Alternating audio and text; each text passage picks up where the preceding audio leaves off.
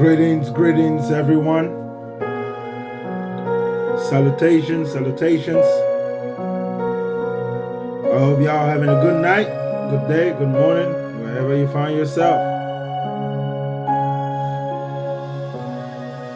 Please tap the screen as you're coming in, and thank you to everyone who's already tapping the screen.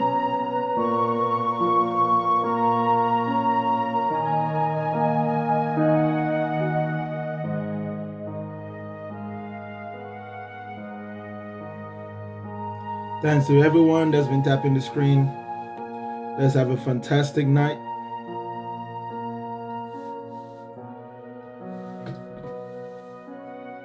Tap the screen. Oh man, if you're about to sleep, I'm sorry I have to do this to you. You're going to have to catch this on YouTube later.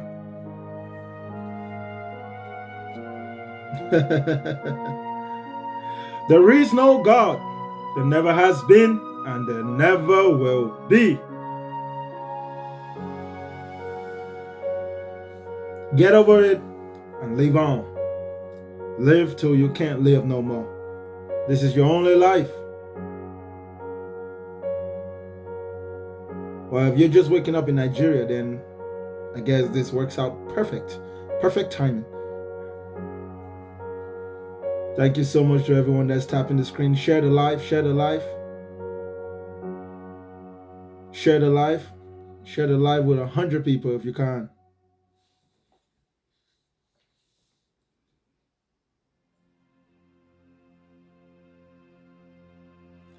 Send your request only if you disagree, y'all. If you come in agreement, do not send your request. The live just begins right now. I just started.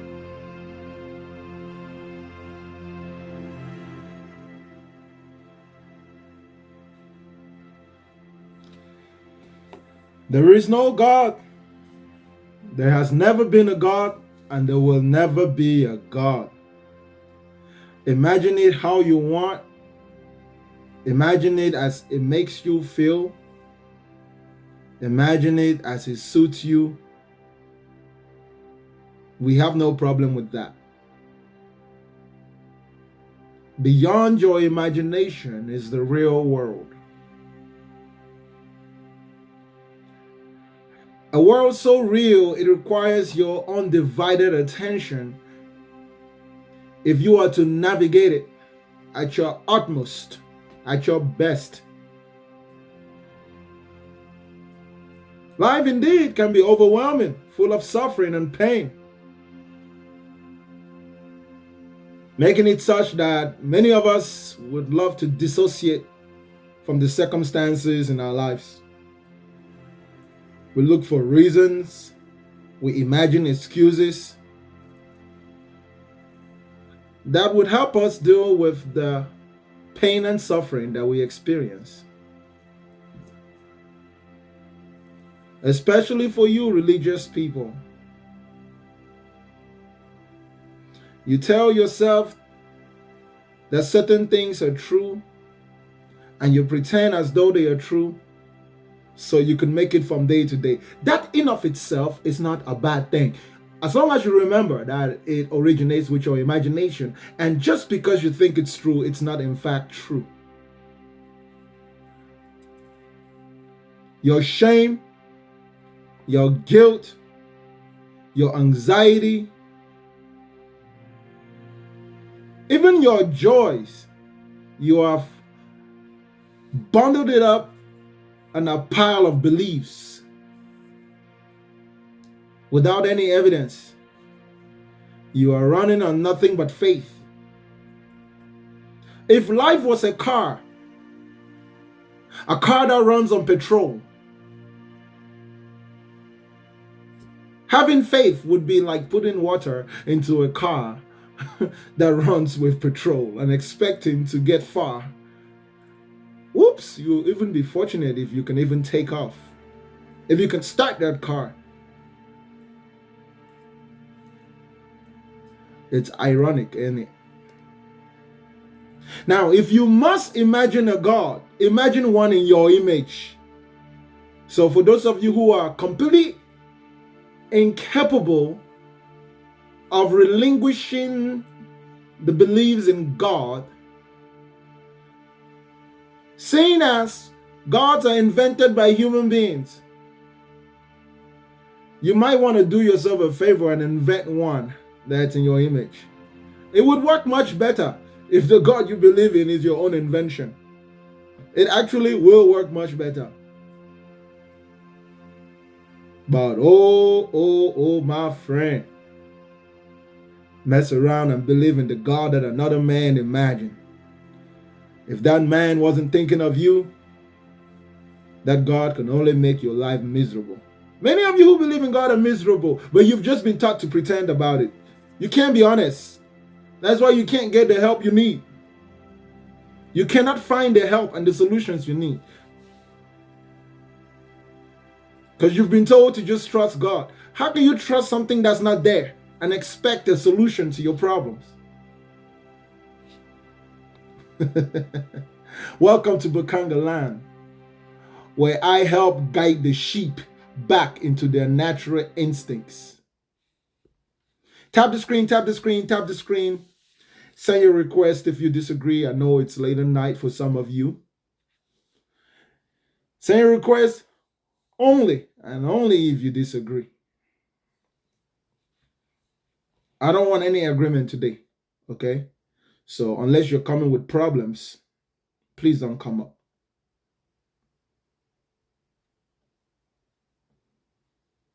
Are there any advantages to believing in God? It depends. It depends.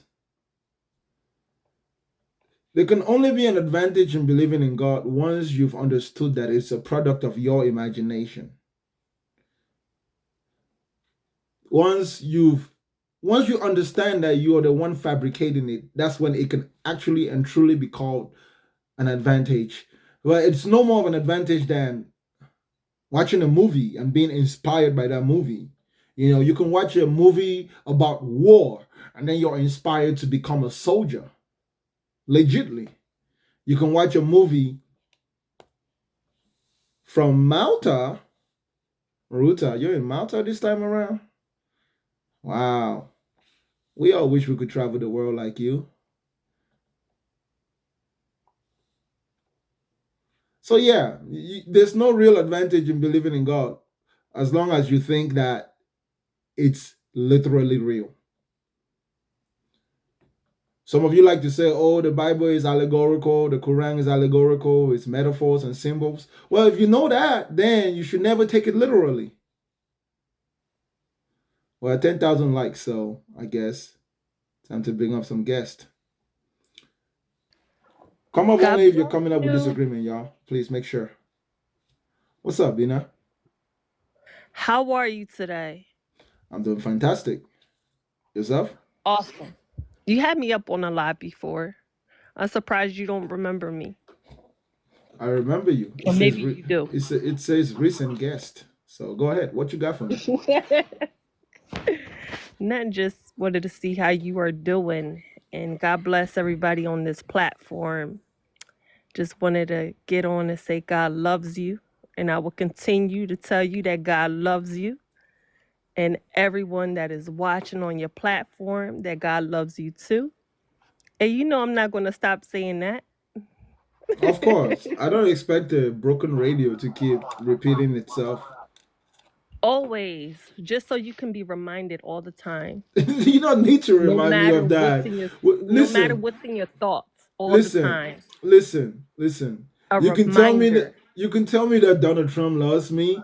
If I don't ascribe any specific value to it, it's no different from noise. So unless your goal is just to try to irritate me, well, you're gonna feel like that because I don't actually mind that.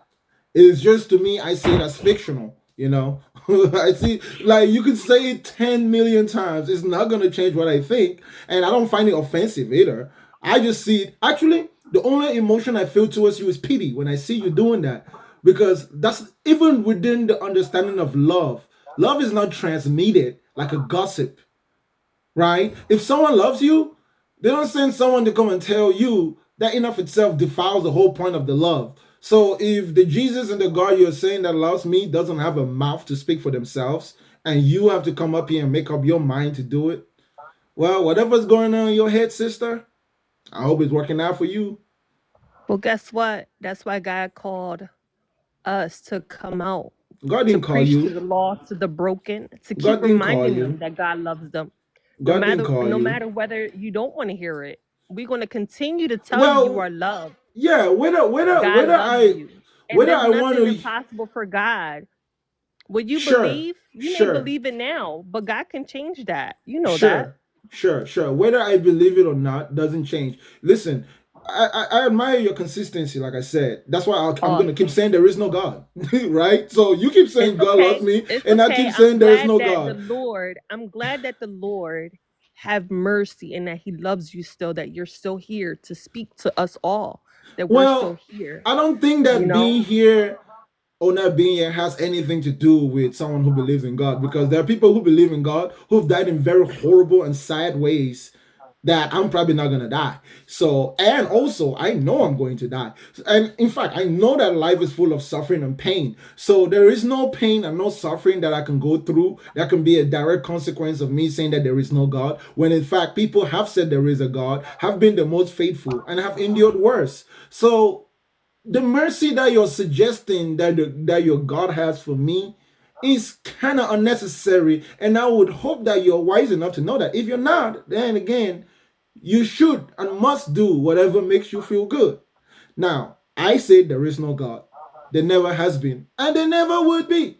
You can imagine it how you want it. You can even imagine one that loves, one that sings kumbaya, one that dresses up. You can imagine him as white, pink, yellow. You can come on TikTok and say God loves you.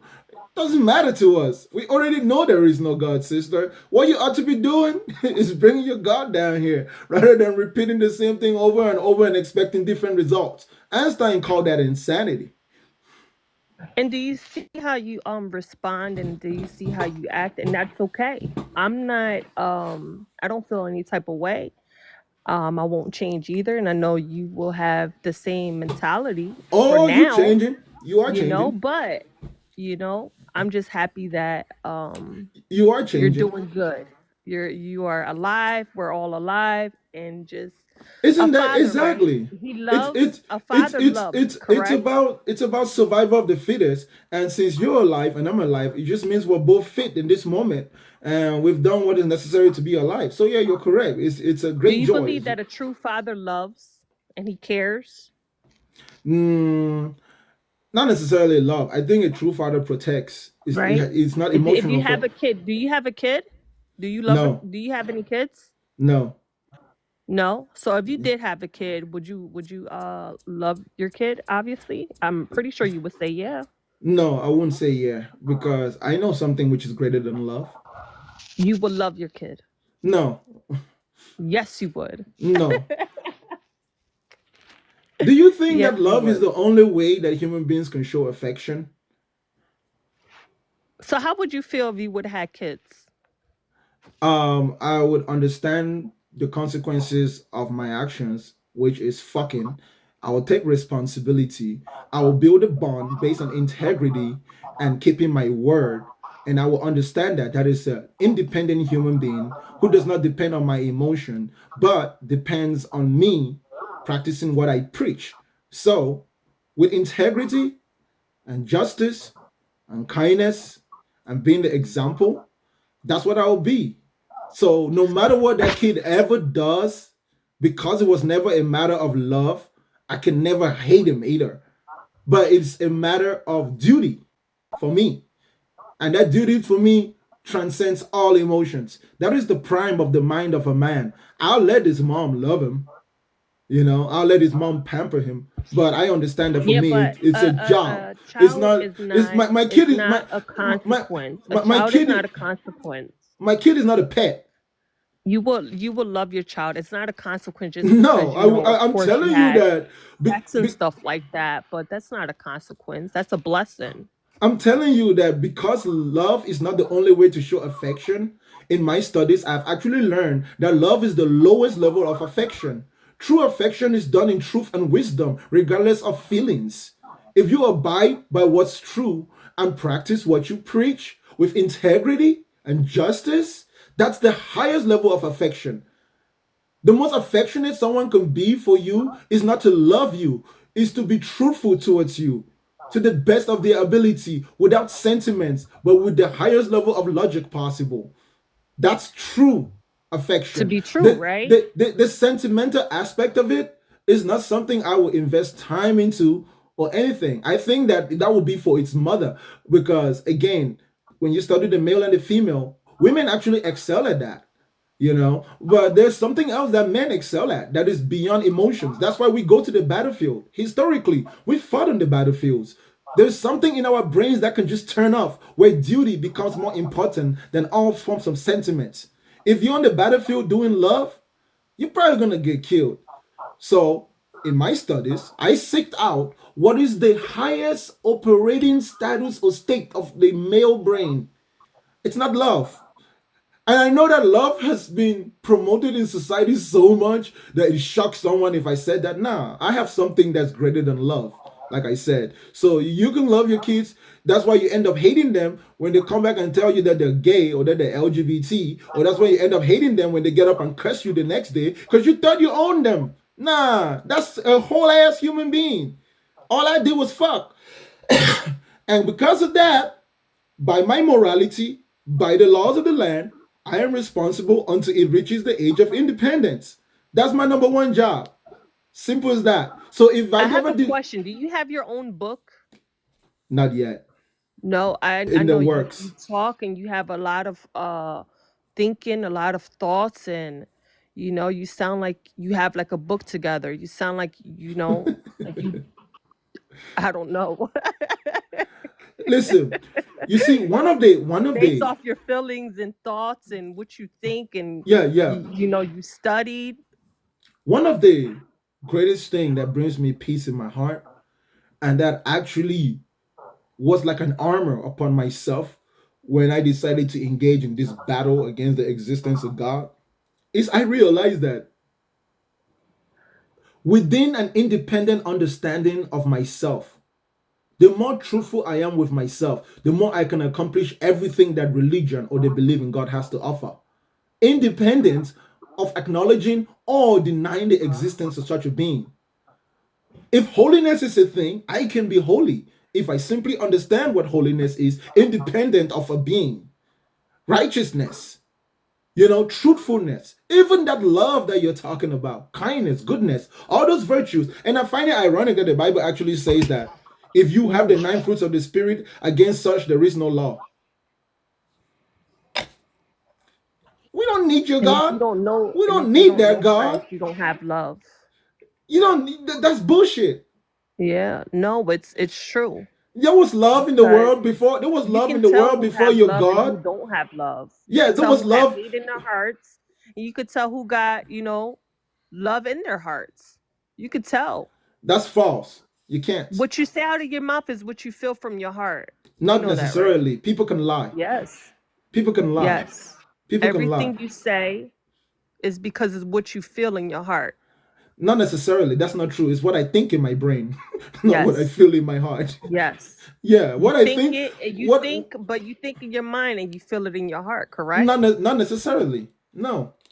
Yes. Hold up. Are you saying to me? Hold up. Hold up. Are you saying to me that you do not have the ability to generate thought independent of your sentiments and feeling? Say that again. Are you saying that you do not have the ability to generate thought independent of your feelings and sentiments? You can't really control your feelings Yes, sometimes. you can. No, Who you told you can't. that? No, you can't. It's Sometimes you called, can't. sister, with all due respect, it's called having a good temperament. That's No. emotion. That's literally emotional intelligence. It's having a good temperament. Controlling your temper with the emotion of anger works the same with every other emotions. You I have know the people that ability can't to control their control your tempers. state of So mind. no, they can't control their emotions. Yes, I you know can. people that took their lives. So no, they can't control their emotions. No, it is I know true. people that done It, things. They sister, can't control their you're emotions. correct. You're correct. It is true that there are some people who cannot control their emotions, but the human being is very much capable of controlling their emotions through discipline. mindfulness, self-control, self-awareness, intentionality. The only way you can control your emotions if you are always spontaneously reacting to everything around you because you're always absent-minded. So everything that happens to you shocks you, takes you by surprise, one way or another. But if you're mindful, there's a level of predictability to life. Things don't really surprise you. Not that much. Like, if, for example, right? If I had a friend that was a thief and they came to my house and stole my money, I'm not gonna get mad because I knew they were a thief and I allowed them to be my friend. And a thief should steal because that's what a thief is. So if anything, I'll just be like, wow, it finally happened. You know what I'm saying? Getting mad is absolutely useless when you knew exactly who they were. That's how you control your emotions. Some people, though, in that situation where they know that their friend is a thief, they invite their friend to their house, their friend steals from them. They had unrealistic expectations, and because of that, they start getting mad and they totally ignore what they knew to be a matter of fact. You knew that your friend was a thief. You still invited them into your house. But they You still did it. They yeah. still did it. You Yeah, know, some they people did it can't because control that's what what they they're do, what they supposed to feel. do. That's how they're supposed to do. That's what they're supposed to do. And if you have that wisdom, you would not generate spontaneous emotions once it happens. If you think it and feel it, you're gonna do it. You can think it without feeling it. No. Yes. That's what IQ is. You see, it's the same type of intelligence that a human brain does when it's working mathematically, which is the highest level of human function in the physical world, in the real world. When sentiment is involved, there's no guarantee of right and wrong. Let me give you an example. You're taking a math exam and you know that you don't know the formula, but you just go with your feelings. You're not gonna get that stuff right because there is a level of understanding that goes behind knowing how to solve that problem, involving you learning and understanding the principles associated with that specific problem. If you didn't have any of that knowledge, no amount of feeling it and thinking it in your head will get you to do it right. So you've got to focus and pay attention to detail. You got to compartmentalize and prioritize thought. Oh boy, I'm not into the thoughts and stuff. But do you agree that you know you're here now and you can go tomorrow? Do you at least agree on that? Do you believe that one day you will go? Believe? Yeah. Is that even an argument? No, do you believe in that? Do you, because there's some people that's like you that think that, Hold up. Let me ask you you a know, question. there's afterlife and, you know, Hold things up. like Hold up. that. Hold up. No, let me ask you a question. They'll be back on this earth again. So hold on. Hold on. Let me ask you a question, and perhaps in the process I can teach you something. How much believing do I have to do to change the fact that I'm going to die? So you do know that. No. I asked you a question. How much believing do I have to do You to don't. All change you the have to do fact is that just I'm going believe. to die? You don't have to believe that much. Just believe as a mustard seed. Do you believe it? Hold up. Hold up. Even if I didn't believe, will I still die? It would still happen. Okay. What if I disbelieve? Will I still die? It would still happen. My belief or You have no disbelief is way. hold up. Hold You up. have no. You have no way to escaping that. Sister, Your mind is believing. not that powerful to, this is what I'm trying to say to you. Your mind, your thinking, the way you feel will be done. There's Believing no or escaping that. disbelieving is a waste of time about when it comes to things which are certain. That's why for me, whether I would die is not a matter of belief. It's a certainty, it's a guarantee. I don't have to invest no thought to it because there is no amount of thinking that changes the outcome. It literally is a waste of brain power, waste of time. Only people that are mentally compromised, overwhelmed by life, full of anxiety and paranoia, think about what's going to happen to them when they die and after they die. You won't be able to think anymore. You won't be able to use your brains anymore. I don't think about what happens to me after I die. No, I don't that's give it. it. I don't give it that much thought. Yeah, that's it. You can't think anymore. You don't have any more thoughts. You're Yeah, and done. all of that information changes nothing. Right. It has no substance to life So what other than happens when you feel you have a lot of knowledge of thinking and feeling and all that, and it comes to an end? And then in reality, you actually do wake up and you hit the reality, as in maybe it's too late for you.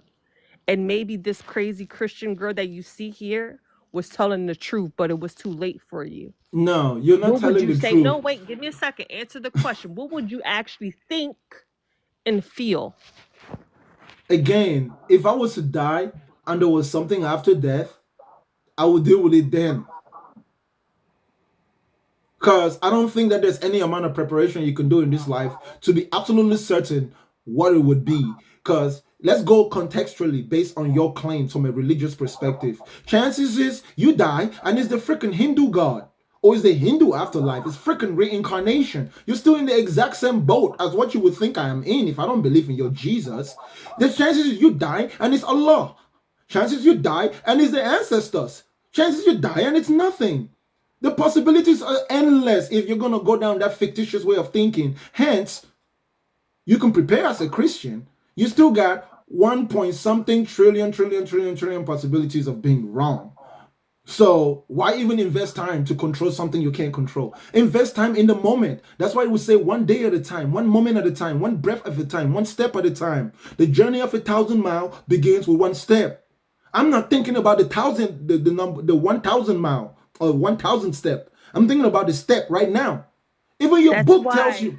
Even your book that's tells you. why since you say you do a lot of studies, that's why you should study first each things before you can come up with this conclusion that there is no God first. I have studied, and I have come to the conclusion. It doesn't actually And take you that much made a studying. conclusion that It there is doesn't. It no doesn't God. take that much So go studying on. to. It doesn't take that much studying to conclude that there is no God. What gets in the way is the emotions and the feelings associated with the belief. The studying part is it doesn't take that much. In fact, you don't need to read a single book. You don't need to go to a single place to figure out that there is no God. You literally just need to sit where you are and tell yourself, no matter what, you will not lie to yourself. That's all you need to do. That you will not make Believe yourself in think God that at one something point. is. You did admit in the other live you did believe at one point in your life Oh, that's in not a God. secret. I was a Christian for 25 years. Yes, you was a Christian. You believed in God at first, and Yeah. you went your way, and you actually have family that raised you up in a Christian home. And the things that you are learning now, it's nothing new.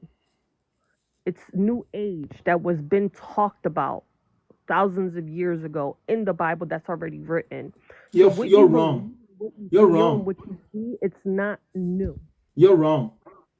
No, it's already written. God, Sister, I don't know. You got your hand on your listen, the microphone. God I that could you barely don't hear believe you. anymore.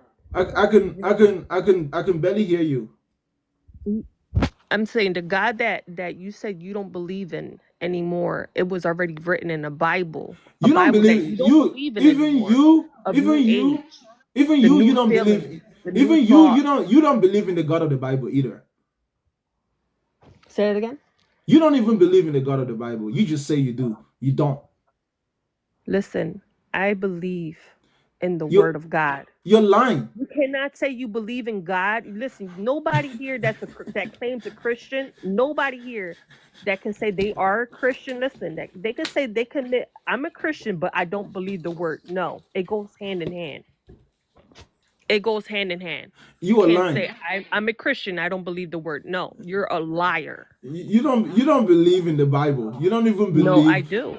I No, you believe don't. I believe in the power of God. I believe that he saved me from the things. You see what you're doing now? Listen, Sister, there's many of Christians, ex-Christians that came to Christ now do the same thing you're doing. sister, regardless of who else has done what I'm doing, I'm telling you the undeniable truth. And deep down in the depths of your mind and the heart you like feeling with, you know you're just pretending. But you think that if you pretend long enough and you just pretend deeply enough, then all of a sudden it will be true. You don't really know. There's that little ounce of doubt in your heart, that little ounce of common sense in your heart. All those rituals you're pulling up, you just got your fingers crossed. You know that. If you go into the most honest part of your being, you know that. You know you don't know. But you've chosen to pick one story and one narrative to run with and pretend as much as possible and hope with all your might and strength that you're right. That's literally the definition of faith. You don't know. You don't even know. Listen, chances is Jesus pulls up today, you see him, you spit in his face. Chances is the person who actually lived 2,000 years ago would not agree with anything that you believe today. That is so false. Let me tell you something. You don't even know, or even probably even read deep in the Bible. That's why you're not literally, Not only have I read deep into the Bible. Do you know how these people in the Bible, they unalive these people, those that believed in Jesus Christ? So you think I'm going to turn my back? I'm a true believer, and where I'm at, I'm in Philadelphia. I don't know if you even know things about Philadelphia. I go out there and I preach in the streets of Philadelphia. That's called you're a true. You are a true people that I'm not even afraid. Even people like you that don't believe. Check this out, sister. And I go up there to tell them Jesus loves you. Check this out, sister. Check this out, sister. You can't be afraid. Check this out, sister. God don't give us a spirit of fear, but a power of love and a sound mind. Check this out. You are a true pretender. I think you don't even know the difference between pretending and believing. No, you don't actually believe. Do you know how? Do you know how? Do you know how? Brother, not even. Sister, wait. Do you know how I know you're a pretender? Tell me. The Bible says you're a pretender. You tell me. You tell me. Okay. What did Jesus say you should do if you believe him? Say that again. What did Jesus say to do if you believe him? Believe with your whole heart that he's the Lord, that he's risen. What does it mean to believe with your whole heart? Believe with your whole heart that he died and rose on the third day, that he lives. What does it mean? What does it mean to believe with your whole heart, regardless of what you're believing? What does it mean? He did? Okay, so you're muted. I'm sorry. So God of the Bible, Jesus Christ, right, done many things. In order to believe in someone, you got to believe that he did do it. You can't just say, oh, I believe in Jesus Christ and that's it, but you don't believe the things that he did or said. You have to believe with your whole heart first. You can't just read. That's what I asked you. That's what I asked you. No. What does it mean to believe with your whole heart? You got to believe every ounce of word, everything he did. You got to believe that he is real. Hold up. You have to believe everything he said and everything he did, right? Yes. Okay, good. Believe in him. Believe in him. Hold up. Is there a difference between what Jesus says and a difference between what Jesus says and what somebody else says that Jesus says? Hold on. Say that one more time. Is there a difference between what Jesus actually says out of his own mouth and what somebody else says that Jesus says? It's the same, because Jesus could use somebody. No. Let's not go based on could. Let's go on matter of absolute fact, because we know other human beings can lie. So based on your belief system, here's the only one. If it's biblical, it's true. And no. Somebody can say something that's not aligned to the Bible. Sister, hold up. Again, don't take the credibility of the Bible and put on other human beings, because clearly there are people in the Bible who lied. Who? Okay. Listen. Follow with me. The Bible was inspired. Sister, follow with me. Follow with me. Okay. First of all, the Bible doesn't say it was inspired by the Holy Spirit. Yes, it was inspired. No, it doesn't say that. Hold up. Follow me carefully. Yeah. Is there a difference between what Jesus says and what Paul says that Jesus said? Who is Paul? It doesn't matter who Paul is. Paul is not Jesus. The point is there a difference between what Jesus would say to you and what somebody else would come and say to you that, well, you weren't there, but God told me to tell you? Is there a difference between that? He's a follower of Christ. God used them. Sister, Whatever regardless says of is what... God's mouth. Basically, this is that. This is Sister, what I'm trying to say. please hold up. No, please be patient with me. You're not understanding my question. You're not understanding my question. He's saying. You're not understanding my question. Regardless of what that person claims to be, regardless of what that person has done, if they are not perfect like Christ, if they are not literally a human being that you would consider to have been perfect, is there a difference between the words coming out of the mouth of a perfect being and the words coming out of the mouth of an imperfect being? Is there a difference? Yes, if it's a believer, yes, it's coming out of Jesus' mouth. Sister, listen. Please be direct with me now.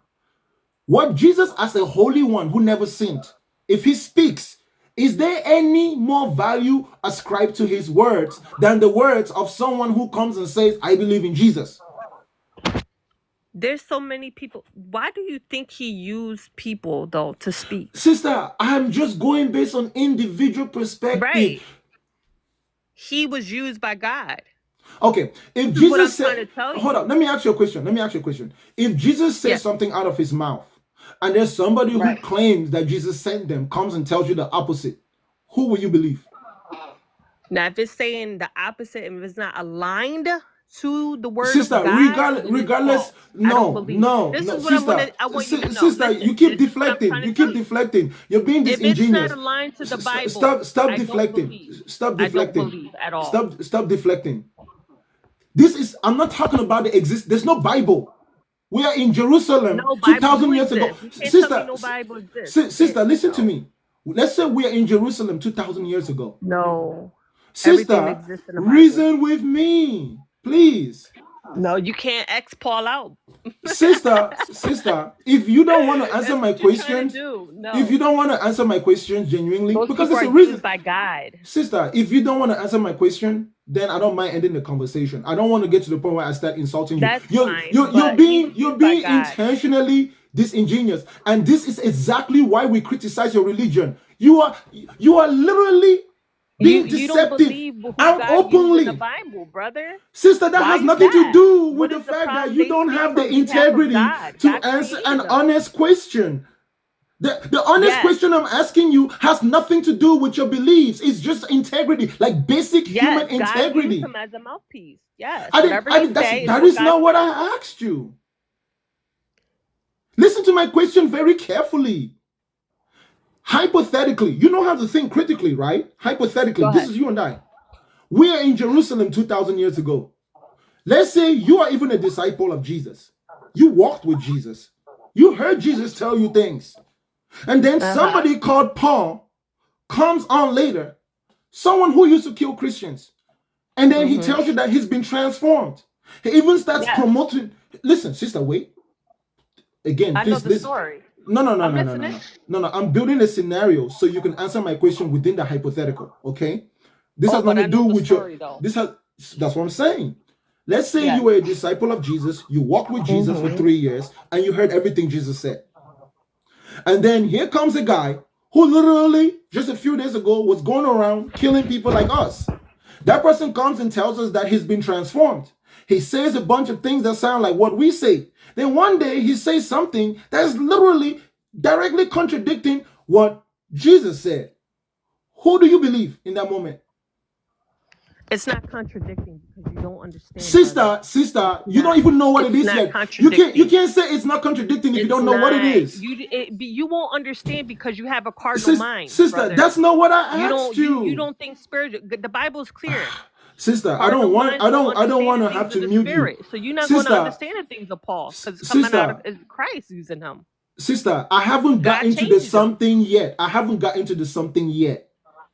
I'm still just asking you based with no specific thing yet. I'm just talking based on the fact that if you heard Jesus say something and someone came and told you something which was different, regardless of that person's credentials, who would you believe between those two people? So when you say he says something different, tell me, what did he say? Before I tell you what he says, I want to establish No, who I you need you value to the most. explain to me. I can't say yes and no. No, you got to explain to me. That's all. Sister, What did he regardless of, say? listen, are you saying that Paul is equal to Jesus in your eyes? No, I need you to answer the question. Sister, are you saying that Paul is It's equal to not. Jesus No, I'm in not your saying that eyes? he's important. He's used by God. So you're trying Sister, to say he are said you something. So I'm saying, trying to are you figure out what it, saying, because I know the story. sister, are you saying that Paul is equal to Jesus in terms of credibility in your eyes? We are all equal to God. Well, the believers. I'm sorry, not the unbelievers. You are equal to God? We are all one. You are I equal to can't. God? You ain't gonna understand that because you're not a believer. No. You know? Or maybe you're We are just all one. bullshitting and what you're saying is nonsensical. And you think that because we disagree with you, it means we understand what you're saying and it's nonsensical. I No, understand you don't you. understand because you would understand the Paul. You would Sister, understand his story. sister, are you saying that you have the same credibility as God? No. Brother, let me tell you something. No, don't Any tell me Christian something. you If you're pull not up willing to here, answer my question, I don't want to they're listen to gonna your tell preaching you either, sister. anything about Paul, Sister, are you Mark, saying Luke, you are equal and to John, God? and all of them. Are you saying you're equal to God? We are part of God. I didn't ask you if you were a part of God. It's English comprehension, okay? If you don't know English, you let me know. Are you saying that you're equal to God? That's the question. Yeah or No, nay? we are a part of God. I didn't ask you if you were a part of God. I asked you if you were equal to God. The answer is yes or no. We are parts of God. I don't care about that. I only care if you're equal or not. No, so my answer to that is no. We are part Okay, of God. if your answer, I don't care about the part of it. I only care about the part where you said no. Question, Okay, so sure, you're not equal to God, right? Next. Is Paul equal to Jesus? I just said no for the last time, brother. Okay. Let's say Paul and Jesus disagree on something. Who would you believe? Why would he disagree though? Because Paul was in the flesh. He wasn't perfect. So it's possible that Paul and Jesus would disagree. In the Paul himself says it. Before he had the encounter. If after he had the encounter, he still said he had infirmities. There were thorns in his flesh. Jesus didn't have any thorns in his flesh as a human being. He had what? Paul said he had thorns in his flesh. He says, the things I want to do, I do not do. But the things I don't want to do is what I do. That's why he was explaining. He spent a lot of time explaining the battle between the flesh and the spirit. It's a constant battle from his perspective. Spiritually, not from his spiritually, body. Physically. Spiritually. You gotta understand the Bible. You can't take it out of context. You can't take it out what you think it's wrong. Sister. But it's you are the one. To correct you. That's all. You are the one. I know the Bible. You are the one. Story. You are the one who is taking it out of context because you've been domesticated and trained that if you find any inconsistency, sister, let me finish talking, please. I was just trying to let you know. Let me finish talking, please. Let me finish talking, please. Listen. There is nobody more dishonest than a Bible believer. Because when you find something contradictory, you ignore the inconsistency and then you try to rationalize it, even if you have to make up a bunch of bullshit. So the moment you talk to a Christian and they say to you that, oh no, it's spiritual, that means that if you look at the text for what it says, it actually contradicts what they will claim. So you go to the spiritual argument to try to make it make sense because it doesn't make sense if you simply read it as it is. Though your Bible says to you, no scripture is of personal interpretation. If the scripture doesn't say it was spiritual, it is not spiritual. That's what it means. If you interpret that scripture as spiritual and then another Christian interprets it as literal, now you are all giving us your personal interpretation. You just don't know how to read English. Your Bible, I can read. Listen, sister, based on your Bible and what it claims, I can read that Bible and get exactly what it's saying as an unbeliever. You can also read it and get exactly what it's saying as an unbeliever because no scripture is of personal interpretation. The scripture is exactly what God intended to be written. It requires no further interpretation. In terms of putting it to practice, the scripture says the Spirit would then lead you on how to put it to practice. But as far as understanding it, any human being can read it and understand it as long as you can read that language. No, that's what it means. Understand it. The Bible is clear that the cardinals can't understand the things of the spirit because if you did, you wouldn't say it contradicts itself. That's first off. So that's a lie. Sister, what is a contradiction? What is a contradiction? Correct. What is a contradiction? You kept saying it contradicts. What is a contradiction? What is is a the contradiction? opposite of what is the opposite. Okay, let me ask you a question. Are you saved You by don't believe in works? Paul. That's what it's coming out of. You don't believe in Paul, brother. Sister, I'm trying to get somewhere. Do you believe in Paul? sister, I'm still talking. No, I want to ask you a question since you're stuck on Paul. I just asked you what a contradiction was. Let me finish with my follow-up questions. He contradicted Jesus, right? So do you believe in Paul's teachings? I haven't said anything about that. Let me finish what I'm saying. I'm just asking you, brother. Calm down. Sister, I don't believe in the Bible. That's a weird question. Say that again. I don't believe the Bible. Well, but guess what? You know some stories about Paul, huh? Because I've read the book. It's only natural that if you're gonna criticize something, listen. No, Bina, I'm sorry. I'm gonna have to do this to you. I'll mute you every time I want to talk because you just keep rolling on. Okay? I asked you a question. What's a contradiction? You said the opposite, right? So now let us go into the Bible and let us look for contradictions. That's it. That's it. We don't need to keep jumping left and right. You already know that I don't believe in God. You already know I don't believe in Jesus. Why will I believe in Paul? That's a weird ass question. It's like you're not following with the conversation. Bina? Okay. You're right. Okay. Contradiction in the Bible. Okay. Let's deal with the contradiction. You said a contradiction, a true contradiction is something which is contrary, right? Yes, exactly. That's what. So two things cannot. Maybe not that verse, but something and its opposite. Something and a claim cannot be true, and the opposite of that claim also be true about the same thing, right? That's a contradiction. This conversation is not getting nowhere. God did use Paul. Paul's in the Bible. Sister, let me ask you my question. Answer the question. Don't believe in it. And Matthew, you probably don't believe in Matthew. What in the cognitive dissonance is going on here? You answer the question. Let's deal with the contradiction. But it's not though. Let's deal with the contradiction, sister. Sorry, I'm not gonna let you just ramble on. If you don't want to talk, you can just leave. If you're gonna stay, keep quiet. Let me ask you a question so you can answer. Bina? To ask a question. How did Jesus say you are saved? How did he say that I'm saved? Yeah, how did Jesus say a person is saved? How do you enter the kingdom of heaven according to Jesus? So according to the word of God. No, I said according, sister, please. I said according to Jesus. Stop changing my question. Stop doing that. No, Jesus is the word. No, sister, I'm talking about the scripture, literally the scripture. I'm not talking about your interpretation. I'm talking about what's in the Bible. I'm not talking about your interpretation. What does Jesus say? Not my interpretation, brother. Calm down. Sister. And we are. I will not do this. No way. We're not doing this. If you just want to keep lying, we've read the book. Jesus only speaks literally as a human being prior to his death in Matthew, Mark, Luke, and John. I'm asking you, according to Matthew, Mark, Luke, and John, where Jesus is actually still a human being before his death, he goes around teachings. In his direct teachings, first person, not through a medium, not through a so-called ghost spirit. How did Jesus say you would enter the kingdom of heaven? I can't ask you a question about Jesus and then you're trying to give me mumbo jumbo. I'm not a fool. Pure in the heart, clean hands, clean hearts, living righteously without sin. Is that what Jesus said? Yes. Give me chapter and verse.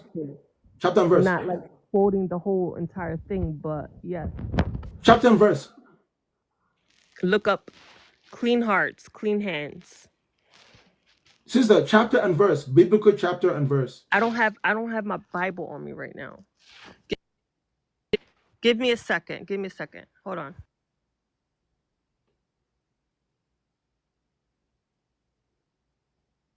Listen, I am allowing her to continue because you Christians, you people are the most dishonest human beings in this world if you behave like this lady.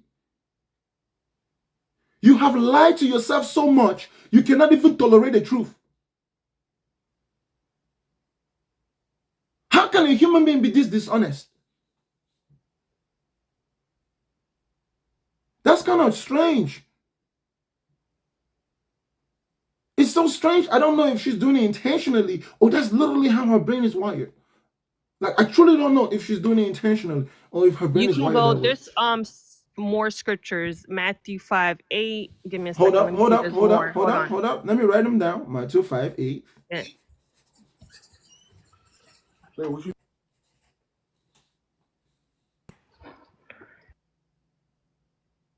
Oh no, I'm here to show you that your religion is a lie. And though you are emotionally attached to it, it is still a lie. It is a lie. The things in the Bible are lies. There are more lies Hold in the up. Bible than Matthew truths. 5:3. Read all that up to 30. You're gonna see it. You gotta read it. Matthew 5:3 to 30, Yeah. right? What does it Yeah. say? Give me a summary of what it says. Oh, he gonna be breaking my butt. Okay, hold on.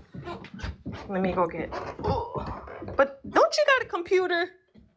Sister, you're the one who told me Give what me a it second. What said. is it's in Hold here? up. You told me what it Want me said to without put knowing something what else? it is. Oh, hold on.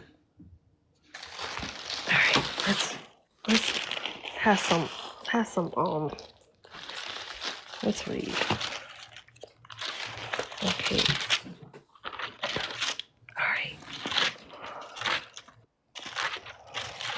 Okay. Okay.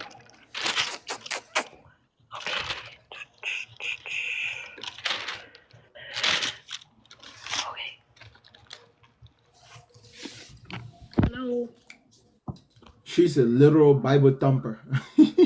So, yeah, I got my Bible. So if you read Matthew 5:30. All right.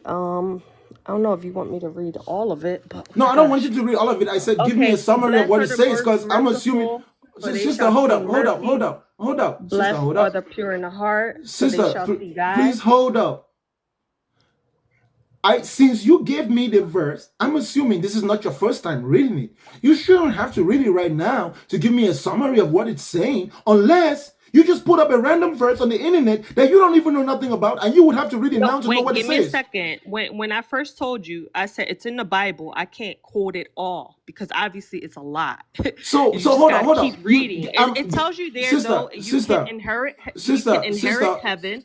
Sister, You hold told up, me to please. pull it up, so I am. So what's the Sister, problem now? what was my question? You said how can we go to heaven? Right? How can we be saved? I How do we said, be saved? how did Jesus say? What did Right? Jesus say you have to do in order You to gotta have a enter pure the heart. kingdom of heaven? Yes. Right. So So read the what? verse. Give me a Read the summary verse. of It's what. right there. Give me a summary of what Matthew chapter 5 Blessed are says. blessed are the peacemakers, for they shall be called sons of God. Blessed are those who are persecuted for righteousness' sake, for there is the kingdom of heaven. There's many more verses throughout here. Hold up. Did he say For they blessed? shall Hold up, inherit hold up, hold up, hold up. earth. Say that again. Say that again. Read that again. Read those What two happened? again.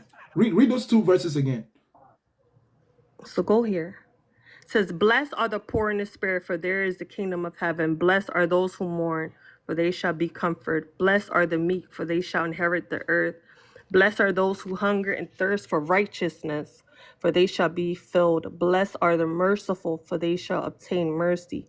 Blessed are the pure in heart, for they shall see God. Blessed are the peacemakers, for they shall be called sons of God. Blessed are those who are persecuted for righteousness' sake, for there is the kingdom of heaven. What is And if you righteousness? keep going on, Hold up, sister, hold up. Sister, pure in the please heart. calm down. Huh? What is righteousness? Righteousness, it's like oh gosh, how I don't know the right term of it. Yeah, you don't know. Doing right. Okay, so he said, "Blessed are those who are persecuted," Righteous. or those. Yeah, what did he say again? Blessed Blessed are the meek. What did he say that again? Wait. What else does it say? It says a No, lot no, on there. no. Right? What did he say? Read the part about righteousness again. Hold on. Those who are Blessed are the persecuted for meek. righteousness' sake, right? Blessed are the pure in heart, like I said, right? No, I'm Let talking me about hear it. the part that says righteousness. He said, "Blessed are those who are Right. persecuted for righteousness' sake." Right?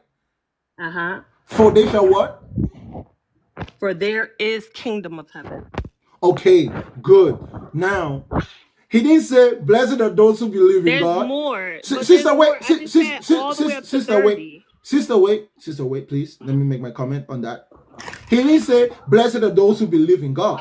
He didn't say, "Blessed are those who go to church." He didn't say, "Blessed are those who go down the street to No, preach." there is in the Bible. It Sister, says, let me finish yes, talking, it is. please. There's many Please. verses there. Sister, let me finish talking, please. Go ahead.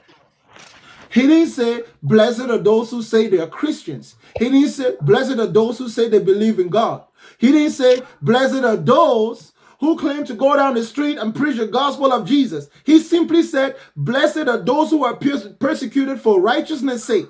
And righteousness, it simply means to do the right thing and abide in it, right? So anyone in this world who always does the right thing to the best of their understanding and abides in it and are persecuted for it, that verse also applies to them.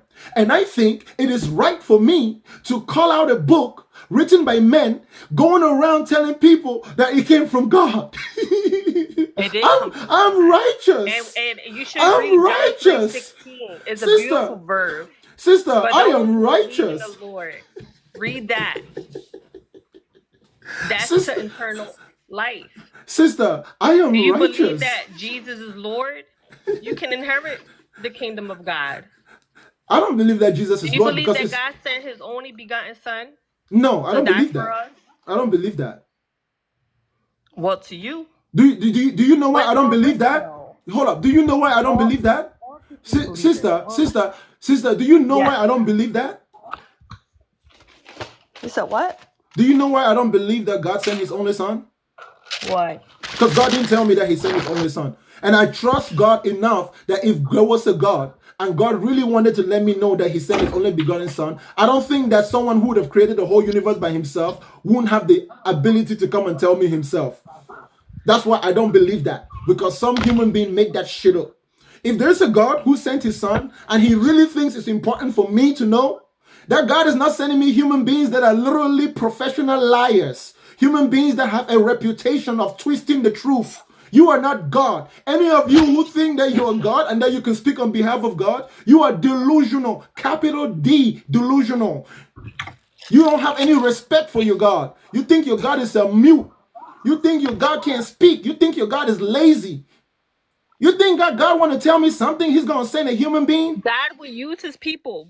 So you don't think you're worthy? Who did God use? Who did God use to create the world? You don't think God can use you? Sister, who did God use to create the world? You limit God. Stop trying to limit God. Who did God use to create the world? God will use anybody. Sister, who did God use? He used animals. Sister, answer my question and stop rambling on. When God created the world, when your God created the world, who did he use? But no. Sister, one last chance. Don't stop making me ask the question 100 times. Yes, when your God created the world, who did he use? When he created the world? Who did he use? He did it himself, right? He spoke. Hold up. He didn't use anybody. Sister, exactly. My point is that to existence. Sister, my point is that he Genesis. did it. Sister, okay, let's go to Genesis. Sister, what the fuck? No, Calm down. It wasn't nobody. I'm gonna read Genesis. I didn't ask you to read Genesis. Don't read no Genesis. Let's read the word. No, we're not gonna read it. Damn. No, wait. Why you mute me? Because you're being disrespectful. I'm going to show you who was the creator. I don't do that. That has nothing to do with my question. You're trying to deflect from my question. You said, who did God use to create the earth? I didn't ask. I asked you a question. Did he use someone or did he do it by himself? Again, God spoke. Sister, listen. Did God use someone or did he not use anyone? That's the question. No. Why would he use someone if he's God? Sister, the question is not why. The question is, did he? Yay or nay? No. What Okay, made you good. think that? That's the What answer. made Once you you think say he no, needs somebody to help once him? you say no, you keep quiet. No, I'm asking, what do you think? Why do you think God needs help to create the earth? Sister, if you would freaking shut your mouth, you understand that you are making my point. If God did not need help to create the earth, why the fuck would God need help to let me know that he sent his son? Because he did. Because you won't believe. Even if he Sister, was in front of you. sister, answer my And he's fucking trying to give you question. warning to put Sister, through answer the people to freaking warn you question. when he comes and what's going to Sister, happen. It's too late for you. sister, please answer the question as it's been asked No, to you. he has to If use if people. your God did not need help to create the world, which I would imagine takes significantly more effort, why would your God then need help to let me know when he knows that he really has to let me know in a way that I will not doubt? Why the fuck would he send someone rather than doing it himself? Because I'm pretty sure he spoke to you many a times, but you were ignorant. And you didn't Hold up, believe hold it up, was hold up, him. hold up, hold up, So hold he up, hold used up, hold up, people, hold up, hold like up. me to come here to tell you Sister, again. sister, I'm pretty sure you had an encounter sister, you are pretty with the sure. Lord. Oh, sister, wait. Let me show you to you why your religion has literally made you such a liar. You don't even realize when you're No, lying. not even. What you believe in the new age is a liar. That Sister, devil that you believe in is a liar. sister, when you say you're pretty sure, are you saying that it's true that he revealed himself to me, or are you saying that you think? Brother, what? Do you know, as a matter of fact, that God revealed himself to me and I was ignorant, or that maybe God never revealed himself to me? Which one is it? I believe he revealed himself to you in a certain way. I don't I'm know not what was asking that you. I'm encounter. not asking you about your feelings. I'm asking you about the fact of I'm not telling reality. you about my feelings. I'm not Okay, telling you about my feelings. did God reveal It's himself not to about me? my Yes or feelings. no? No, it's not my feelings. Did God I know reveal he himself did. to me? Yes or no? He did. When? You tell me. Hold up. He never revealed himself to me. He never spoke I to have you. never fucking met a person whose name was God telling me something. Since the day I was born, even when I was a freaking Christian, I never met a person whose name was God. That's my genuine, most honest truth. I have Do never you met a know person. when you leave this earth, you're going to have accountability? You're going to be held accountable. Bina. You're Since going to the be held day accountable. I was born, I have You know never that. met a person in whatever shape or form, like that I am in my right senses. I met a person who said to me, I am God, and I am here to let you know that I am He. I have never met a person that I can You was a honestly and believer truthfully say 25 is years. So identify obviously as he revealed God. himself to you, brother. You confessed you was a believer 25 years. So he did reveal himself to you. Sister, I was a believer because I was born in it, indoctrinated in No, it. stop it. Sister, Stop. Don't do that. Don't do that, brother. Don't do that. just keep quiet. Let me talk. I was a Christian for the same reason you're a Christian.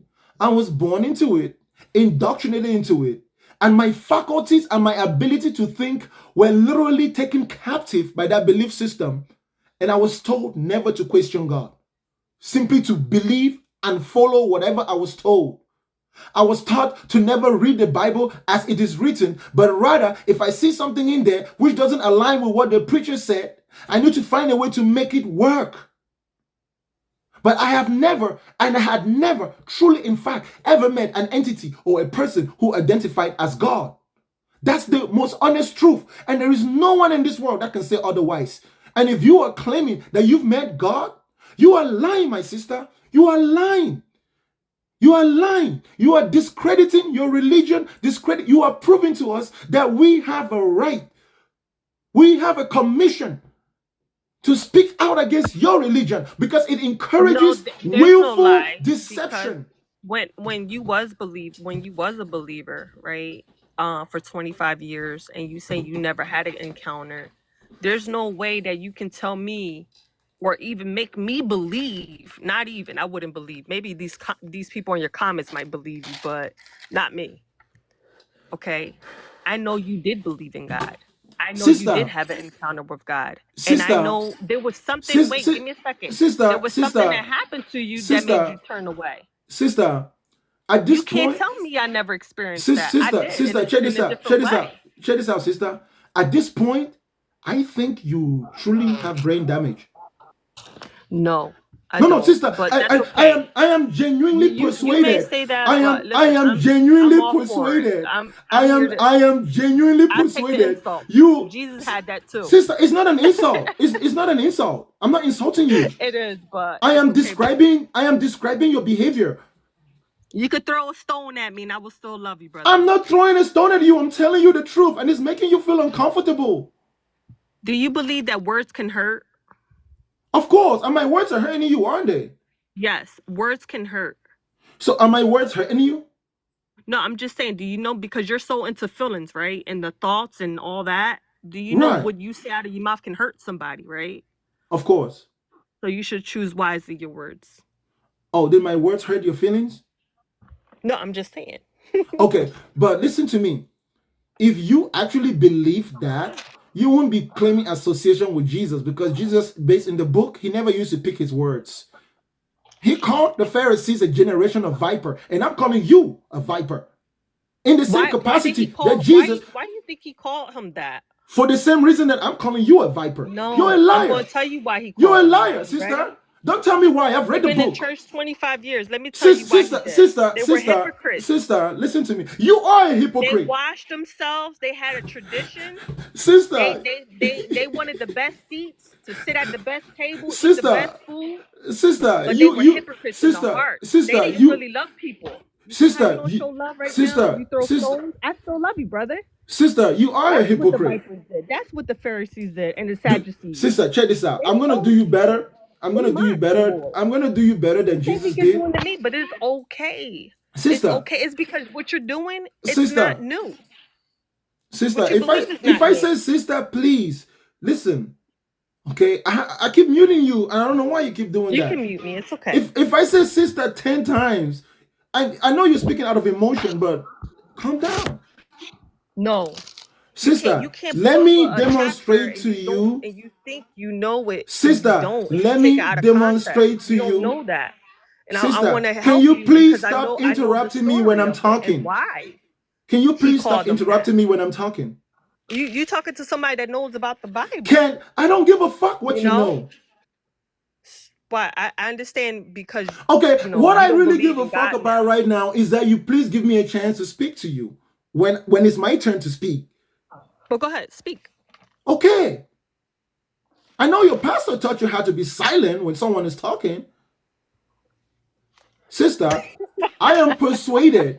I can demonstrate to you right here, right now, in real time, if you have the ability to be honest, that you are a capital H hypocrite, just like the Pharisees. I can show you how you are exactly. In fact, I'm about to show you how when you read the Bible, sister, wait now, let me finish talking. I'll give you a chance. I can demonstrate to you how when you read the Bible, the people you should associate with the most are the Pharisees and the demonically possessed people in the Bible. Those are the people that describe you the best. You do not behave, act, sound, talk like someone who would have been a true believer of Jesus.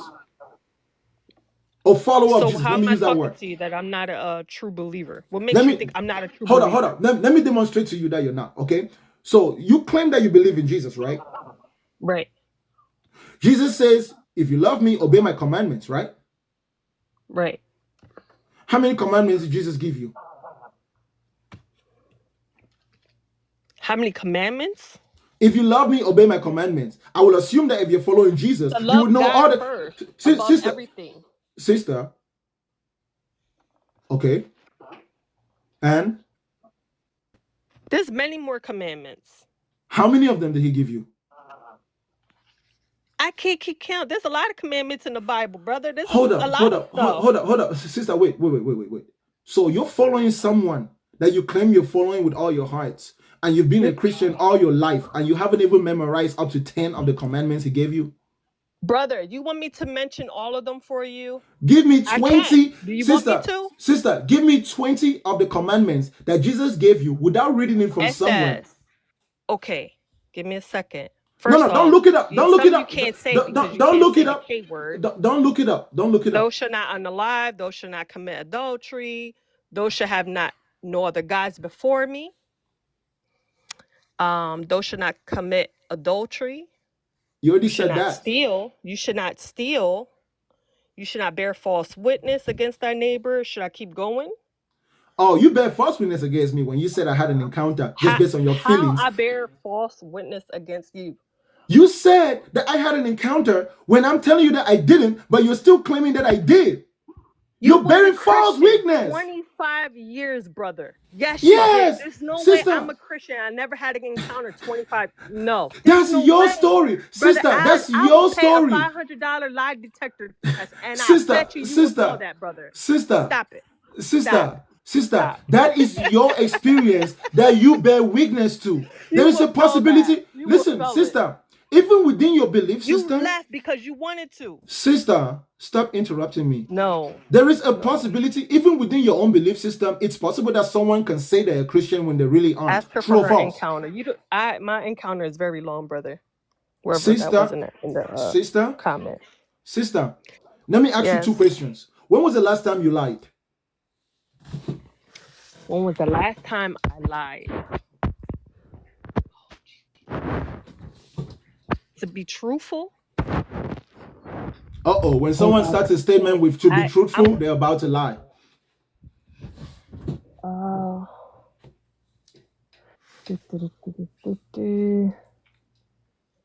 I don't really lie that often. I know I lied one time. Don't judge me. Don't throw a stone at me. I did. Yes, I lied one time, like a couple months ago, but it's not an everyday. Do you know why you give me extra information that I didn't ask you? No, I did. I don't know what month. It was not recent. Let's just say it wasn't recent. Do you know why you're talking a lot when someone asks you a simple question?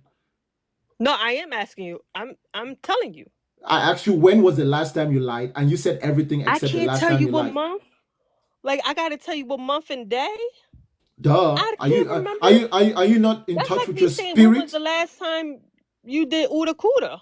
You ain't gonna tell me the day and the time. Sister, doesn't the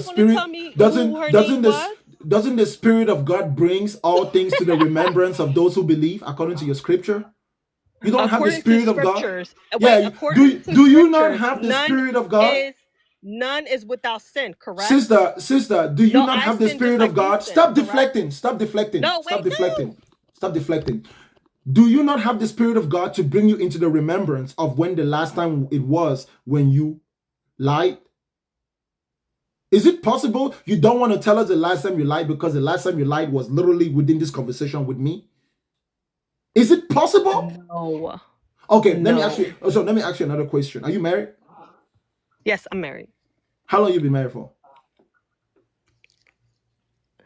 My anniversary is coming up, actually. So 7. 7 years. Yes.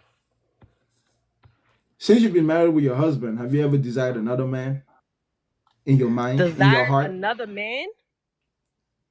Sexually, have you ever looked at another man and desired them? Brother, this is PG. I'm married. No, this is honest. No. I'm going to tell you this. Don't run away.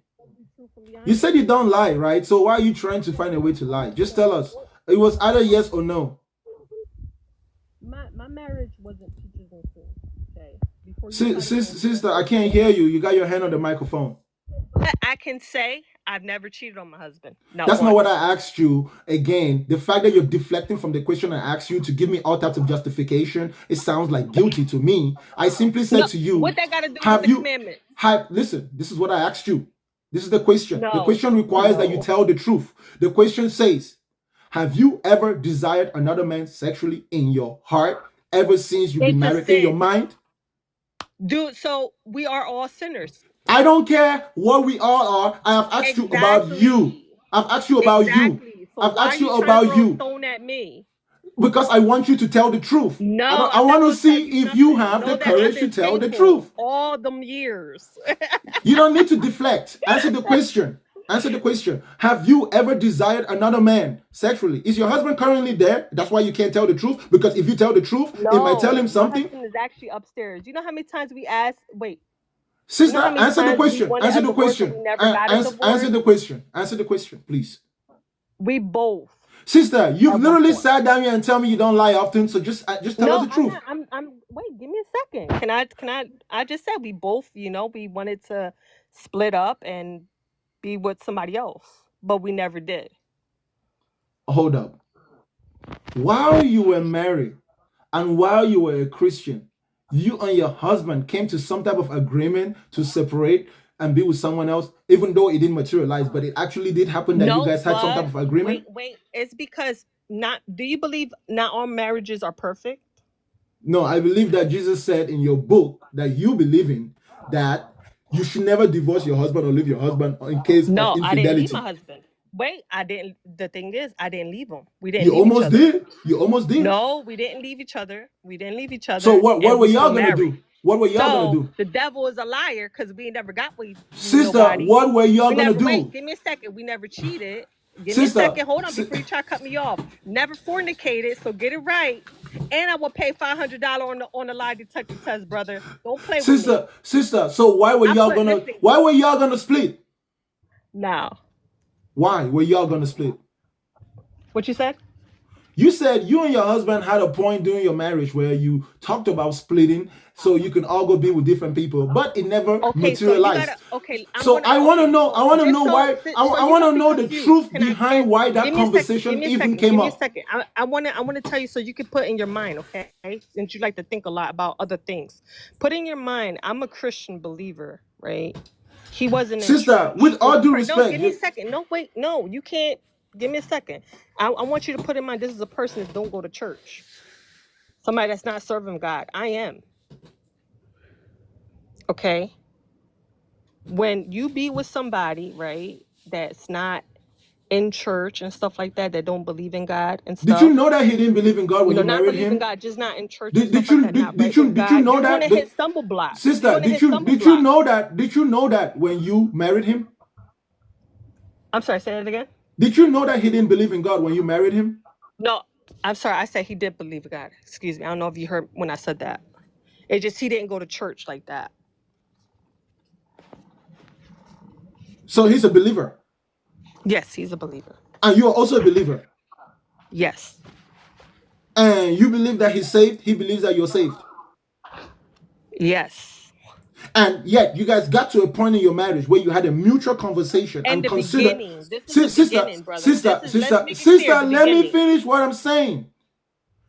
You're a believer. He is a believer. Sister, please. You are a believer. He is a believer. You both think you're saved. You both have Holy Spirit, and yet, for some reason, you both mutually got to a point in your marriage where you guys had a conversation that involved you both going your ways and being with other people. You actually considered that option? Well, don't you have a mind and a brain that you think other things? Sister, you never had no wait. I'm just asking if it happened. I'm not judging you. I'm just asking if it happened the way I described it. If I'm wrong, it happens. All marriages when they have ups and downs. Sister. But some they don't cheat though. They stay faithful. Sister, do you know that this whole thing started? Sister, let's be real. Sister, do you know you didn't even have to tell me all your personal business except for answering the question? I don't mind telling you though. Sister, stop interrupting me. I'm gonna tell you. You want to know? If I'm talking and you're talking, other people can hear me. No, keep talking. Okay. What else you want to know? Sister, all you had to do was tell me if you had ever desired another man sexually since you've been married. All you had to say was yes. That you could have literally avoided this last 10 minutes of back and forth by simply saying yes. But I wonder to myself, what is it inside of you that makes you afraid to simply... Sister, what are you going to get out of that if I would have said yes? Well, okay, what would you got out of that? I could tell you. What? Listen, what? The Bible says in the book of Matthew chapter 7 Beware of false prophets who come to you in sheep's clothing, but inwardly they are ravening wolves. You shall know them by their fruits. All I was doing was trying to know what kind of tree you are. So I asked for a fruit, and you refused to give me the fruit because you knew that if you gave me the fruit, I would know exactly what kind of tree you are. So you Jesus wanna, says, so you want to sister, judge let me me by finish my talking. past? Let me finish I'm talking. sorry. So you Let want me to, finish talking. Jesus says in the book of you Matthew, want to chapter throw a 7, stone at me? Sister, I'm not throwing a stone at you. I am just looking at the fruits of the tree that makes you. Jesus says in the same book of Matthew, chapter 7, a good tree cannot produce bad fruit, and a bad tree cannot produce good fruit. Any tree that produces bad fruit will be cut down and thrown into the fire. You shall know them by their fruit. Not everyone who says to me, Lord, Lord, shall enter the kingdom of heaven, but he who does the will of my Father who is in heaven. Many will come to me in that day and say, Lord, did we not go on TikTok and defend your name? Lord, did we not go and knock on doors and defend your name? Let me know when you're Did we done. not cast out demons in your name? And I will say to them, depart from me. I never knew you, you evil doers. All I have to do is find out that you are an evildoer, and I will know that you don't really But let believe me in Jesus. let me stop you now. You talk too much. Sister, I thank God for I my can't talk too people much of on my own God. show, sister. I can't talk too much on my own show. No, stop. You should let me finish talking, then I'll give you a chance to talk. Okay? If you interrupt me, I won't give you a chance to talk. It's only I get what natural. you're saying already. You threw the stone. No, I'm not in my talking just to past. you. I'm not Oh, talking but just you to you. got a I merciful have God. an audience of We believers all and fall non-believers. short. We all sin. Sister, I know that my words are cutting deep in your heart and convicting you. I know that I am exposing you for the type of tree that you are No, because stop. you came here and claimed The only righteousness tree when that's you gonna are fall is really this a tree. ravening wolf, my sister. I'm sorry that you are a ravening wolf and you do not like to be identified as a ravening wolf. It seems like you are going to hell with the rest of us that you condemned with your own religion. You don't like to face those facts. Your veins are popping out. Calm down. Of course, my veins are popping Your out eyes because are I'm getting cooking. darker. Oh, Relax. yes. Oh, Calm yes. down. I know you can see me Take right it now as a easy, demon. brother. Okay, sister? You keep interrupting me like a demon that's interrupting the power of truth. Let me finish, and I promise I will let you talk. You came on my program claiming extra righteousness. You didn't say you were just righteous. You claim extra righteousness. Talking about you don't remember the last time you lied. Talking about you don't lie. Claiming about how righteous you was. Talking about how much you love Jesus. And all I did was find one fruit. I'm pretty sure if I examine your entire life, I'm going to find more than one bad fruit. In fact, I'm sure I will find more bad fruits than good fruits. Like every other human being, by the way. You just think you're special. Because you made up some shit in your head. Because you read a book, You a talk for fairy 10 tale minutes. book. I better get 10 minutes, brother. Okay? Go ahead. Sister, let the words of Bakanga cut through your heart and show you how much of a hypocrite you are. The point is, you are a hypocrite. You said to me that Jesus called the Pharisees a generation of vipers because they were hypocrites. A hypocrite is a person who does not practice what they preach. You don't practice what you preach. If you do practice what you preach, tell me the last time that you masturbated. What? Brother, let me tell you something. Answer my question first No, before you continue with what else you want to no. say. I don't do masturbation. I'm gonna tell you that. That's just that. That's not what I asked you. I didn't ask you if you do it. And the way Brother, you laughed. I have a husband that could please me. Let's jump off of that. You know, No, when you no, no, have a no. girlfriend, you won't need to do that, buddy. Sister, You won't relax. need to be playing with your hands. When you get married, then you will have real life stuff. Sister, Like I don't do that. I got a husband. You know, whenever I want, he gives it to me. I don't. When was the last time you played with yourself, buddy? Hold up. We're both Why grown up you here. mute me now? I can't ask you a question. Nah, because I'm still talking. You hold up, please. I think you misunderstood me. You might have misunderstood me. You see, okay, y'all. you see. He had 10 whole Bina, minutes to talk. Bina, Okay. Bina, we're both grown-ups here, okay? We're not children. And we're not having this conversation just to make ourselves feel good. I think that you care about truth as much as I care about truth. And at the end of the day, we must examine every aspect of our lives. We must hold ourselves accountable for the claims we make and understand that the claims we make apply to things that we might not necessarily be willing to talk about.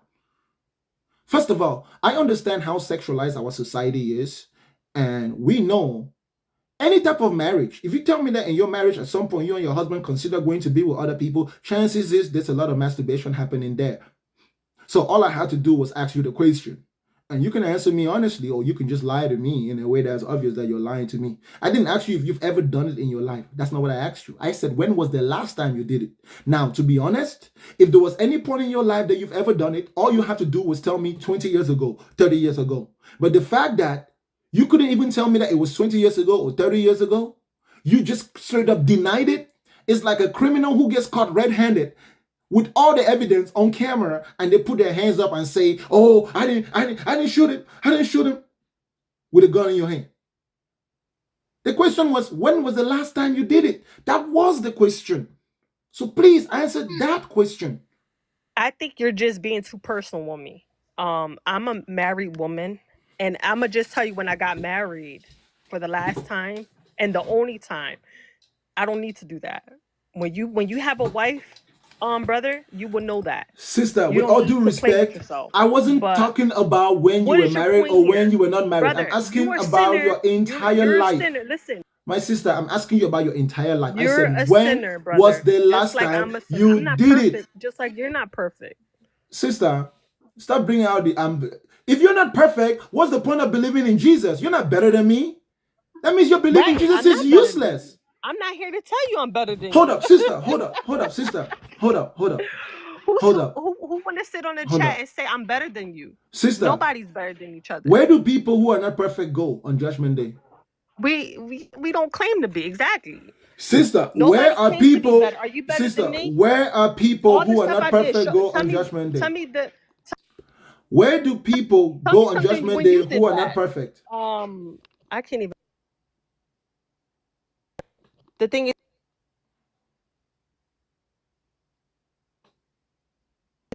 are you gonna be? Yeah, I'm gonna keep muting you if you keep doing that.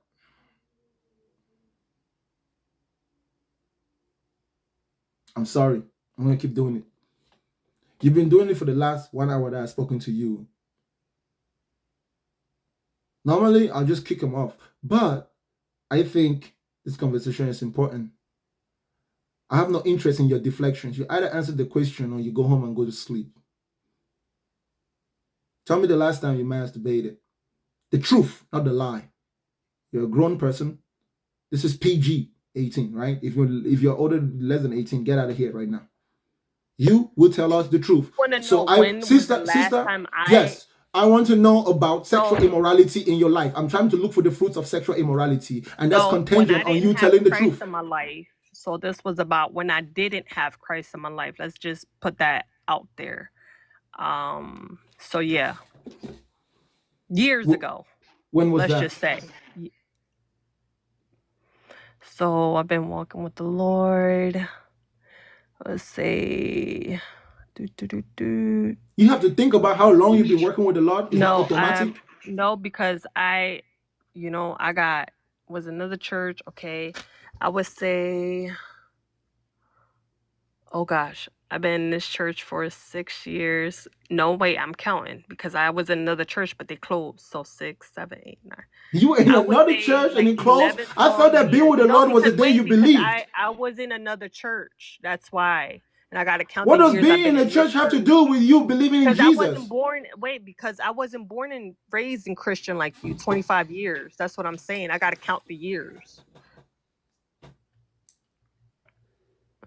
So there you go. What do you have to say about that, sir? What? Okay, How long? know now. What's the number? So How long? What did you get? You was waiting for me to say, oh, when I had Jesus in my life, and then I did whatever. Sister, you can throw that little stone you was ready to throw at me. Sure. Okay. This is what I have to say. This is what I have to say. Hold up, check this out, sister.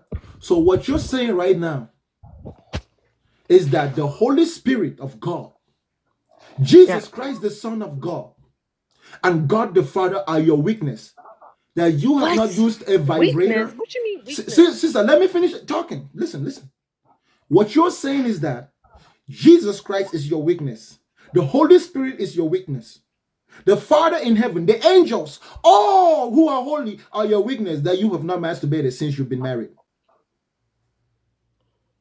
So do you let me get this straight, confess? brother. Do you No, I confess? just want Do to you understand you. confess? Just to understand you right fast. You say It's that God is my weakness because I didn't want to do it, brother? sister. No, that's not what I said. I said, is God What? your weakness? Listen, is God your weakness? Like, can God vouch for you? What do Can you go- mean he's my sister, weakness? listen. Brother, like what? What? Sister, it means weakness. Weakness. When someone is weakness in court, like for example, if I commit a crime and they accuse me, they're like, "Do you have any weaknesses?" Is God your weakness? God the Father, God the Son, It's because you God the got a strong Spirit. accent. I apologize.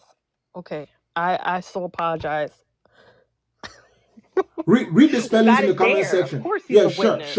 He sees everything. He knows everything. Sister, hold on. Yes. Listen carefully. God the Father in heaven, God the Son, God the Holy Spirit, I'm and glad you all said that it. is Amen. holy. Come on. Sister, you confess at the expense of the condemnation of your soul that if your words are not true, let it be held against you. The equivalent of blasphemy against the Holy Spirit, that you have not masturbated since you've been married. That's it. And guess what? I'm going to be held accountable. You're going to be held accountable for your words and your actions. Stop talking about me. Just answer the question. Everybody's going to be held accountable. You're right. You are so right, though. Yes. Sister, answer the question directly. Yes. He's witness. He knows. I'm going to be held accountable if I lied. So God knows that you have God knows burn. That. Sister, hellfire. Yes. God knows that you haven't masturbated. Okay, listen, God will be the one to judge me. Yes, you're right. He will be the one. Yes, my witness. Sister, you don't want to acknowledge directly. You keep trying to make it generic. We all saying just that. Like he's gonna be your witness when you stand and he opens the books. What you got to say, brother? Sure. I lived 25 years in church and I learned nothing. Sister, what you're saying is, I couldn't read the Bible. I'm going to repeat the question again. Myself. I'm going to repeat the question again. I cursed. I'm going to repeat the question again. Stop talking. Like, what the heck? You don't have to go on a ramble, my beloved sister. You do not have to go on a ramble.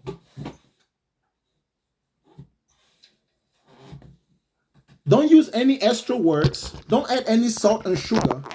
Answer the question directly as it's been asked you. You think I'm not slick? I know how you Christian work.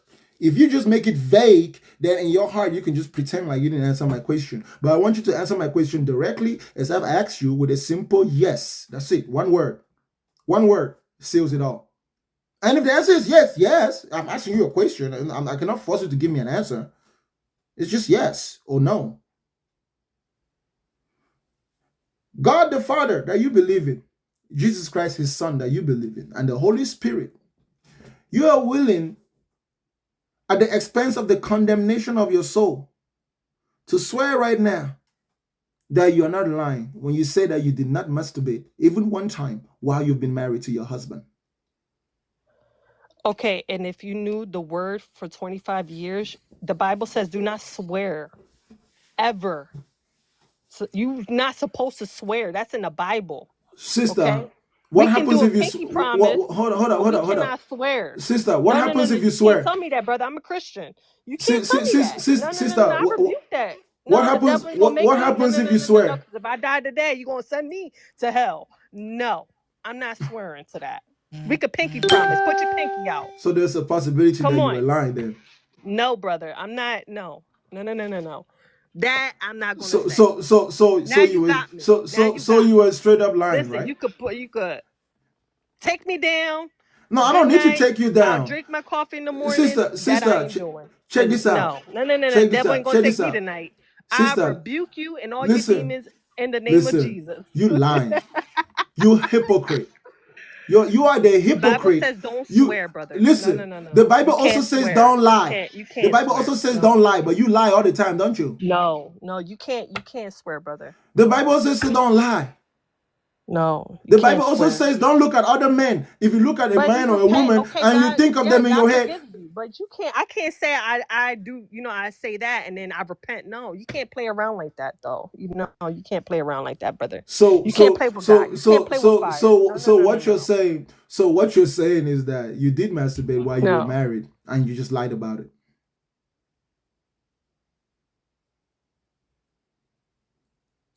Just like many Christians listening to us right now.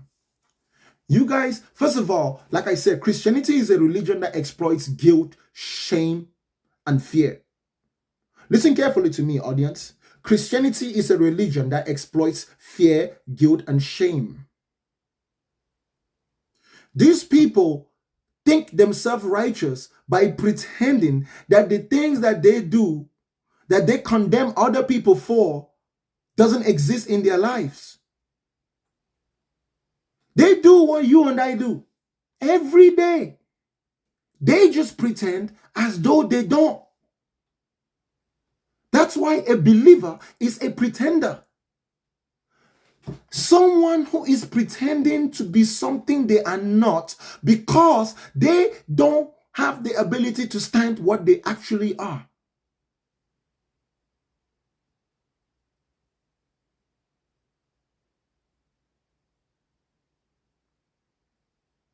Your Bible says, Christians, Matthew chapter 7 verse 1, judge not lest ye be judged. For with the same measure that you judge, you shall be judged. Well, your Bible is saying if your ass ain't perfect, you can't call nobody else a goddamn sinner. In fact, many of you Christians in your marriages are so toxic because you are both caught in the delusions of your religion and you can't compromise on simple things that you need to compromise on. That might even require therapy. Many of you Christian couples, you can't go to therapy because you think Jesus is going to fix things that is going to take more than your religion to fix. Go and study the statistics. Masturbation is a big problem. Religious people masturbate more than non-religious people. In the intercourse, in religious relationship, it's like this.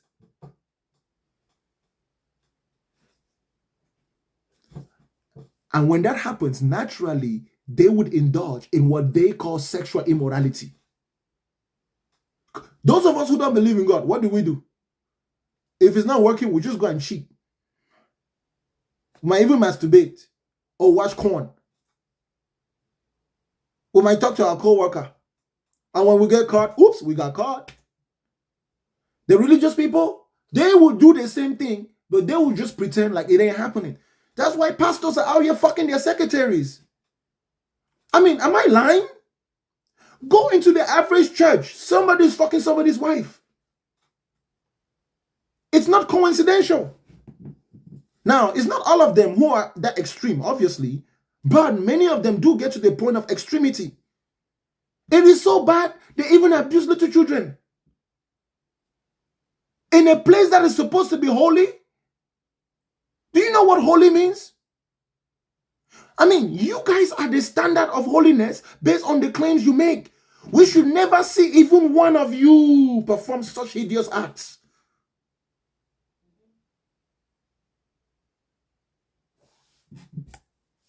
Next guess. Come up here and claim to me that you're righteous. Don't even come up here and claim that you're righteous if you don't want to answer questions you're not comfortable about. Hello? Banka guy. Hi, how are you doing? I'm doing all right. Good morning. Good morning. Okay, I bumped into your message or your video when you were talking to the lady, and I wanted to come on your post. You seem to be angry with a lot of Christians, and I don't understand Oh why. no, I'm it's not. Christian, by the way. Yeah, it's not anger. Don't confuse my passion for anger. I have absolutely no Okay, so feelings that's towards that. passion. Okay, that's fine. Okay, it's good that you. Okay, that's And passion. also, How are you? honestly, if you are a person who can have a normal conversation and understand that I am the host, I will talk more than you, and I will ask you questions. I will interrupt you in the Yeah, middle of your answers to ask the questions, because literally, it's almost like this is an that's fine. interrogation. That's good. Yeah. That's If you fine. understand that, Yeah. then we can have a normal conversation, and I wouldn't have the need Why to raise my not? voice. Don't worry. I can So have. so I can so so have what that. kind of Christian are you? I'm a normal Christian. Do we have different types of Christianity? Yes, now there are some Christians who are in Bruktu in Brakata, they speak in tongues. You have the ones that you have the ones who do Holy Maria, come and give us food. And then you have the ones who are Mormons. You have the Jehovah Witnesses. There's many type of Christians. So which type There's are only you? one. There's only one type of Christianity, but you have the different types of denomination of Christianity. But there's one Christianity. So, but if you say, okay, are you talking about Catholics? Are you talking about Pentecostal? Then in that regards, I'm Pentecostal. Sister, when it says denominations of Christianity, I don't know if you knew this. What it's actually saying is that these people have a belief system where they have many things in common, but then they still have many things that are so different. But in order for them to stay united, they choose to use the same name, Christianity.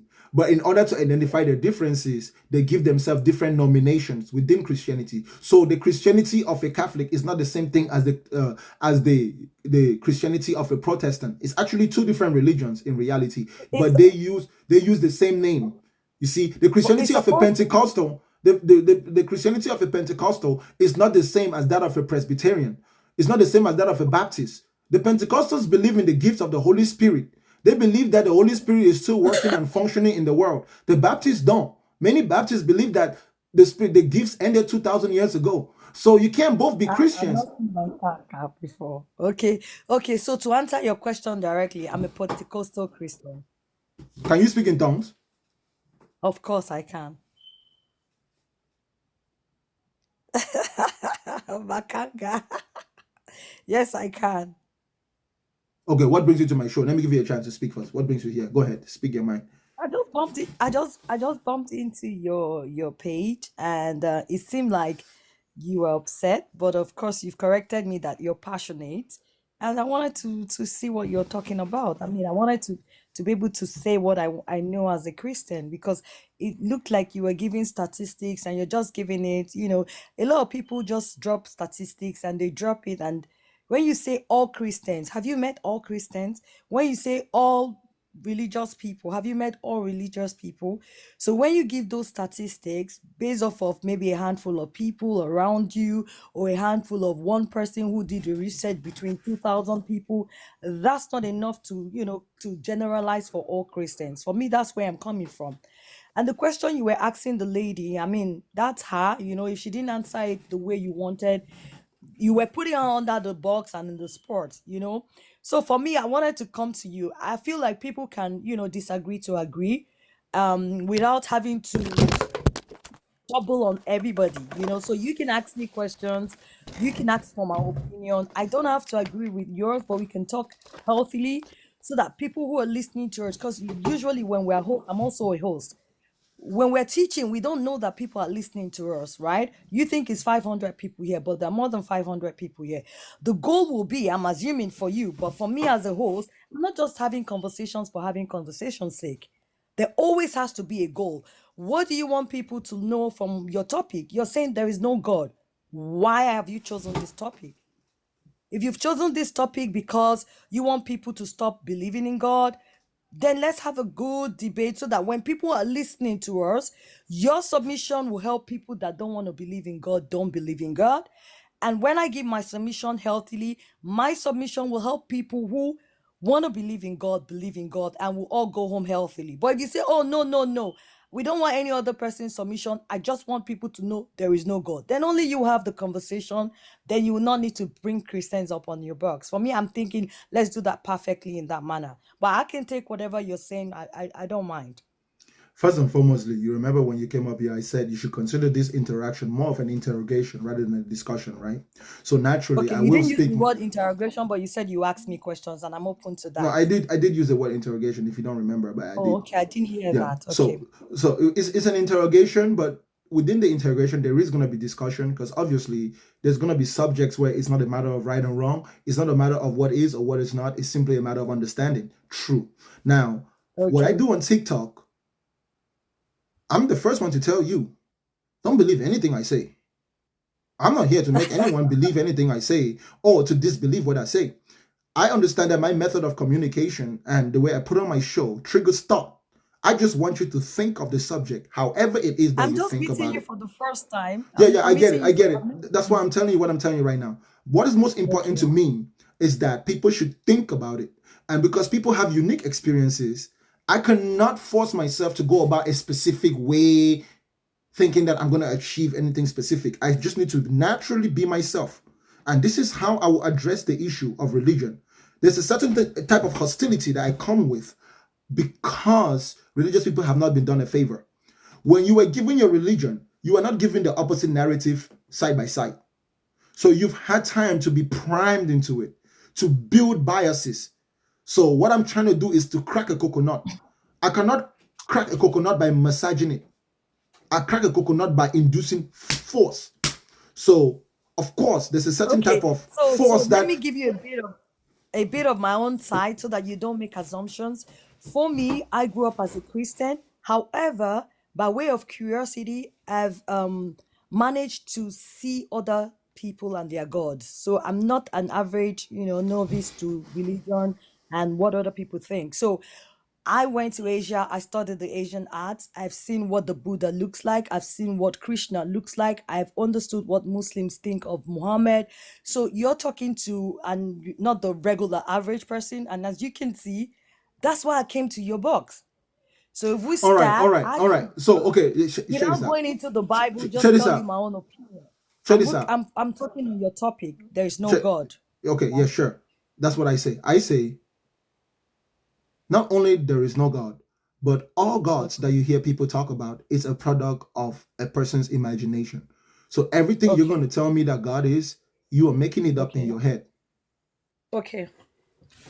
So why do we have this as an argument? Let's imagine if you're saying that there is no God, and I hear you, I want to understand from your perspective. Everybody has made these things up, right? And so what if we make these things up? And so what? This is what the so what is. Yeah. If I make something up in my head and then I start pretending that it's actually real in fact, and I build and structure my entire life as if it is true in fact, I don't have time to then see the real world. I will face problems naturally in the real world.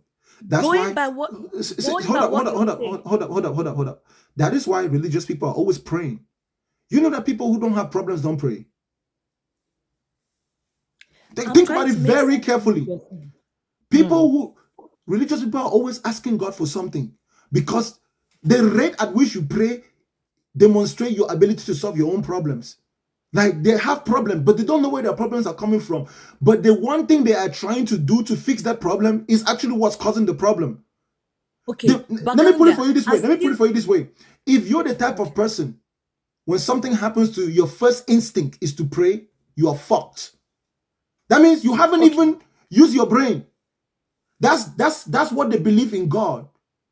When people believe that it's literally true, that God is a real person, that's what it does to them. But if you Okay, understand that God Bakanga, is I like you. imaginary, Bakanga, can we take it step by step? Let's take the sure. first part of the submission that you have created. I asked you if every religious person out there, according to your conversation, if we all made up what Krishna looks like, what Buddha looks like, what Muhammad looks like, what Jesus looks like, if we all made this thing up, so what if that's what we want to make up? If we believe that Muhammad is this, God is this, Jesus is this, and that's what's reign on our parade, and that's what we want to live our lives by, who certifies the certifier? So what? Give me your Sister, submission with the so what. Sister. Don't go into the nuances and the No. idiosyncrasies of Listen. That's so why I said what? to You you, don't believe in it, but so what? I'll tell you, so what? So the world Yeah. will remain uncivilized and human beings will remain savages. It is definitely obvious. How? You can see. Sister, wait. I'll show you. Okay? Be patient. Okay.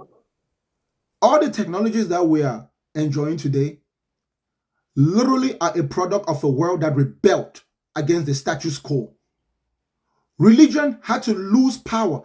The belief in God had to lose power. People had to go beyond the bounds of what they have been told by their gods that they shouldn't attempt to do before we could make the progress. Human beings were riding on horses until the Renaissance, the rebirth of learning. The church and the authorities that govern the world through their God-given authorities subjugated people to several slave, inhumane ways of living until we rebelled. And as time goes by, the rebellion is becoming more intense and intense, but yet our standard of living is increasing. So we now realize that the belief in God, what it does to the human brain is that it destroys a human being's problem-solving faculties. And our universal goal that we can all agree with, whether you're religious or not, is that we want to solve problems. We want to have a But happy you're not life. staying in the question, Bakanga. You're not staying in the question. You know why I'm saying that you're not staying in the question? The reason is you're saying there is no God, right? You're already going into the nuances of what people believe. Forget about what they believe and what they see. Look, if you want to do life just by I come into this world, I don't give a damn who brought me in this world, nobody brought me. Guess what? You are still going to ride on some sort of imagination to build and to create. Otherwise, you're not being realistic. And that's where I want to hold you on. So, whoever built whatever you say they built, did they not do that based off of imagination? Whoever created the phone, whatever you want them to be, they did that out of creating something that never existed, that they made real, and it became their reality. And that's where I want us to put on this argument. You said so, sister, let me show you how you are literally dodging your own point. If your husband, hold up, if your husband cheats on you, so what? If he cheats on me, so what? Exactly. Sister, wait. Yeah. I want you to answer the so what, but on the subject of your husband cheating on you. If your husband cheats on you and produces children outside without your knowledge, so what? So what? What do you have to do? How do you answer that so what? Answer that so what. Don't I'm answering you now. Yeah, go ahead. Bakanga, I'm answering you now. If my husband cheats on me, so what? I have to put one thing in my mind. Do I want to forbear this guy knowing that he has betrayed the trust that I had in him and understand that he's human and I cannot judge him? Hold on, I'm coming. You need to let me answer the so what. You can't. Sister, wait. I actually want to help you. You see the way you are not able to answer the so what without bringing up the nuances. I am answering you. No. Sister, wait. I am answering you because it has happened to me. I'm giving you a Hold up. That wasn't my point though. My point wasn't for you to actually answer me. What's your point? You asked me a question and you don't want me to answer the I know. Please wait. You can finish answering the question later, but I need to point out an important fact. You were chastising me for answering your so what. I never chastise you. I asked you a question. Everybody's in the comment section. Sister, wait, please listen. You were chastising me for bringing up the nuances as far as if people choose to imagine God, so what? And I couldn't answer that question without bringing up the nuances. So I gave you an example, right? I put you in the same situation about your husband cheating you. You notice how you're not able to answer the question without literally bringing up the nuances? Bakanga, I am answering the question. If my husband, but you are answering it in the exact same way that I was answering the question. Let me answer you. Okay, let me re-answer you. If my husband cheats on me, for me, it's nothing. I don't give a damn about it.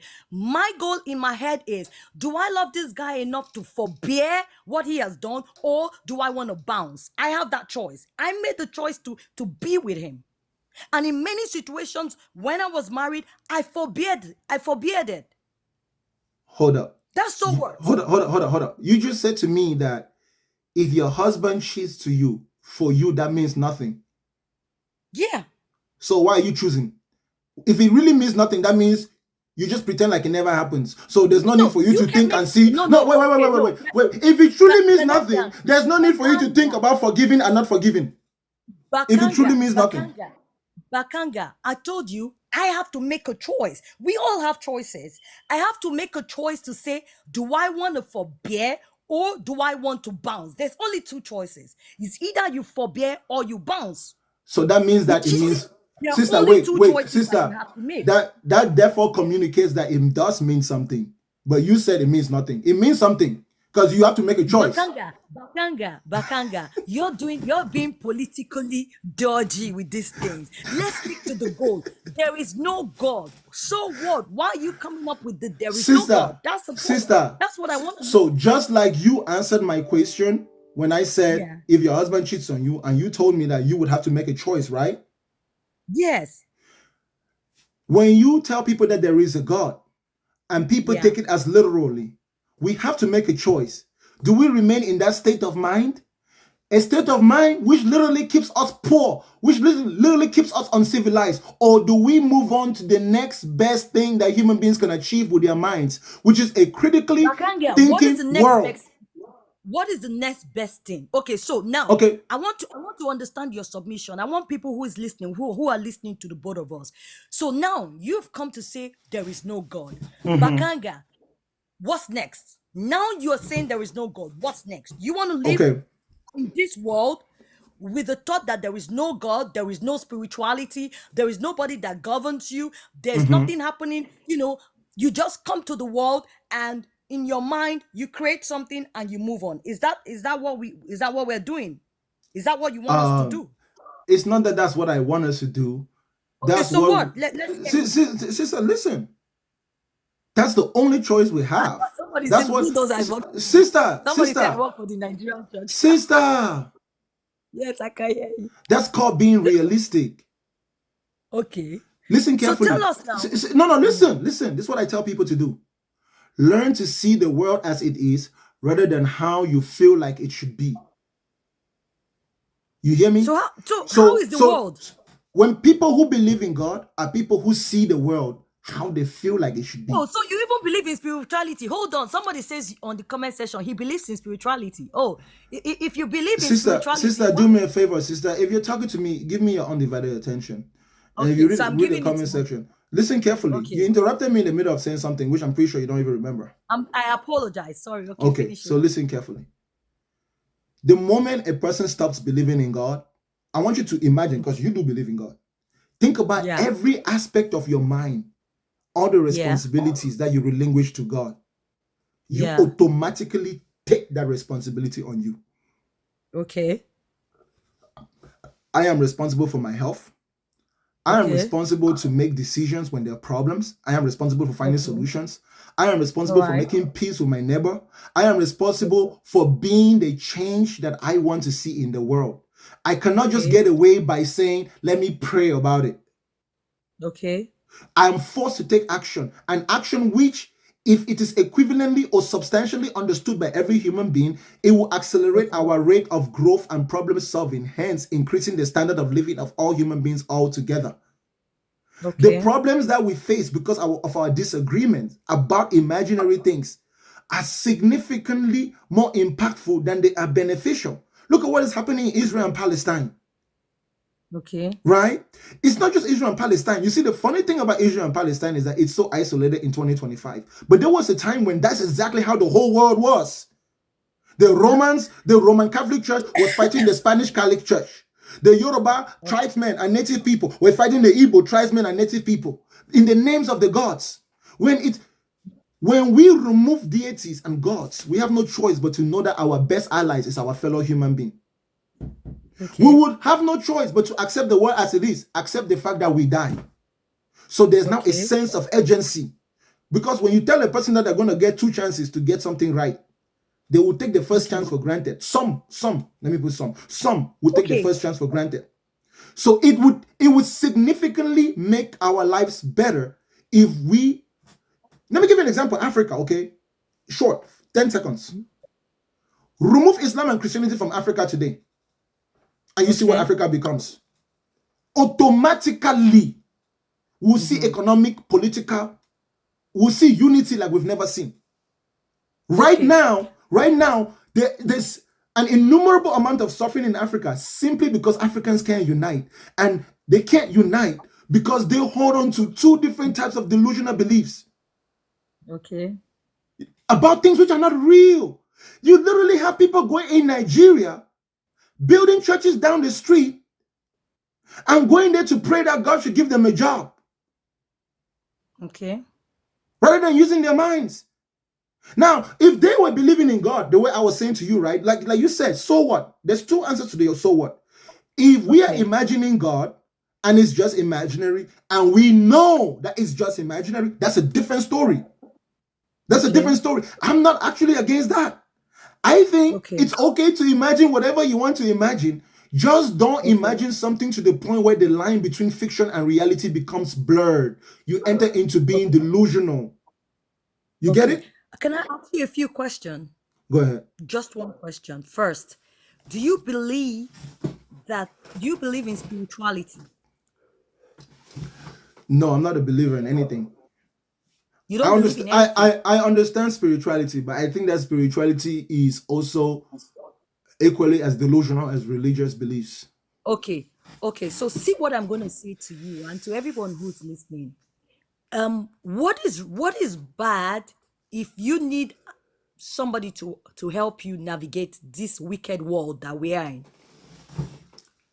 I Nothing. don't know if you have No. children. Hold on. I Hold on. don't know Hold if on. you have Hold on. Hold on. No. I'm gonna tell you. I'm gonna tell you. Nothing is wrong with that. Nothing is wrong Okay. with you needing someone. What's wrong is if the someone you need is someone you've imagined who's not real. Okay.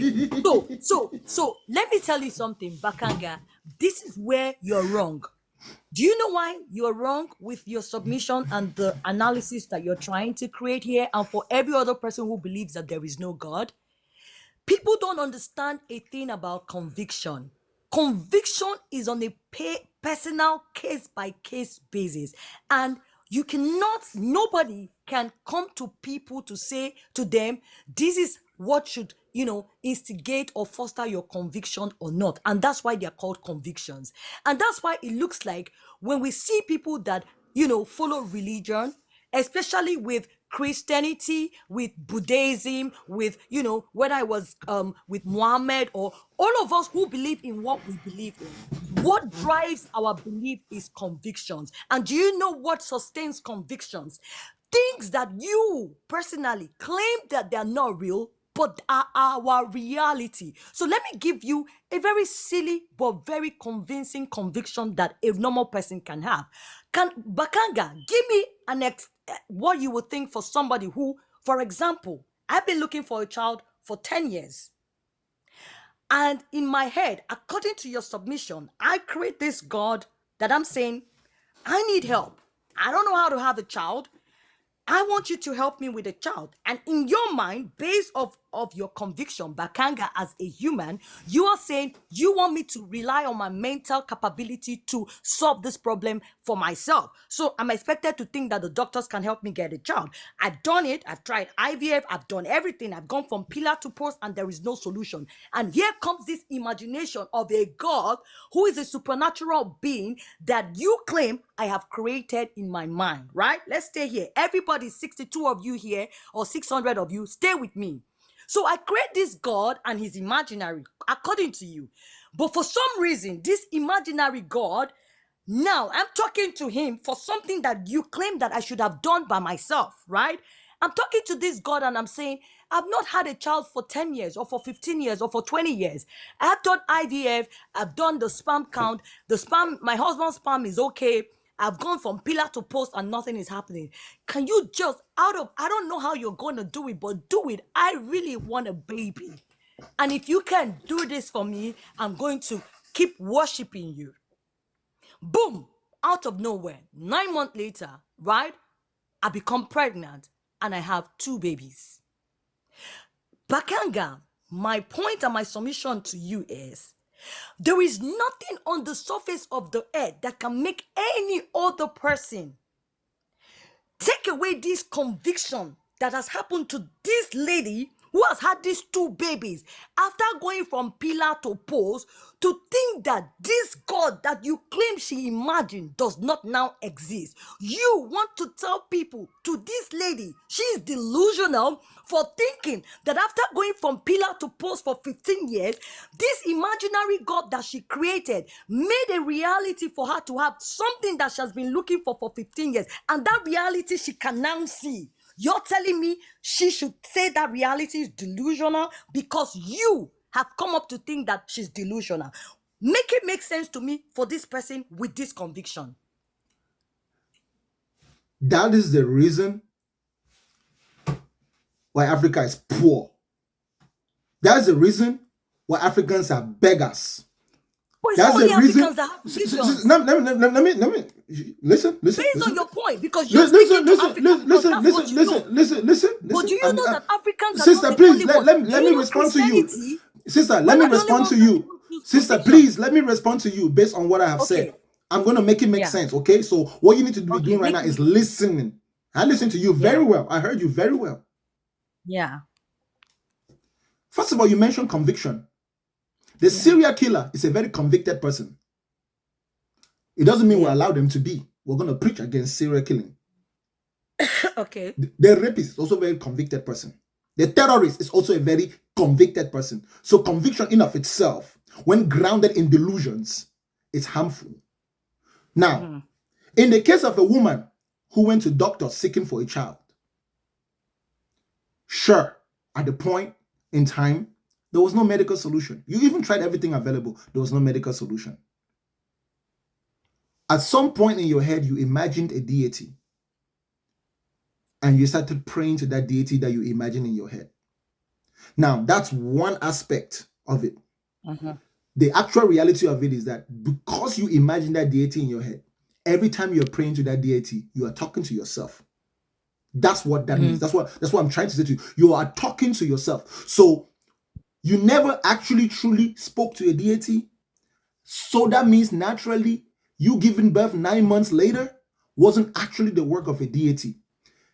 If you understood that, you would have taken yourself to a doctor, to a bunch of researchers, let them research your genetics, your genes, and understand exactly what physical processes went through.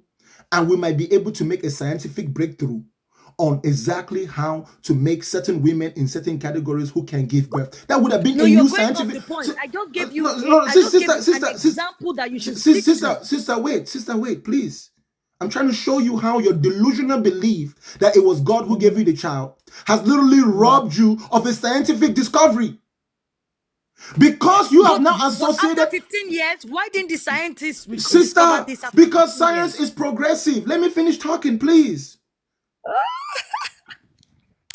Yes, science is progressive. We learn as we go. When we have a new problem, we put all our resources to solve it. We don't solve every problem in one day. If eventually you were able to get a baby, despite the fact that all the previous science said you couldn't, what we now need to do is study you. All the doctors in Nigeria should. I'm asking you, in this context of this conviction, why is there a need for science? Take to this example. Sister, you're not understanding me. You're not. Please let me finish. That's why you need to finish. Let me finish my thought. Okay. Your conviction is that God is the one that gave you the baby, right? Okay. You have to go with the scenario context I gave to you. Sister. Okay. I have to be realistic. So despite the context is within the reality that is possible within that context.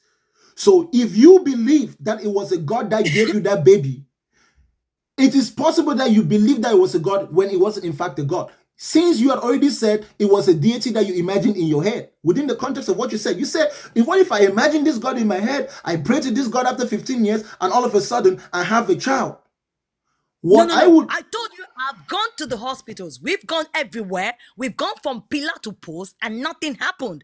And all of a sudden, I see that there is no solution. It means that we've done a research and they cannot find out why I cannot be pregnant. Sister. And for some reason, but you're not explaining it to me.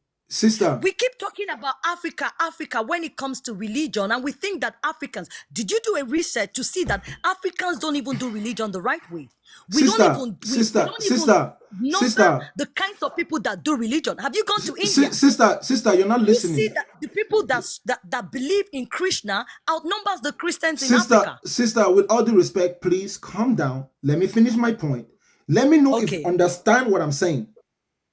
I understand what you're saying, but What I'm you're saying not that, driving the point. sister, listen to me. It is not a matter of fact that it was that prayer that you made that actually made you have a child. Having a What child made is, me have the child? sister, let me finish talking.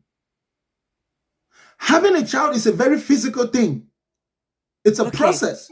If the scientists had already tested you and they could not find out why you couldn't have a child, and they could see that you Okay. can't have a child, that means there was a Okay. physical change. There had to have been a physical change, regardless of Where where did it he came. come from? Now I'm asking you to imagine for me. Where would he Sister, have come from? sister, that's what I'm trying to teach you. Okay, That's how do white. so. Let's That's how white people make progress. That's how white people okay. make progress. You don't have to make it a black or a white thing. We're having like a Sister, civil sister, debate here. You can put sister, your strong foot. So where sister, do you please imagine that I calm would have down. gotten a baby You are from? refusing to listen. I'm listening to you. If we don't study your genetics, if we don't study you throughout the birthing process, throughout the pregnancy, the moment you realize you were pregnancy, we should have begun to monitor you to see the changes, because chances is if you couldn't give birth for a specific medical condition that our medical science hasn't discovered, by studying you, we can discover that condition, and other women will not have to wait 15 years. Because You the want to reason why, study me after I have conceived? yes, The point after I have conceived of the baby, that's when you want to do the study. yes, because the human Guys, can body, we even listen to what Bakanga is saying? sister, listen to me. Bakanga, don't worry. You know you're the host here, okay? As I said to you, My the sister, debate is not to take yours, my but to take sister, ours. please stop doing that. It's to Stop help doing people that. to critically think. Sister, you're not thinking critically. No, I don't want to. I'm putting my strong foot down. You're putting your strong foot down, and we're No, letting people there is, make decisions by themselves. it's not a matter haven't of putting a strong foot down. It's that So- I think based on how you sound, you actually understand my point, and you know that my point actually deconstructs your point. No, Because don't be confusing yourself. I'm sis- putting my strong foot sister. down. So you have said to me, oh, this is why Africans are not. And I'm saying to you, Africans Sister, don't. stop They are not the focusing on highest that. people Stop that do focusing on religion. that. The fact that Okay, you're let me focusing stop on that focusing. is as though you did not understand my entire point. Tell me, what was my point? Tell me, what was my point? Your point is, the point you're making is, oh, people come up with this delusional, thinking about the deity, and that in itself is what is an issue for you, because you feel like it's their mind playing tricks on them. But me, I'm saying to you, Sister, wait. You're completely wrong. Sister, you're completely wrong. That's not what I said. That was not my point. You were not listening. Okay, give me your point. Give us your point again. What you need to do is listen to me from beginning to the end without interrupting me, and you need to be able to follow the way I construct the ideas so you can get the conclusion. The conclusion is the point, okay? Okay, give it to us. Stick to 1 minute. Sister, listen carefully. For 15 years, you wanted a child, right? You went and you exhausted every means necessary except praying to your deity, right? Yes. That's the scenario you gave me, right?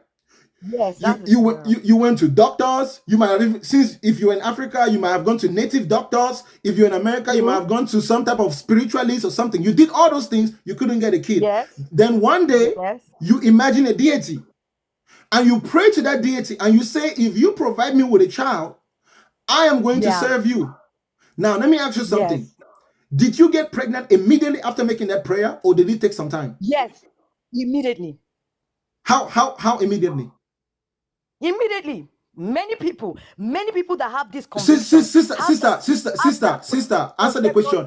How immediate? Like 1 day later, 2 days later, 2 months later? Immediately after the prayer, I do ratata with my boyfriend or my husband or whoever. In fact, let's use husband. I do the ratata with my husband that night, and before you're smiling. Bakanga wants to laugh, but he's kind of Bakanga, just laugh for a minute. It's okay. You can laugh. You can laugh for that minute. Oh my God, you humans. So we do the ratata that minute, and then my next period, I see that I'm already pregnant. Okay, hold up. You pray to a spiritual God, right? Yes. But you get a physical pregnancy, right? Yes. Previously, physically, you couldn't give birth, right? Yes. So one thing is guaranteed, something has changed in your body, right? True.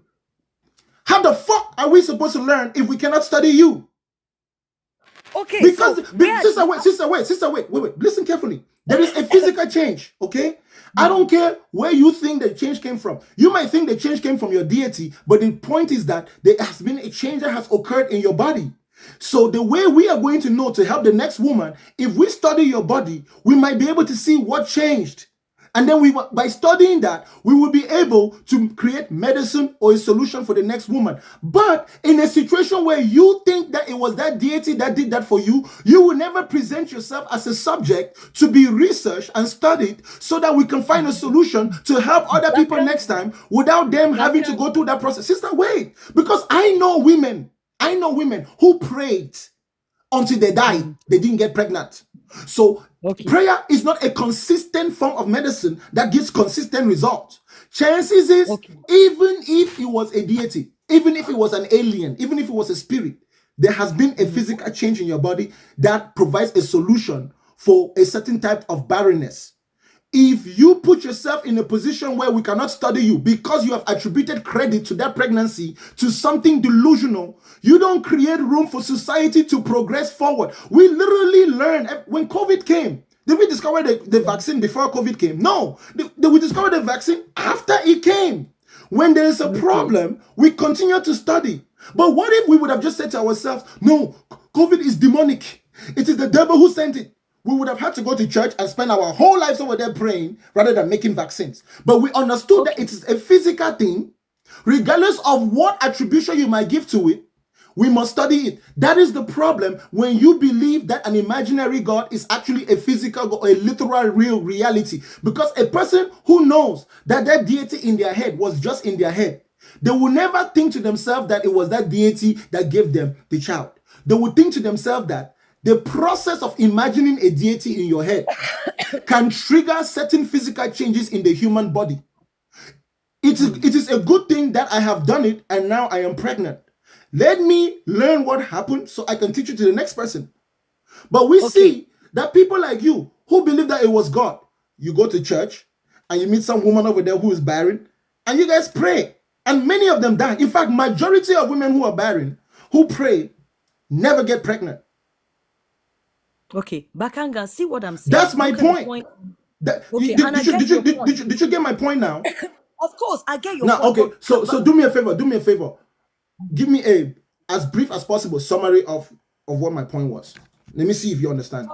Your point is saying that there's a possibility, I'm putting the word possibility, that it could be that it's not her imaginary deity that made her become pregnant, right? And so that until you do a research, you put her up to see where did this physical part come in from. Obviously, we cannot credit that deity as the person who had given her that baby. Technically, no. I didn't say it's a possibility. I say it is a reality that there has been a physical change in her body. You can't use the word reality until that test has been done. You want us to do a test. Sister, wait. Say it's a reality. That's why I use the word possibility. Sister, wait. If you were not able to give birth, research is done, it cannot be a reality until that research is done. Sister, wait. If you were not able to get pregnant for 15 years and all of a sudden you become pregnant, the reality is something has fucking changed in your body, whether you like it or not. True, but you cannot say it is not that deity that I think gave me the baby. Because let me tell you, sister, listen to me. Listen to me. You spoke for 3 minutes. Sister, hold up. I know as a matter of fact that it is not that deity. You know how I know? Okay, I'm listening. Because the next woman who tries it, it doesn't work. Okay, hold on now. Sister, listen to me. The next woman that does exactly what you did doesn't get pregnant. Well, guess what? I don't care about the next woman. You know why I don't care about the next woman? Bakanga, hold on. Bakanga, hold on. Do you know why I don't care about the next woman? I care about my own conviction because the next woman might not think is my deity and think is Krishna. The next woman might not think it's Krishna and think it's Muhammad. And this is where all of these convictions have come up. And And this that's is my why I point. said to My you point that is, your 1 you minute, are 1 minute, give me that 1 minute. conviction is Give the me same 1 as the minute to give conviction you of a my terrorist. submission. Give me Sister, 1 minute to give you my submission. I listened sister, to you for 3 minutes. Hold, sister, you should be civil. Give me 1 minute. I listened sister, to you for 3 minutes. sister, it's just a comment. Your conviction in that situation is the same as the conviction of a terrorist because you don't No, care. it doesn't matter. See, Yes, it look, matters. Bakanga, Yes, it matters. Because Bakanga, that was my let whole us. point. You My can't whole just point have was that if something arguments. works for you, it should be able to work for everybody. It will make the world a No, better it place. doesn't have to work for everybody. Bakanga, Yes, it why has are you to not make the why world are a you better not place. Elon Musk rich? Bakanga, why are you not Elon Musk rich? Based on this submission you've just given, do you not know that tech makes you money? Why are you not Elon Musk rich right now? Why Sister, do wait. why do you know all Listen, the things that Elon Musk has done and you're not as rich as he is? Because listen. it doesn't have to work that way. Sister, wait. That's, Why are you not as wealthy as hold he is? up. You used the wrong example. No, Thanks. Listen carefully. Okay. Listen carefully. Why is it the wrong example? Thanks to Elon Musk pushing electric vehicles and being one of the human beings that is pushing for renewable energy, I can drive a Tesla if a Tesla fits my needs. I now have access. Sister, because every conviction sister, listen. Every theory should work for everybody. Everybody should be a billionaire by now. But guess what? It doesn't the conviction. It takes your grit. Being a billionaire, so many things to get you there. Being a Likewise, billionaire, convictions. Sister, being a billionaire is not the equivalent of the conviction. Being a billionaire is not a conviction. It's a conviction. Otherwise, everybody would have been rich. No, sister, you're wrong. No, you're just straight up wrong. You're completely wrong. If it was You're completely wrong. Work, everybody would be successful. Sister, if it was just the same theory of everybody. Sister, hold up now. When we're both speaking, they can't hear us. Sister, I'm trying to address your point. You're literally just repeating it 100 times over. You already said it one time. What is my point? You said, if personal conviction works, why am I not as rich? If it doesn't work, why am I not as rich as Elon Musk? I'm going to show you why I'm not as rich as Elon Musk, and yet I benefit from Elon Musk's conviction. Elon Musk, a conviction is what drives you to take action. A conviction is not the action in of itself. The conviction is not the product of the action in of itself. That's why I think you are misunderstanding the meaning of the word conviction. Elon Musk's conviction, sister, wait, sister, hold up, sister, which is why you cannot tell a person sister, please hold up. Let me finish what I'm saying.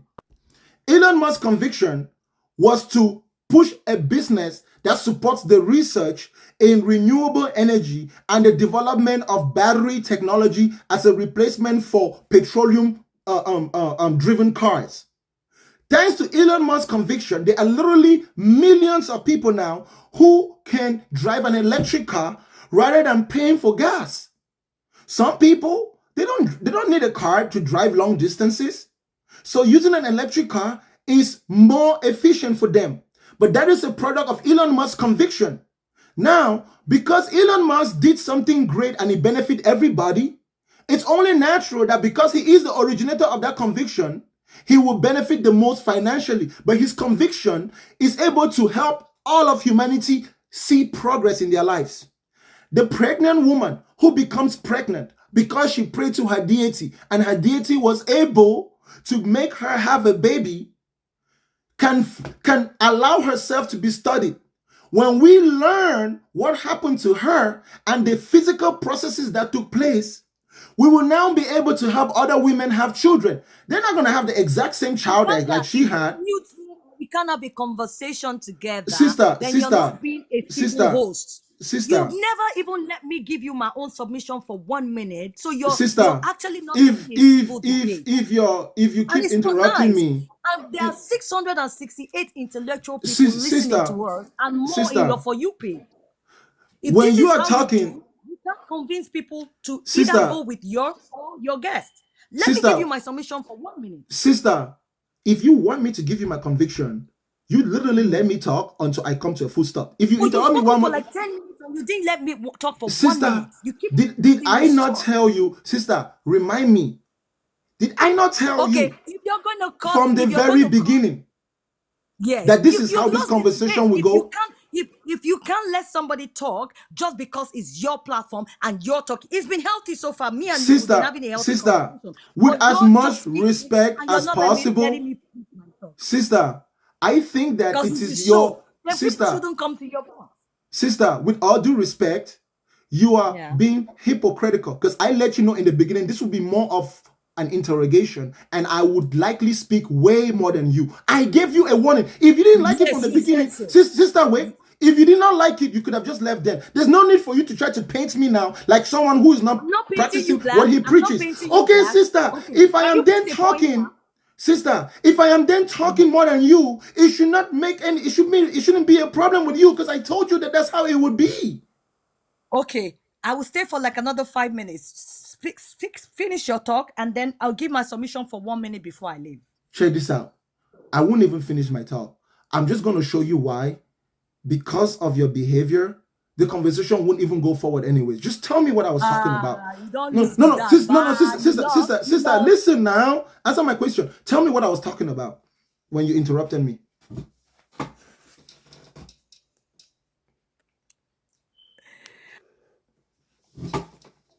I rest my case. You can't tell me what I was talking about because you weren't listening.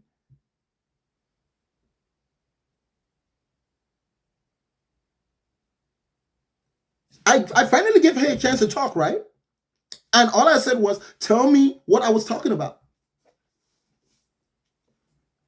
Why is it that you religious people don't understand that listening is part of talking? And if you find yourself on someone else's platform, that person will talk more than you. If I came to your platform, I already know you're going to talk more than me. So I'm going to spend most of the time just listening to you.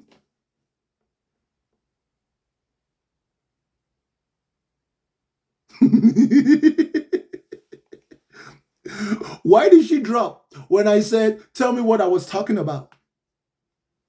Because religious people have selective hearing. That's exactly. The belief in God creates in people excessive selective hearing.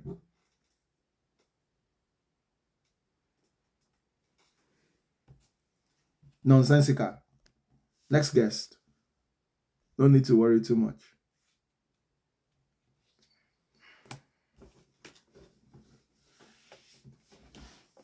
You imagine a fairy tale in your head. If you think God did something for you when it wasn't God, you are cheating humanity. Hello, Queen. Hello. Hi, Queen. You're not there? Next guest.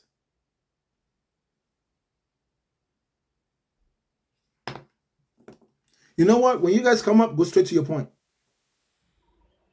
Hey, Yes, ma'am. What you got for me? Please go straight to your point. I don't know. I just gave me an answer. There is no God, so there is God. So yeah. Yes, there's God in the back of your head. So yeah. What's next? Just the way you feel like there is no God, there is God. That's my point. Yeah, in the back of your head. No problem. Yeah, in the front of my head is where there's God. Exactly. In your imagination. That means we Forget don't it. disagree. Thank you for your time, okay? I'm not arguing that you don't have God in the back of your head or in your imagination. You can make it up. Listen, you can make up whatever type of God you want to make in your head. No one is arguing against that. We're not telling you that you can't not imagine a God. That's not. We're just telling you that if you've imagined it, it doesn't mean it's real. That's what we're saying. There is no God in the real world. The one that there is a figment of your imagination. That's why everybody has a different one. Everybody has a different God. Because it is you who is imagining your God. Even if you read the Bible, the God you still have in your head is still your own imagination. It's not that complicated.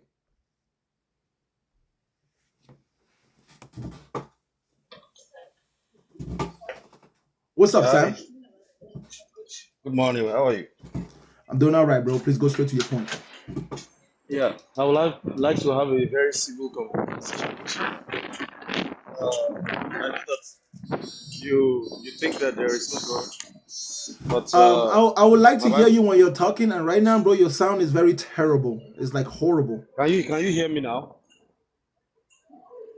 Hello? There's noise in the background. There is static. It seems like your God does not want to Yeah. allow you to talk. Can you hear me now?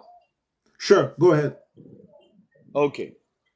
First of all, thank you for bringing me up. And so, second most, the Bible said, if a fool said in his heart that there is no God. Okay. I know you said it is the imagination of our mind that there is God. No. Who gave you the ability to imagine in the first place? Hold up, Do you think? hold up, please. You said the Bible says a fool says in his heart that there is no God, right? Yeah. So I don't want to believe that you're a fool. No, hold up. Yeah, of course I'm not a fool because I'm not saying it in my heart. I'm saying it with my brain. Yeah, even in your brain. Who gave you No. brain? The Bible doesn't say in the brain. No. The Bible says a fool says in his heart that there's no God. But I am saying in my brain through my mouth that there's no God. So it's not a matter of a heart. So that scripture you're giving me doesn't apply to me because I'm not saying it with my heart. I'm saying it with my brain. Logic. And Logical thinking. There is another version of the Bible that said because they did not retain God in their heart, God turned them over to a reprobate mind. You are a reprobate human being. It is Of course, until you no die problem. and face God. No, until listen, you die and listen. and you face the eternal God. That Listen, you understand the foolishness that you're talking about. Listen, brother, let me tell you something. If you didn't know, bro, it is okay for me to be whatever you want me to be in your imagination. You can imagine me as a reprobate. You can imagine me as a fool. You can imagine me as a goat, as a gorilla, all you want. That imagination I don't imagine. is, listen, I bro, don't imagine. that The way imagination you're talking, is still not as the way real you're as your talking, God. no, the way you're talking is the proof of your foolishness, of the foolishness in your mind. Sure. At least I don't believe in Yeah. talking snakes. Do you not believe in talking snakes? What does that mean? Do you believe that a donkey can talk to a human being? Because I know that they don't talk. So you don't believe the Bible? I believe that. The Bible said that there was a donkey who spoke to a prophet. Yeah, that's through a miraculous performance. That So, one is a special miracle from the power. regardless of if it is miraculous or not miraculous, you believe that donkeys can talk. No, they don't talk, but the donkey that spoke with human being in the Bible, it is through a divine intervention, and that is different. So you're saying that donkeys, once in a life. so you believe that donkeys can talk through divine intervention? Yes. That's why Africa is poor, because of people like you. No. You are a problem. No. You are a big problem to the African economy, to African civilization. Your mentality has finished us. Wait, If, you can't brother, wait, why is it that now let's have a conversation. Hold on. Why is it that a donkey can talk to divine intervention, but the Nigerian economy cannot be fixed to divine intervention? How long have you guys been praying for Nigeria? Yeah, we are praying, but the people that are in power are not seeking God. Why can they not seek God? Hold up. Why is it that they cannot seek God through divine intervention? Why is it that divine intervention only works when it comes to donkeys? You even believe that nonsense? No, even me as a human being that I'm not in government, I have seek the divine intervention of God, and I have seen it in action. So if you have not seen it, and because of your foolishness, okay, tell me one divine intervention. Tell me one divine intervention that you saw in your life. If I tell you now, I'm in a public place now, so if I tell you now, you will be, it's countless. I can tell you as many as you want. Brother, but it's countless. Check this out. Yes. I dare you to tell me of one divine intervention without sounding like a madman. Okay, I'm going to tell you one. There is one time that I was my sister. Brother, your sound is terrible. Your sound is terrible. Yeah, because I'm in a public place. I won't mind to come down to. Yeah, you should come down, bro. Just come back when your sound is better. Let me go to somebody else. If the next person has a divine intervention, come and tell us. Nonsense. You Africans, you're still living in a cave. You're still living in a cave. You went from native doctors to native preachers. While the rest of the world is developing themselves. God cannot go to Nigeria and build roads through divine intervention. It is the Chinese who are building roads for you. What's up, Ngozi? Hi, good morning. I'm happy to be here, and I just want to let you know that I have experienced God in the fullness of His glory. God really does exist, and I'll give you two instances where I experienced God. When I had my last child, I was bleeding, and my blood level got to 4%. My body couldn't take in blood. There was no vein. There was nothing. The doctors didn't know what to do, and all hope was lost. They thought I was going to die. And I called upon the name of the God that I serve. I am that I am, and God showed up for me. There are cases where people just No, tell had me pain. exactly what God did. God sustained me and kept me alive, How? even when. That is why I'm alive. How? How I cannot explain. That is why it Sister, is called sister, that's a very, very miracle. big problem. Something cannot just That's why happen. it's No, called no, a sister, wait, miracle. sister, wait, sister, wait. Something cannot just happen because you are not intelligent enough to explain why it happened. You just claim that it's God. That's foolishness. When the That's doctors that's do not that's know that's what to backwards thing. do, Yeah, that's because your and doctors in God comes Nigeria, in. your doctors in Nigeria don't have a good medical system because you Nigerian most of you doctors are. are the smartest. Nigerian doctors are the smartest. My second example is in 2021 when gunmen attacked my house. They were holding guns and pointing to my head. And I called upon God and He saved me. God, there are so many situations How I how, have how did experienced. God save you? How did God save you? They could have killed me. How did God save you? Tell me how exactly God God saved you. saved my life. I called upon my. I don't know how God does it. It is not my. I don't have to know, but that is why it is called a miracle. When God Sister, does it, sister, mhm, call upon yeah. God right now. Let us see. Why do you want me to call upon God? Well, because if you were able to call for God right there in that moment when they were about to take your life and God intervened Mhm. right there, you should be able to call upon God right now and God should be able to intervene right now. What do you want me to tell God now if I call upon Him? And just tell me, I'm Call, going to listen, call. listen, listen, sister. Mhm. If God really answers your prayer, ask God to manifest His power on this life right now in such a way What that power do it, you want? God does not operate in that way.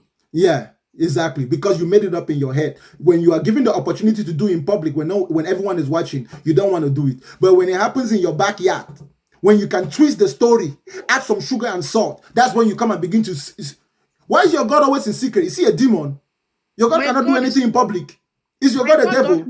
His miracles in public. Okay, let That him is do why it right I'm here. alive. Sister, demonstrate right now, right here. If you feel pray, pray. I don't think praying is a bad thing. You can all you have to do is pray. You don't Sister, hear God. remember, remember. It is not big. The souls of 659 people are here. If God should manifest his power right now, you can save 661 souls, including my soul.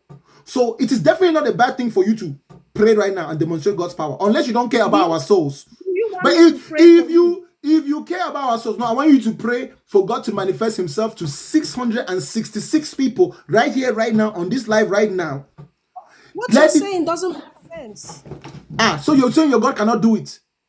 I Why knew it. why will my God not I manifest? knew your God could My not God do it. shows himself. My God shows himself wherever or whenever he wants to. If I Okay, call then upon the name of my God, he answers me. call So it. what do you want Call me it to right now. call? Call it What right do you now. want me to Jehovah? So what do you want me to say to him? Tell him to What send do an you want? angel. Listen, tell God to send an angel to come right behind me right now and touch my shoulder so everyone can see. No, no, God does not work like that. Who are you to say how God works? You don't even know how God saved you. Now you're trying to tell me Yes, how God because that works. is why it's a Sister, miracle. wait, sister, wait. If God sends an angel to touch my shoulder right now, it would be a miracle. So go ahead and pray. God, I will not mock God. God No, does not sister, operate. it's not that you will not mock God. The person you will be mocking is yourself for being a fantastic, bombastic liar full of delusional beliefs. No, no, no. I am not going to listen Sister, to you. if you There can is pray God. and have your There God is come God. right now and touch my shoulder, And God, 689 people would see God it. loves you. God loves you. And if you turn God to loves. him right now, he's going to be happy. He's going to accept you. You bombastic liar. You're lying. I'm not lying. I'm telling Okay, you there is then you who your God listens to, tell your God to send an angel from heaven to touch my shoulder right now. Let 689 people see. It will not be a matter of my personal experience anymore. It will be a testimony. I will go and testify in the whole world that I challenged a child of God on TikTok. The child of God prayed on TikTok, and the angel of the Lord appeared and touched my shoulder, and 700 people saw it. If you cannot do that, you are a fantastic liar, a scammer. no God does God. You can't put God in a box. That's God does exactly not what a scammer says when you tell them to demonstrate in public that their message works, that their prescription works. You're a scammer. No, I'm not. God Yes, you're a exists. scammer. You're trying to fool us. You want us to just And take your words for it. You are the type of person that comes and says, look, if you invest your money in my business, it will work. Then when I say, show me how it works, you say, no, I cannot show you how it works. God loves you. God loves you, and He wants you to turn to Him. Okay? When God did God loves you. when did God tell you that? It's in the Bible. We Does know God it. hold up? Does God love those hungry kids in Africa? Does God God love those loves people who hold up? Does God love those people who are dying from HIV/AIDS? Does He love the innocent children in Palestine? It is not God's plan for people to suffer. Sister, does God love those people who are dying in Palestine? It is not God's plan for Does people to suffer. your God love those innocent children dying in Yes, He Palestine? does. Yes, He does. Why did He let them die? It was not God's plan for them to die. So It is let me ask. So what was God's plan? Sister, wait. Hold up. You're making a very big mistake. Whose plan? What was God's plan for those children in Palestine? God's original plan was not for man to suffer. That is why He says, Sister, anyone I am asking you about a specific people, the children in Palestine who were bombed by Israel, the children in Israel who were killed by Hamas. What was God's plan for them? God's plan for them was not for the bombing or the war to happen. Hold up. So you're telling me that God made a plan, but man was powerful enough to disrupt God's plan? That means man is more powerful than God. You gave see, man I told choice. you, God gave man sister, you're not understanding. If man can interrupt the plan of God, that means your God is powerless. A simple God is human being can change the plans of your God. God is not powerless. God gave us. If your God is not powerless, how can God make plan that somebody shouldn't die, but that person still dies? That means God's plan did not work. Hey, I told you have a useless God. I don't have a useless God. That God you have imagined in your head is very useless. He keeps making plans and human beings keep disrupting his plans. So what kind of God is that? What do you believe in? Nothing. Oh my God. I go about the world learning, and I learn to understand. I don't learn to believe. If someone is talking to me, my goal is to understand them. It's not a matter of belief. If I believe something, it doesn't change what that thing is. You understand that? Listen, this is a bottle. This bottle cannot become a bottle because I believe it. If I know what a bottle is supposed to be, and I observe this, and it meets those characteristics, then it is what it is. How did it come into existence? My father's Mbola entered inside my mother's Toto, and then he pissed holy water. My mother got pregnant. That's how I came into existence. You don't know that? So how did everything in the world come into existence? All the natural things you see in the world, which are not humans and animals and plants, came into the world naturally through natural events. It's called natural selection, evolution. Go to school and study. What are the natural events and what are the evolution? What are you really talking about? You have to pick a specific thing and then you can study the evolution of that specific thing. Pick anything you want in the world and study it. If you really want to know, okay, stop going to church every Sunday. Start going to school. Go to a professor who teaches evolution and learn. If you really care, if you're asking me that question because you want to know the truth, stop going to church every Sunday and Wednesday. Go to a university instead. There's no need for us to argue about this. God actually really does exist. In your imagination, yes. Listen, sister, he exists in the back of your head with Father Christmas. And in reality. No, only in your head. Only in your head. In everything I know, God is the reason why I am alive. God is the reason why I am breathing. So no, God has nothing to do with the reason why you're alive. You're just not smart enough to know that. I don't No. blame you, God, but I have to be very strong worded with you because you're my African sister. And if you continue down that lazy thinking way, you're going to produce children who are also thinking that lazily. But we need to compete with the Chinese and the Americans. We don't have time for people who are seeing spirits. We don't have time but for mad people. you are sounding very, very arrogant. You don't have to be arrogant to Sister, it is the power of truth. I am sounding the way your pastor sounds. It's just that I'm telling you what you don't want to hear. Even when your pastor talks, he talks like I am talking. You don't have a problem with that because he's telling you what you want to hear. I am talking to you religious people with the same energy that your pastors talk, except I am telling you the opposite. God for myself. Yes, And in I your pray dreams. for you that Yes, you will experience God. you have experienced God in your dreams, my sister. I have experienced God, and I pray for you to experience Him too. Your prayers are Thank useless. you They very don't much work. for inviting me Your to your prayers are life. useless. They don't work. Keep lying to yourself, my sister. Keep living in that dream. Poverty in Nigeria has tortured, in Africa has tortured you guys. Poverty has made you guys suffer so much. Americans are building artificial intelligence. You are still praying to imaginary beings. How about the person who prayed, but they still died? Prayer does not work. If you made a prayer and you survived, it is literally a coincidence. The only way you survive a bullet is if you have a bulletproof vest. If you don't have a bulletproof vest, my friends, you will know that something is a solution when it can be tested and when it can be repeated.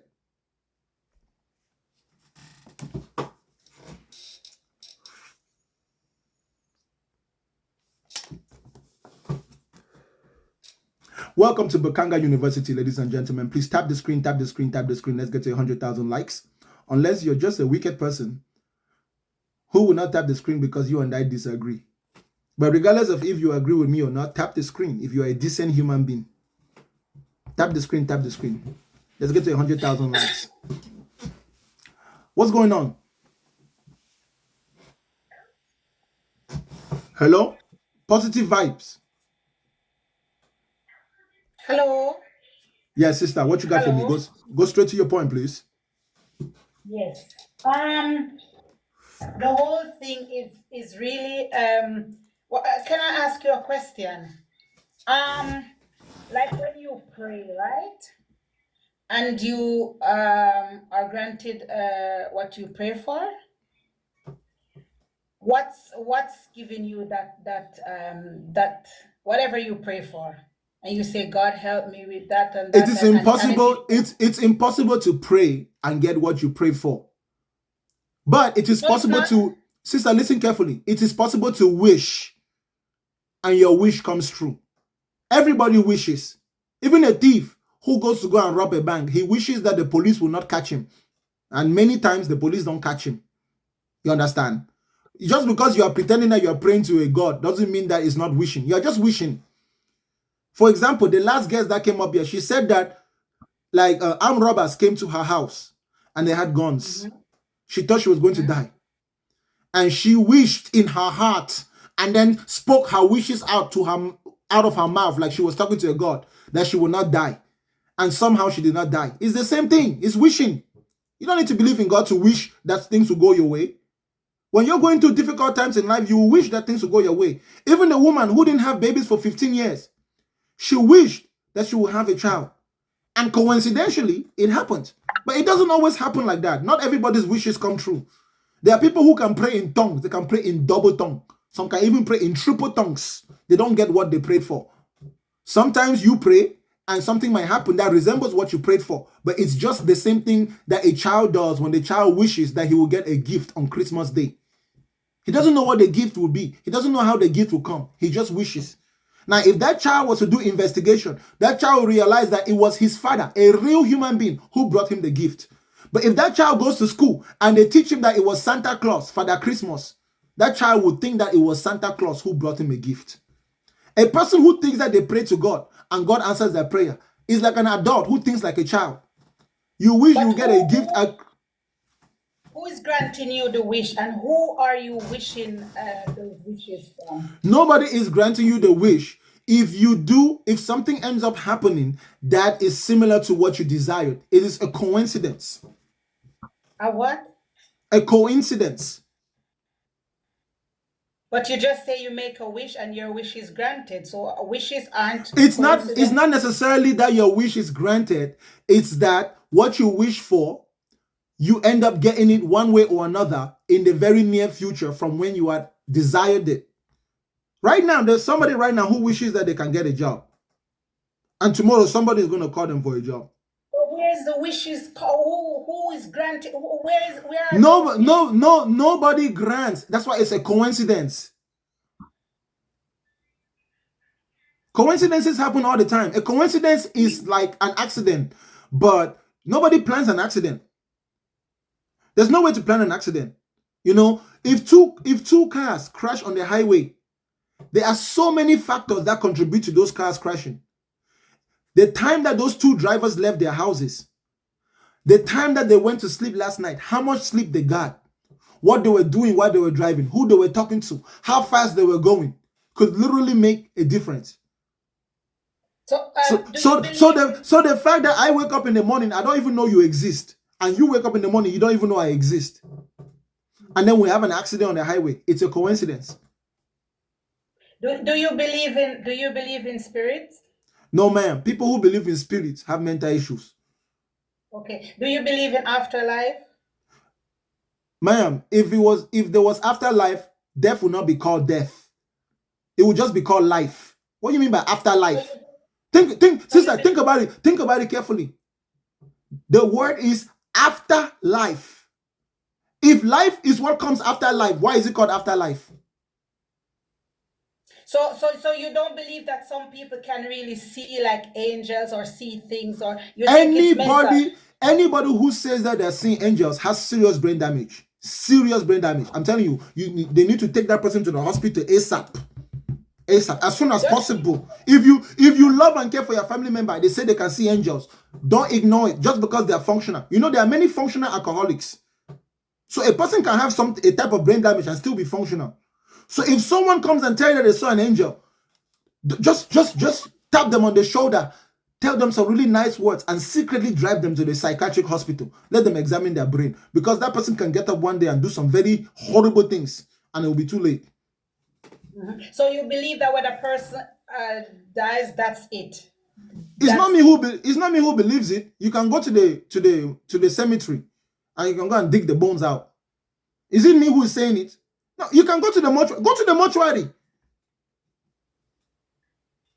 Go to if you want to know where human beings go or what happens to human beings after that, go and spend a night in the mortuary. It's funny how some of you guys believe in the afterlife, but you wouldn't dare spend a night in the mortuary. I can sleep in the mortuary because I know it's dead people. They're not gonna get up. But you, because of your superstition, you wouldn't even look at a mortuary. A mortuary is where we keep dead people. We embalm their bodies, prepare them, put them in a box, dig the ground, and throw them away. That's why it's called remains. They're dead. Death is a true end. Death is a true end. Your life is only one life. That's what your life is so valuable, because you only get it once. It is a once in an existential experience. Every moment counts. There is a limited amount of heartbeats that your heart will beat. Every moment that's passing, your heart is beating, and that number is decreasing. If you understand that, then you should know that everything you are working for is for nothing if you don't have someone who will take over it after you have died. That's why we desire to have children. That's why we desire to have a legacy, to have descendants.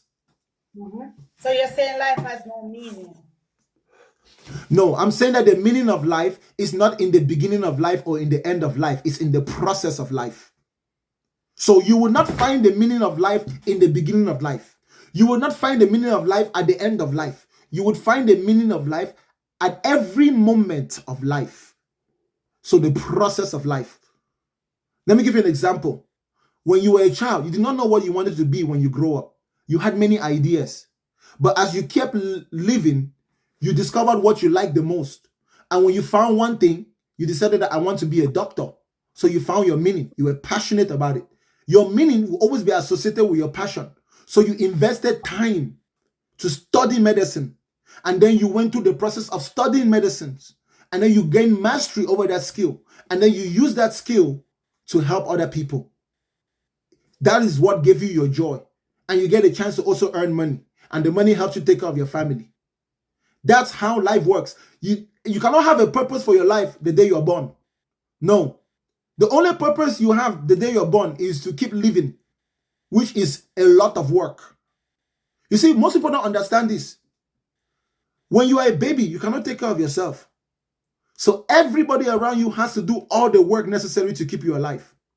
Except that amount of work that is needed to keep you alive while you are a baby doesn't change. But as you grow up, people start living little by little, and it is now your job to keep yourself alive. When people realize that job is a very difficult job, that's when they start asking for help. They start needing help.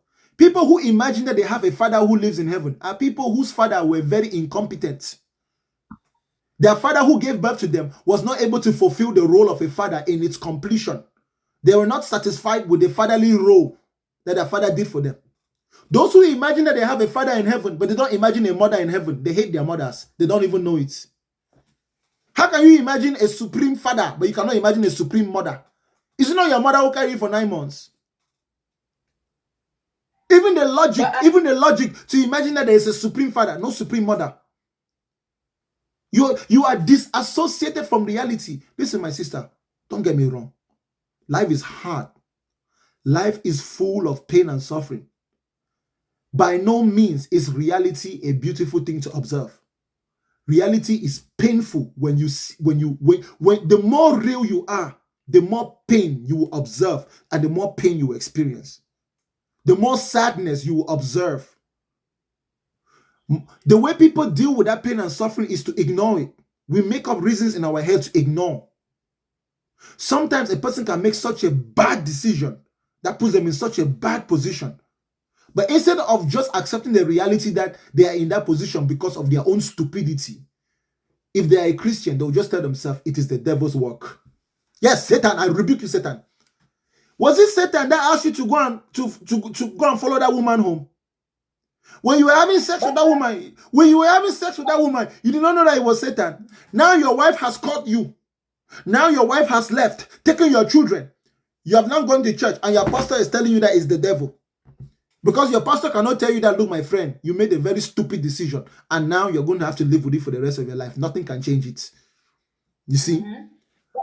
Everything that happens to me, the first thing that I learned once I started being a Christian, I had a very, very transparent perspective of the world. I came to understand that everything that happens to me is a product and a combination of every decision I have ever made since I was able to make decisions.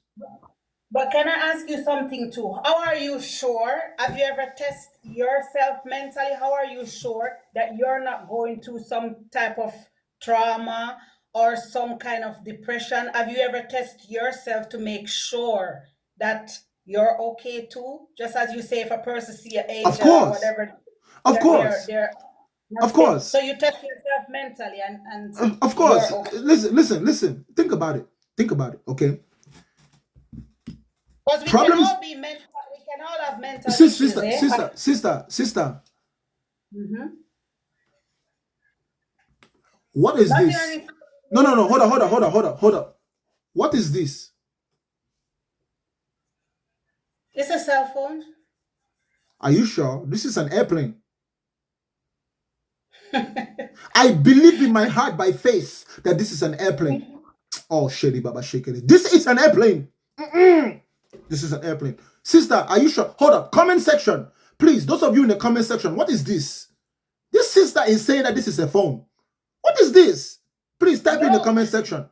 Anybody who knows what this is, please type in the comment section. What is this? But please, for us. No. Sister, please wait. Hold on. Let me demonstrate. Sister, let me demonstrate. There are certain states of mind that a human being can find themselves in that compromises their ability to see the world as it is. Depression is one of those things. Yes. Depression is an altered state of mind that is a product of a person being overwhelmed by their emotions. That's why people who are heavy into depression, they do irrational things, like some try to take their lives. Some lose motivation to work hard. Some lose the ability to be disciplined.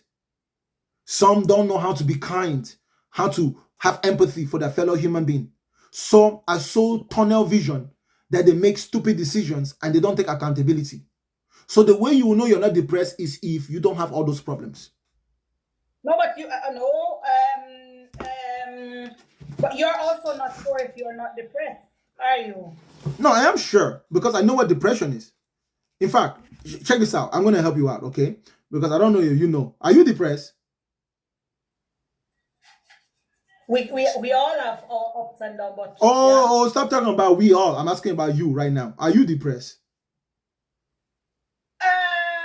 No. No. How do you know you're not depressed?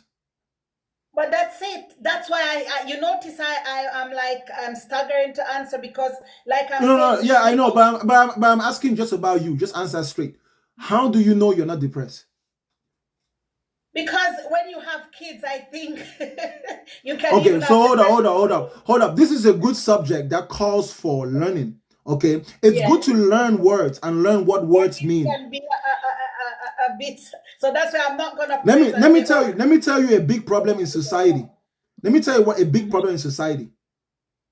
The first way to fix a problem is to identify the problem as it is. That's why in the world of problem solving, you cannot go based on faith.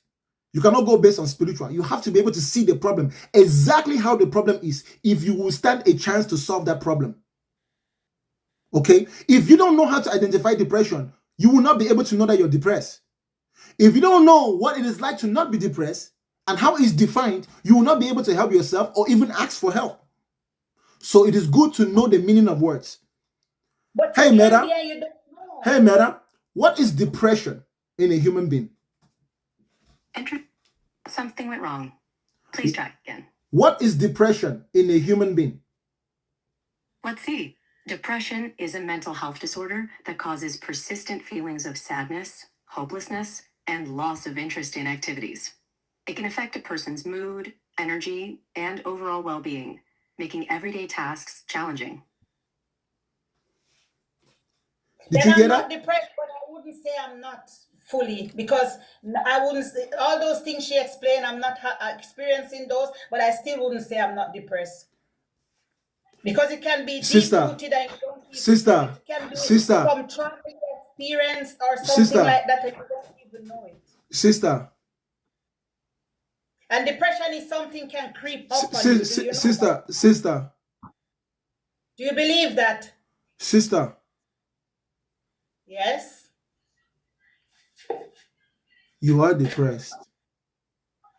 I am not saying yes and I'm not saying no. No, sister. Because all those things you express. Sister, let's take a deep breath. Sister, let us take a deep breath.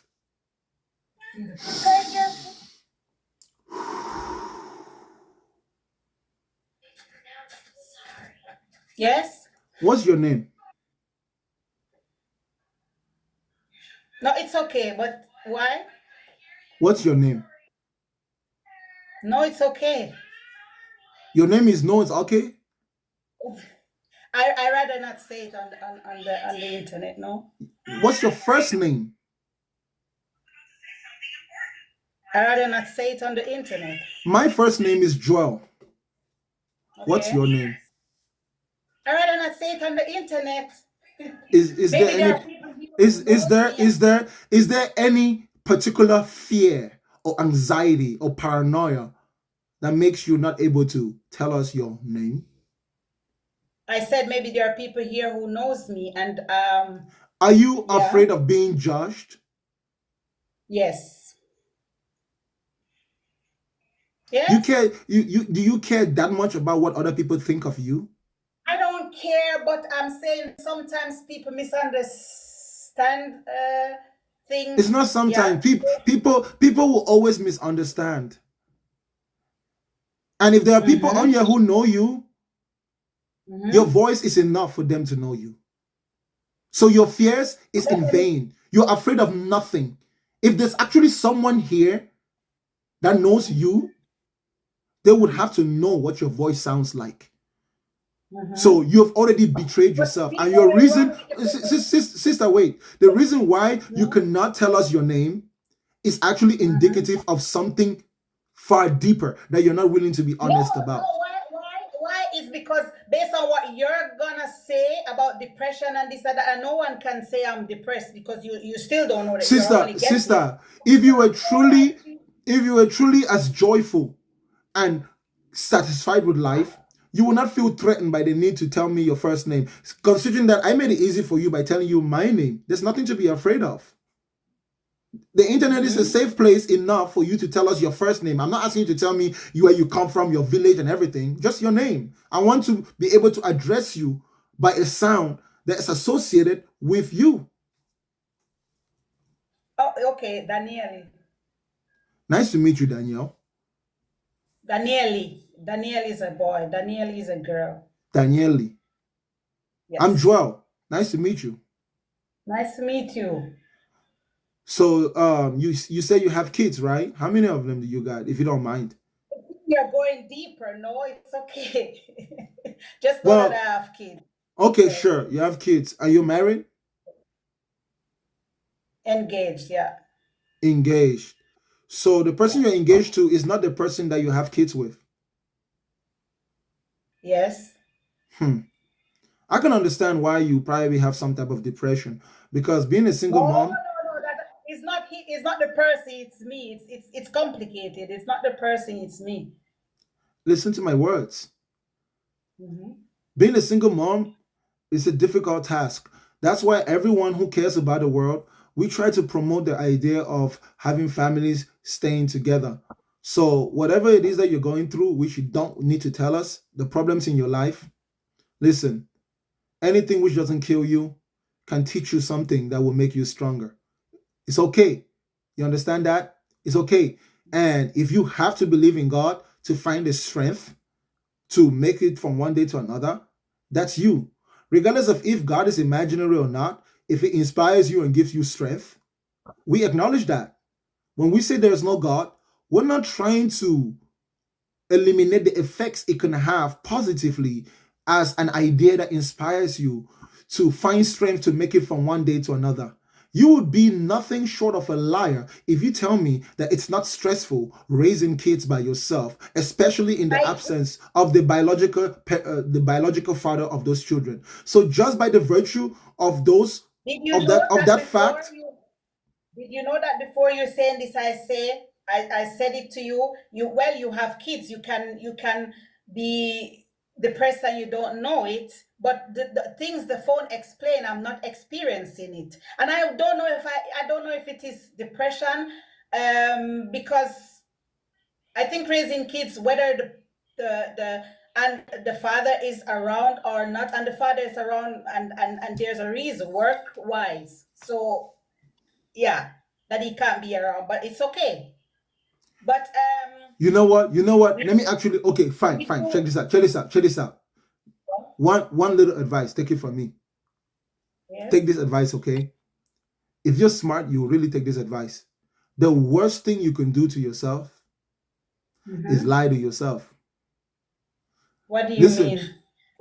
You make yourself believe that you don't have a problem that you actually have. Sometimes 50% of the solution to your problem is simply acknowledging that it's there. And that's actually the hardest part of solving problems. The hardest part of solving problems sometimes, especially problems that involve our emotions and feelings, this is not just like you, this is like me. It's a human thing. Like that's part of my life every day. Like I have to be disciplined about acknowledging that, look, this is a problem, Tezok. You have to stop right here and fix this problem. You have to give this problem your undivided attention. Because sometimes what seems to be a problem might just be something so little that I feel like I can live without it. But in the absence of a God that I can go and cry to, I have no choice but to pay attention to every little thing that is off in my life. Like I said. Can I ask you the question? Are you married? Can I ask you the same question you're asking me? No. Do you have kids? No. You have kids? No. Do you have a good connection with your family? Yup. Yeah. Mm-hmm. And can I ask, how old are you? 31. And you're not married. If you knew me more, you will understand why. Anyways, let me tell you why. You see, I'm a person that values knowledge more than even human connections. Well, that's why I say. So maybe listen, you are listen, like you're listen, dating, because listen. you're scared of dating, right? Are No, you? I fuck all the time. Like, and I've been in long-term relationships. Dating, that's It's just, mating. That's not dating, that's mating. And you're sister, wait. right there, you're already going wrong. Sister, Right there, you're already going wrong. sister, Just going around and be sleeping with everyone, that's can totally be sign of depression. or I could just be a polygamist. But that's not, Sister, wait. Oh, sister. Hold up, Daniele, relax. You didn't even let me finish telling you what I do. Okay. Mm-hmm. I don't think that any man in his right mind who has not arrived at a point of financial stability should be producing children. I think you're straight up stupid. But if you do produce those children before you have lived out the passions of your youth, if you do, then you have no choice but to stop living. So I am applying wisdom. Mm-hmm. It is not everything that needs to be in a hurry.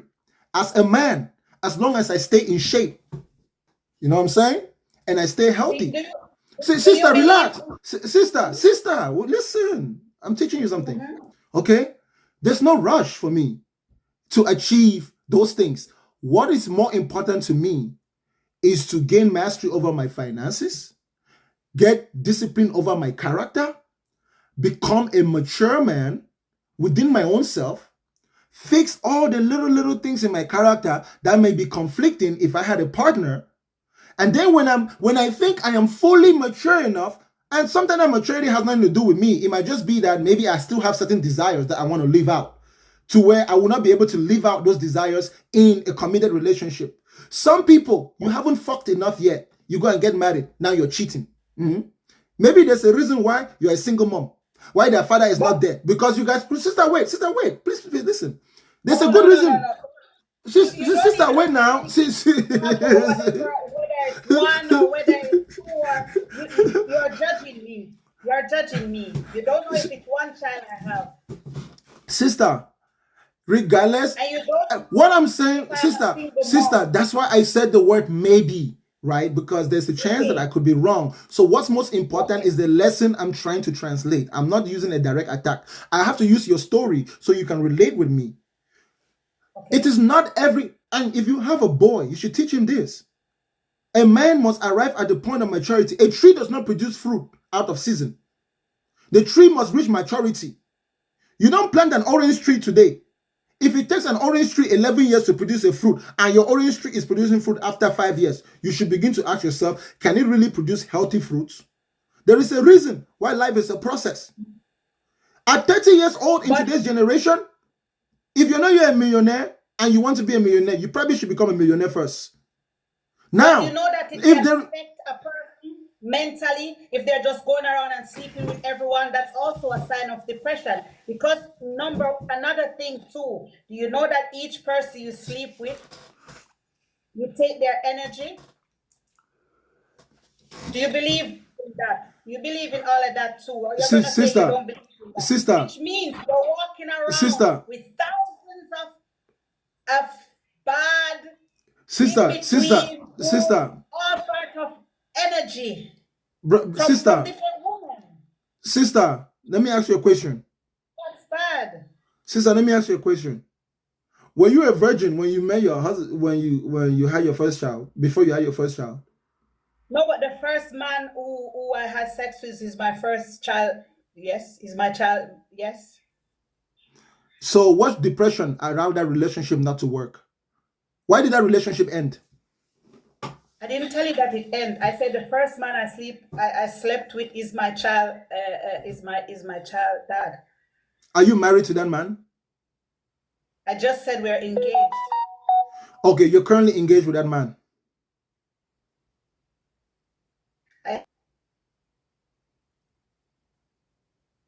Hello? That's why I asked you yours only because you were asking mine. I don't Sister, normally sister, question. sister, wait. Sister, wait, sister, wait. So you've only known one man your entire life? I don't have to. Yes. Hold up. You don't have to answer yeah. No, because you're still going deep so that people know who I am, and I'm not gonna say everything here. Sister, if you're afraid to go deep, why are you asking me questions that make me go deep? And I'm asking you. Did you ask me a question and I said I wouldn't answer? No, because I'm just showing you what if you're open enough to answer, so it's fine. But what if I am? Okay, hold up, sister. Do you know that my ability to open up and answer is a number one sign that there's no possibility I could be depressed? Because people who are depressed usually hide their pain. You understand that? So you should compare these symptoms. You're projecting something about you. There's nothing about my life that I'm ashamed of. You see, shame is not something that exists where I'm from. I learned as I was disconstructing from Christianity that the beauty in life is found within the relationship of joy and suffering, pain and gain. Every mistake teaches you a good lesson of what not to do. Every good decision confirms how to do something the right way. Life altogether is a bundle of joy. Happiness is a constant state of mind that should have nothing to do with your circumstances. Happiness at its very root is simply the joy of being alive. The simplest things in life should make you happy, especially when you have no shame, no guilt, no fear. You see, I don't live my life thinking that, oh, if I die, I'm going to go to hellfire. So that means the mistakes I make in my life or the things I do in my life that don't work out right, there's no eternal punishment that makes me not sleep at night. If I do something wrong right now and I discover that I did it wrong, I fix the mistake, get up tomorrow with energy and power and run it all over again. You see, contrary to what you think, it is true that some people would utilize sexual activity with multiple partners as a way to vent out their depression. But to some people, it is just a passion. I mean, sex is pleasurable. There's no rule. Sister, listen, please. There is no law. If somebody is depressed, did you know if somebody is depressed and you go have intercourse with them, you can pick that depression from them? No, that's superstition. No, that's not superstition. Sister, listen to me again. Listen to me again. That is superstition 101. Energy. The only thing you can pick up, sister, intercourse with someone. Sister, look it up. Sister, outside of the bullshit their pain becomes your pain. Look it up. Sister, out of the bullshit that your cuckoo people have taught you, this is the only thing that's possible during intercourse. Transmission of fluids and pleasure. As long as that person doesn't carry any infection within their fluids, you'll be all right. As long as that woman is not going to ovulation, then the possibility of her getting pregnant is not possible. So yes, before you have intercourse with someone, you should ensure that that person doesn't have any sexually transmittable disease. You should ensure that you take all the measures necessary. Sister, ask all of them for a letter from the doctor before you sleep with them? You say what? Do you ask each person you're sleeping with now, since you say you're just going around and having intercourse, do you ask all of them for a paper from the doctor? Not a paper from the doctor, but people have medical records. And in the country that I live in, people always have medical records. Plus, I don't sleep with anyone too. I think you're running off a false assumption. I said to you that I fuck all the time. I didn't tell you that I go around just sleeping with anyone. It could be the same person. That's why you should listen and use your brain. No, but listen, sister, listen. But I let you run with that narrative so you can learn something, and hopefully someone in the comment section can also learn something. That's not what you said, though. No. That's not the impression you're giving off here. Now, because I said this, you're saying something else. Hold up. What did I say the first time? Give me my exact words. You say I fuck, and then I say yes, but you can't be going around sleeping with people, and you say, well, it's best to be honest to yourself or whatever, and just You're wrong. enjoy You're life wrong. You're wrong. That's not making what a said. commitment. That's not what I said. You're wrong. You're wrong. It's okay to be wrong. This is what I said. I said I fuck all the time. True. And then you said, oh, you can't just be going around sleeping with multiple people. And then what I said, rather than accepting or denying that statement, I decided to explore it. So I asked you, what if I'm just a polygamist? I said that. And then you said, oh, no, that's not what it is. Don't you know that when you sleep, then we went down that line. But I don't think it's important whether it's with one person or with multiple people. I think that what's important is safety. And listen to me, the way you're starting to sound, maybe I need to give you another advice. You better be ready to fuck 24/7 if your husband wants to fuck 24/7, because he might have it. Sister, listen, he might have a different sex drive than you. And if you fail in that part of your relationship, you're doomed. Okay, thanks for your advice. Yes. And some people don't necessarily want to get married. There's no crime against that. There's no law that says you must get married. There's no law that says that you must get married to only one woman. In some places in the world, it's legal. You can legally marry more than one woman. In some countries, it's illegal. But every human being is responsible for making the choices they make. What's most important is that you be disciplined about it and you be honest about it. You be truthful to yourself. You understand? That's why it's not a judgment. If I ask you, even if I said you were depressed, I think that being a single mom is a stressful thing, or raising a child by yourself can be a stressful thing. If you're not a single mom, then that doesn't apply to you. It's okay. But even if not as a single mom, it can still be weird. It is true. It is true that, yes, you can even be in a relationship and it will still be stressful. But it is a matter of fact that as a single mom, the likelihood, the probability that you're going to experience multiple stresses far increases. And if you find yourself in that position, you simply need to accept that. And every time the job becomes tiring, you find a way to deal with it rather than ignore it. You know, there's no benefit in being too extra strong when there's no need to be extra strong, right? Some people actually end up suffering in their life because when a problem comes, they try to play the tough person, the tough guy. It's okay to acknowledge your weaknesses. By acknowledging your weaknesses, you gain strength. But some people are mentally strong though, so that's why I'm saying I'm not gonna say I'm depressed. I'm not gonna say I'm not depressed. I'm being honest.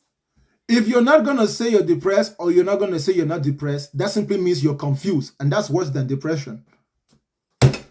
It's like you saying, I'm not gonna say I'm a woman. I'm not gonna say I'm a man. Then what the fuck are you? Are you confused? Because the things the phone just explain, I'm not experiencing those things about some days feeling this. I'm not feeling all of that. If that's what depression means, then okay, I'm gonna say I'm not depressed then. If that's the only meaning of depression, then I'm not depressed. Okay, hold up. So, maybe I see what it is then. I see what it is. She said depression is a mental health disorder that causes persistent feelings of sadness, hopelessness, loss of interest in activities. It can affect a person's mood, energy, and overall well-being, making everyday tasks challenging. Now, let me ask you a question, okay? Do you experience feelings of sadness sometimes? No. When was the last time you were sad about anything?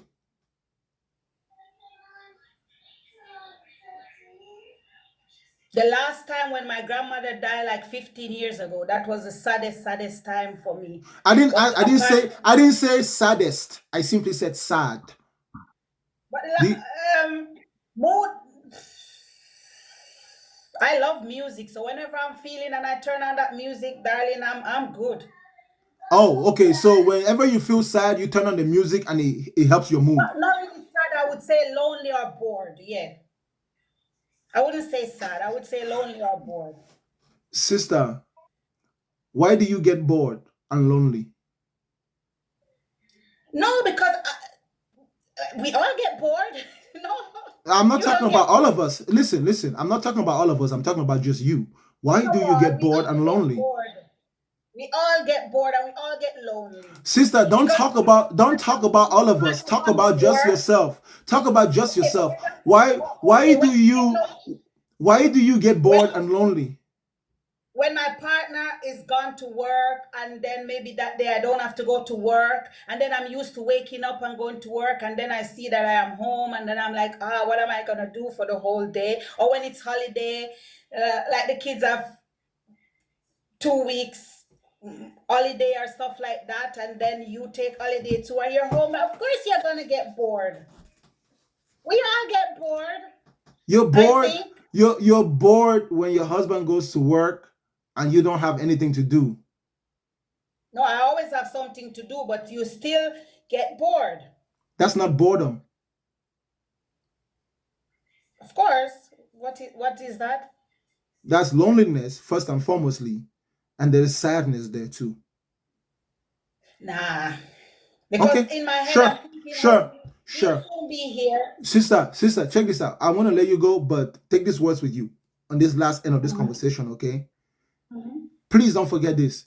The first step in solving a problem is identifying the problem as it is. It's not a matter of pride.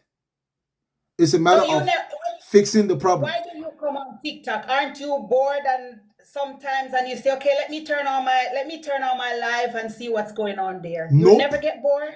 Nope. What? But boredom doesn't exist in my life. I have too many passions. Too many. In fact, I have so many passions. Like my biggest problem is time management.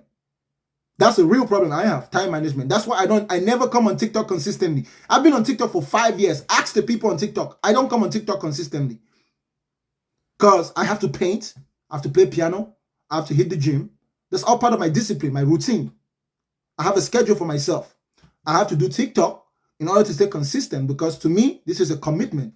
I've made it a job to myself. I think it's important. You know, I've put it as a part of my life. So it's part of my responsibilities.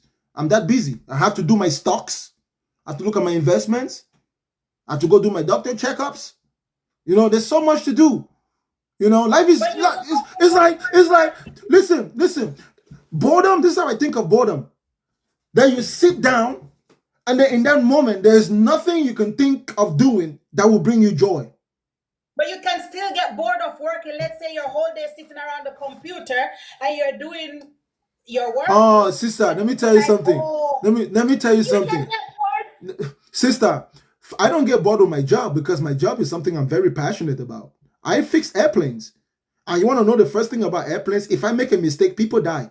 So I have to always be focused. And then by being focused, every time we successfully let the plane go out, which is every day, we're happy. There's always a joy, especially considering that a plane is not something you can pack in the air and put it down. Like literally, you go to work every day, like my job. I go to work every day. It's like a new experience. Because no matter, even if you're doing the exact same thing, it's a different day, different circumstances. Other people have touched the plane before you. And if you don't do it right, if you don't catch the mistakes, my job is problem solving. I spend my time solving problems. And I use that knowledge and all the skills I gain from there to put it in my examination of religion. And I think I solved the problem of religion. When it comes to the subject of God, as long as a person knows that God is imaginary and you are making it up in your head, then the God that you have in your head doesn't have to be the same as the Christian, the next Christian. You can make Jesus whatever you want in your head and just believe it. So if you don't want to let go of the idea of God completely, at least understand that the idea in your head, you are the author of it. Make it in your image. Listen, the belief in God is so bad in Africa. A white man can leave America with long hair and a beard and walk down the street, and some foolish African people will begin to see Jesus. It happens. You think that's normal? Have you ever asked yourself what's going on in those people's heads? What's going on in black people's heads that will see a normal white tourist? The guy just came to go and see lions, but he has long hair and a beard. You are thinking it's Jesus. Okay. All right, I'm gonna leave you now, though, but I'll be on your page. I'll be following you up. I'll be following you. You're a Christian. Are you? Hold on. Before you go, are you a Christian? Yes, dear. Yeah, Christianity is in my blood. In your Yes. blood. Yes. You know We what need I mean? I mean, we, traditionally, like, yeah. I'm Christian. Listen. We need to get you a vaccine. So keep coming back to Dr. Bakanga. Dr. Bakanga will help you. Thank you for your time, okay? All right, then have a good day. And remember, whatever emotions are bothersome to you, you will find so much peace if you just acknowledge it. It doesn't have to be to any other person, just to yourself. I don't know. Do you have a diary? Kind of, yeah. Yeah, please make sure you write in your diary every day. Write how you feel in your diary every day. And because your diary is yours, no one can read it. Make sure you hide it. Write the most honest truth that you can write. Like, be as honest as possible in your diary. When you're done writing it, make sure that every 7 days you read everything you wrote for the last 7 days. Then you try to notice the consistencies. And then, like you said, every time you get bored, you play music. Then learn how to take the things you love doing and insert them into those little different parts of your day. That will help balance out your day a little bit. But it's called self-care. Self-care. Mental health is a real thing, my sister. You see, what people are calling spirituality is actually mental health. Your health, the way you think is the same way your body works. If you feed your body, your mind, toxic information, useless information, you'll be mentally obese. You'll be mentally diabetic. You have cancerous thoughts. So you need to feed your mind and your emotions healthy food, the same way you feed your body healthy food. And you cannot do it just by being casual. It has to be very intentional. And you have to be able to track it down. Keeping a diary is a very good practice for any human being that can read and write. Every day, the 3 people you love the most in your life, your children, every day, write down how they make you feel. If they make you feel the same way every day, write the exact same thing. The day they make you feel angry, write it down. The day they make you feel sad, write it down. The day they make you feel extreme joy, write it down. There is nothing in this world that will teach you more than the story of your own life. You know what I do? You know what I did when I started being a Christian? First thing I did was I started doing memory exercises. I go back as far back as I can remember, my earliest memory. I start writing down everything I can remember. I try to be as accurate as possible. I was born in 1993. Okay? In 1993, in Kumbo, in the southwest, in the northwest region of Cameroon. I lived there for 6 years. I have vivid memories of my experiences in that place. Vivid. Sometimes I wonder, like, was I really able to think like that when I was younger than the age of 6? My mother was a Sunday school teacher. One day my mother told me, because she was a Sunday school teacher, she started teaching me Bible stories really young. Really young. And one day I asked my mother, Mommy, who created God? I know I was less than 6 years old because we were still in Kumbo. We didn't leave Kumbo until I was 6. Actually, I was 5.5 when we left. And you know what my mother told me back then? She told me, when you get to heaven, ask God. But I did not want to wait till heaven. I never wanted to wait till heaven. So I did what I knew I could do best. If I read the Bible, maybe I'll find out. If I pay attention in church, maybe I'll find out. So I was always diligent when it came to the matter of religion. I wanted to know who created God. The fact that it took me 25 years, sometimes I look at myself, I'm like, man, I must have been a dumbass. Because it took me long to figure out that man is the one who created God. But the way they structure it, they make it very difficult for you to come to that conclusion. It's like a mystery, but it's not really a mystery.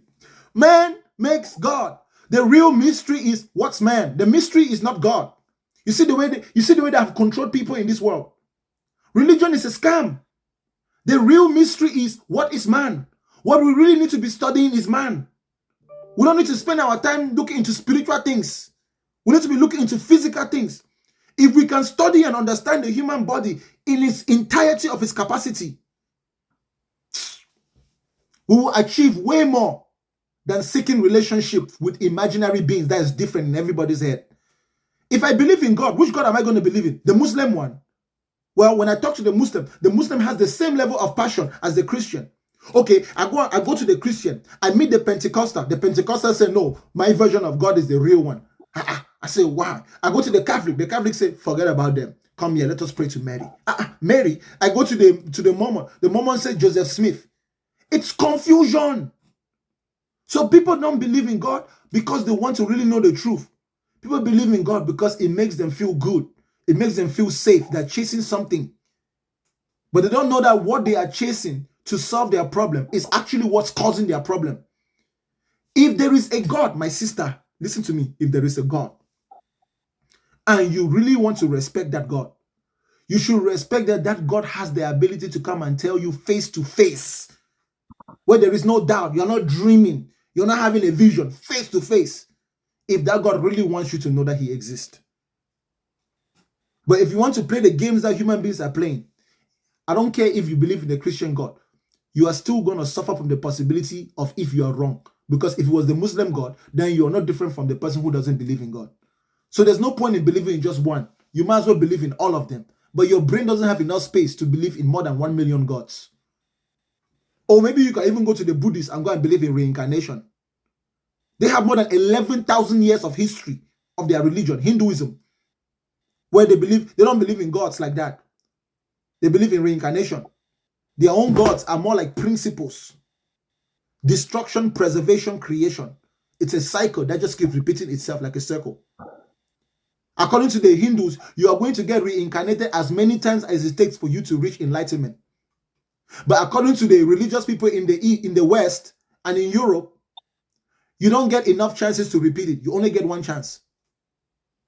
So for the Buddhists, the way you get to enlightenment, which is heaven, is you're going to keep being reborn into this world. Because this world is like a test. Until you pass the test, you will repeat. But for Christianity and Islam, once you fail one time, you're disqualified. Why is there such a huge discrepancy? Thank you for your time, sister. Have a good day. I'm going to give someone else a chance. Okay, next time.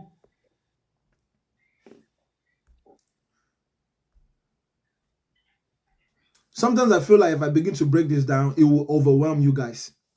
If you believe in God, it is your feelings and your emotions.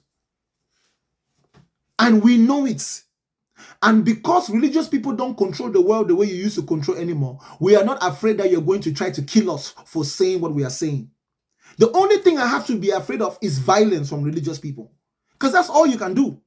What I am saying is more true than what you have believed. That is why your stomach is big. You can feel your intestines contracting as I speak. You can literally feel the static electricity going through your body as I speak. Because I am not speaking to you like your preachers. There is a certain arrogance in my speech. But that arrogance is founded upon my confidence in the truth that I speak as being observable. If God exists, God is not a fool.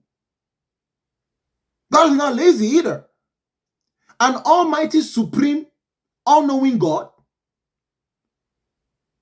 It is disrespect to claim that an almighty, supreme, all-knowing God would need messengers to pass a message. It is pure disrespect. That is a God you have made in your own image, in the image of your kings and queens. It is human kings and queens who need messengers. How can a God who is omnipresent need messengers? Listen to me, y'all.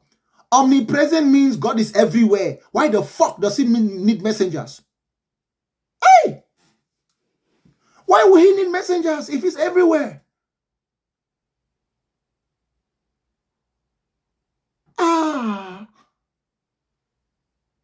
Not only does God need messengers, but they all have a different story. If God is everywhere, if there is a God and that God is omnipresent, you should never have one human being turn around and tell the other human being, this is what God is. We should all know. Just like the sun, just like air. You don't have a human being turn around and tell the other human being, this is air, breathe. This is how you breathe. Oh, look, the sun is shining. Do you need to tell a normal human being that the sun is shining? Everybody has access to it by themselves. Listen, if God is omnipresent, God would be like hunger. If I'm hungry, I will know that I'm hungry. You cannot tell me that I'm hungry before I can know I'm hungry. If God was real, everybody will know that God is real the same way that everybody knows when they're hungry. You don't need to be told. But because God's not real, you have one group of people trying to persuade people, others, that this is what it is. This is what it is, when it is not observable. Next guess. I hope I've monologued a lot. Somehow, in the midst of all of these conversations, I hope I can inspire you guys to learn something. Please keep tapping the screen. Keep tapping the screen. Let's get to 200,000 likes, y'all. Whether you're religious or not religious, please forget our disagreement and just tap the screen. It is good for the live session. What's up, sister? What you got? Hello, good morning. I think you hear me? I can hear you. Okay. I feel like people like you really need to be bringing this up like most of the time, because I've really been thinking about this right from last year. You get what I'm saying? So I feel like, sorry, I was doing exercise before. Fuck. Oh my god.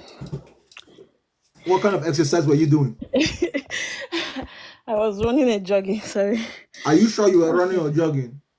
Yeah. No, I'm serious. I hope the exercise you were doing did not involve oohs and ahs. Ooh, No. Okay. Now, then catch your breath. Take a deep breath, then you can speak. Take a deep breath. Take a very deep breath, then you can speak. Okay. Anyway, I'm from Nigeria. Am I allowed to use my Nigeria tongue? You're from Nigeria. You think you need to tell me that you're from Nigeria? Yes, because the way you have said it. Go ahead, my sister. Go straight to your points. Let me hear it now. The thing is, I really believe in energy. I can't condemn people that are serving God, though. I believe that everybody have their own way, I like to believe on something. But I really believe in energy stuff. Like, there is God in everyone. You don't have to like face one particular place that there is God up with. Unlike people really believe that there is God. I don't know how to say the but baby. How to call back?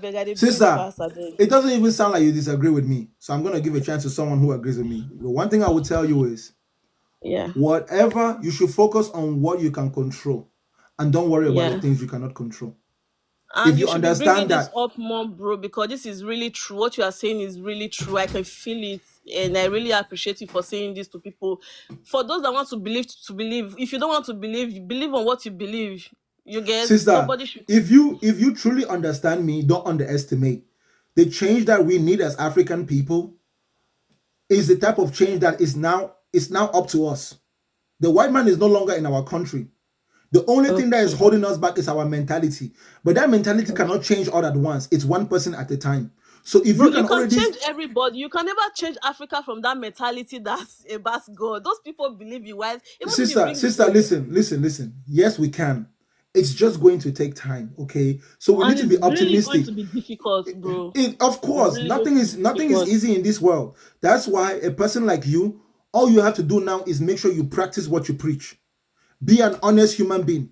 Have kindness in your heart. Have self-control. Be patient. Be good to the people around you. Be the best type of human being that you can be, despite the fact that you don't believe God. Be an example. So much that when the people who believe in God, they won't be able to argue with you because your lifestyle will even be better than theirs. You see what I'm saying? Yeah. So at the end of the day, regardless of if you believe in God or you don't believe in God, there is one thing that applies to everybody. We must all have the ability to practice what we preach, and our lifestyle must all provide a solution to the problems that surround us in society. Unfortunately for us, we don't live in this world by ourselves. So the real truth that impact the world is not my personal experience. It is the experience that I share with those around me. And when I am sharing experiences with those around me, I must be real.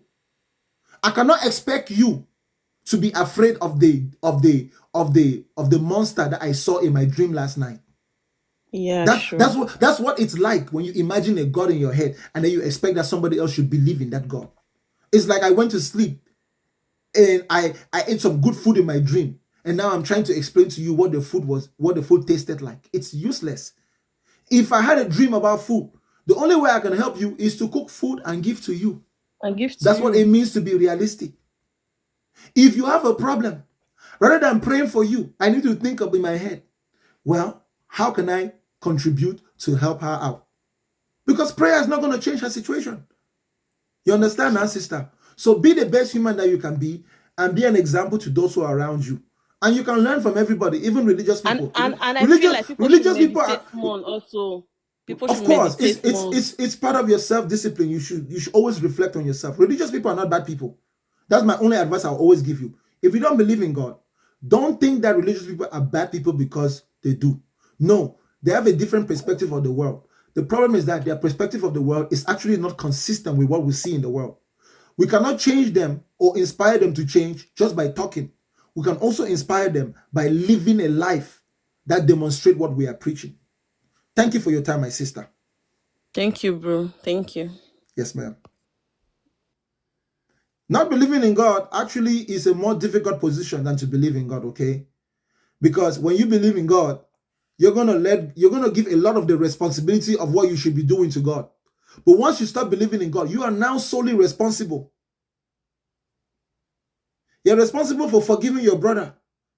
You're responsible for asking for forgiveness from your brother. That means if you offend somebody, let me tell you the one fucked up thing about believing in God.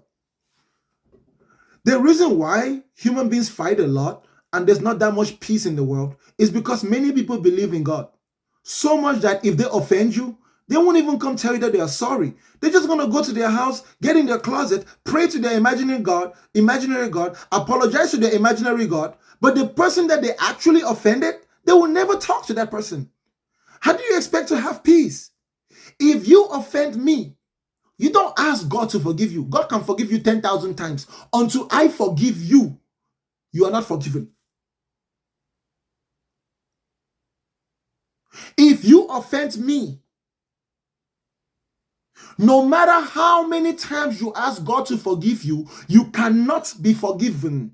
You will only be forgiven if you ask me. If I am no longer alive, you go to the next human being who was closer to me and you make restitution.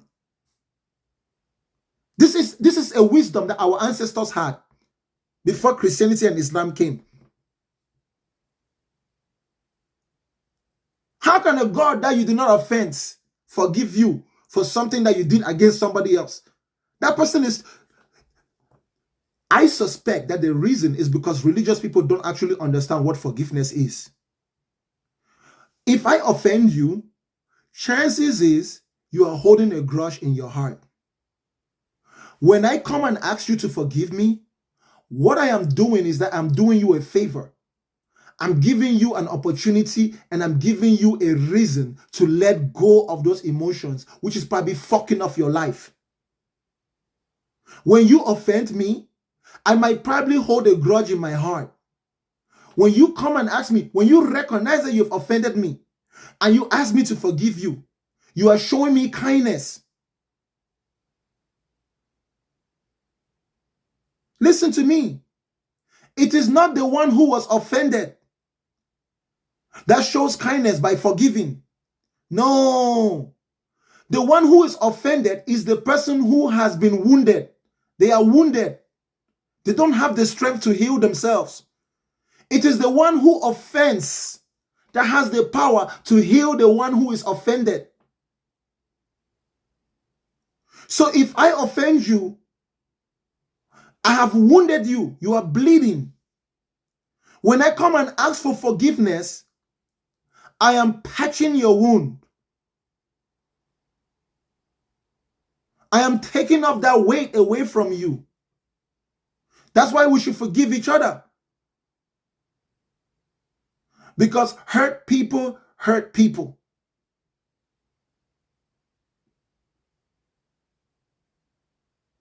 A person who has been offended would find it more difficult to overcome that offense if the person who offended them doesn't take off that load away from them. Offense creates resentment. That's why if you offend someone, Don't go and ask God to forgive you. That's stupidity. Stupidity. S-T-U-P-I-D-I-T-Y. Stupidity. Stupidity. That's ultra dumbness, supreme cuckoo-ness. If you offend someone, go and ask that person to forgive you. If they refuse to forgive you, at least you have given them the opportunity to heal. You can walk away with peace of mind.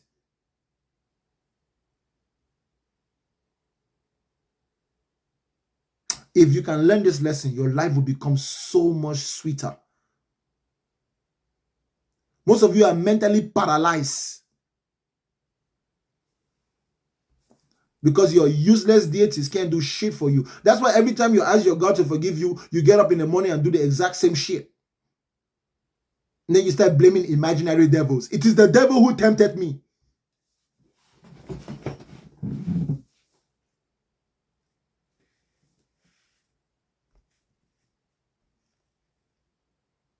In 2025, we are mature enough. We are mature enough to take responsibility for our actions without depending on supernatural imaginations. I didn't bring my card out there, so I couldn't reach the top. So What's up, bro?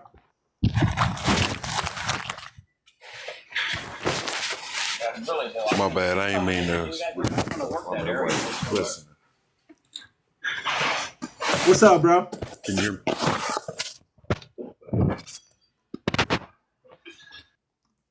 Damn, bro. Sounded like you were having a sword fight. Are you a samurai?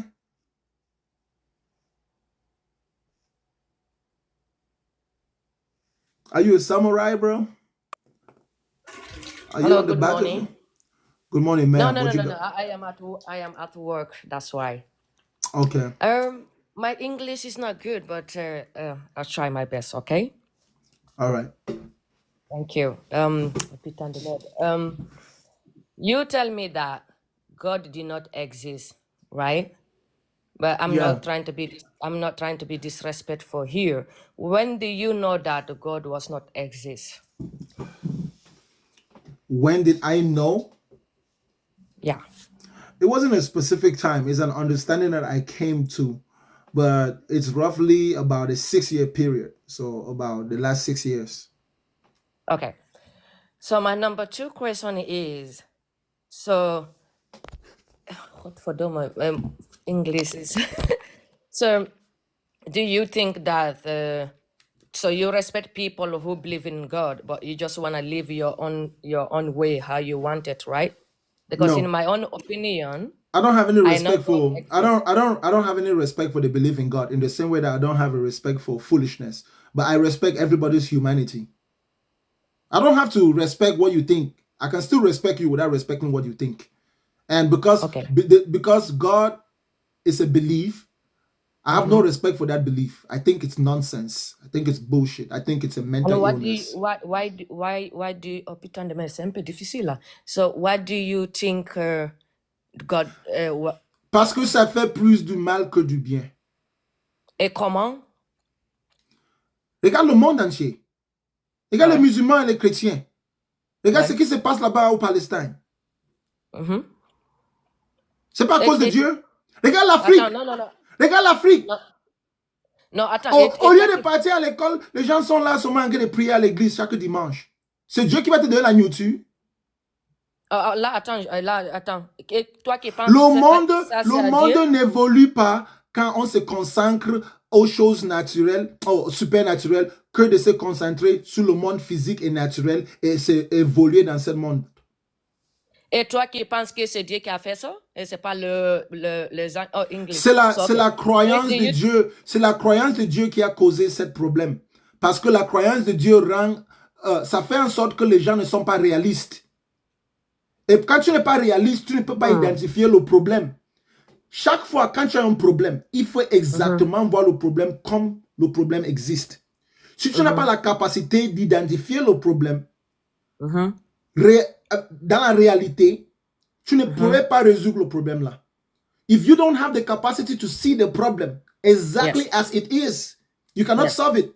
So everything in the world that people think that is because of God, they are wrong. Science has proven to us that as time goes by, every day we learn that, oh, we thought it was God that was doing this, but it's actually just nature. Okay, you know what? Let's study what comes after this. We study what comes after it. We say, okay, it must be God. But when we study, we realize that, oh, it's still nature. The more we study, the more we realize that God is not involved. But Okay. but when religion used to rule the world, human beings didn't used to study. And those who used to study were shunned. That's why the Catholic Church killed Yeah. millions of people. Because Okay. those people, all they wanted to do was learn and study things that the church did not think that people should study. Okay.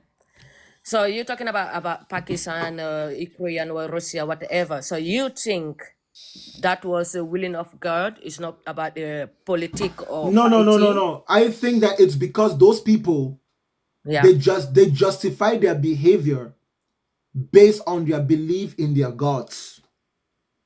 Israel believed that that land belongs to them because their God gave it to them.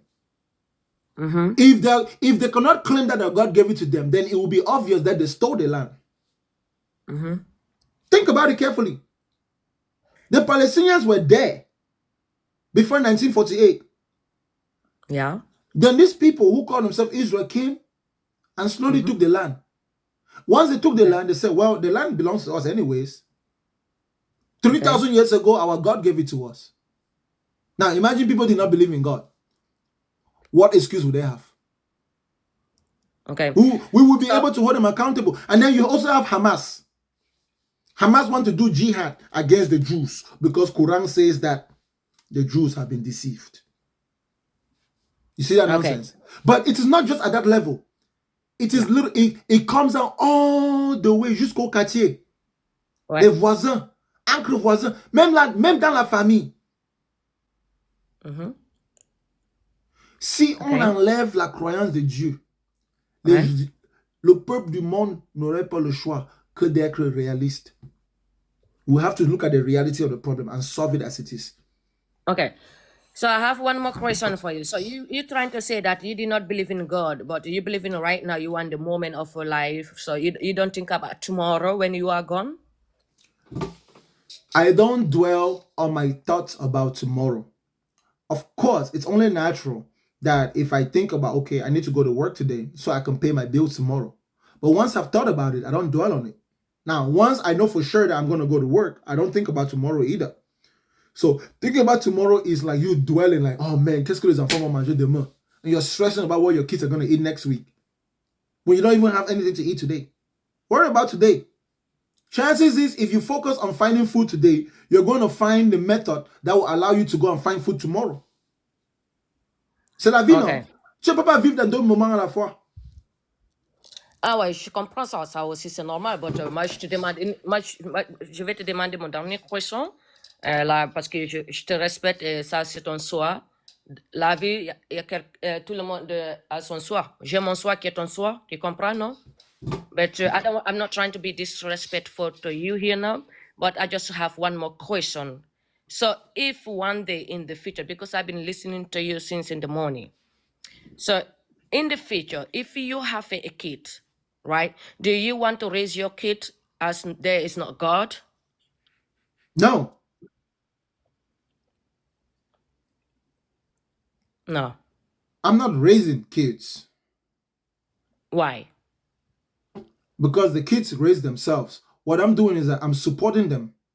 So my kid, to me, the day my kid is going to be born, I'm not going to see my kid any less than I will see my kid when my kid is 60 years old. This is a human being with their own mind. My number one responsibility is to give them access to information.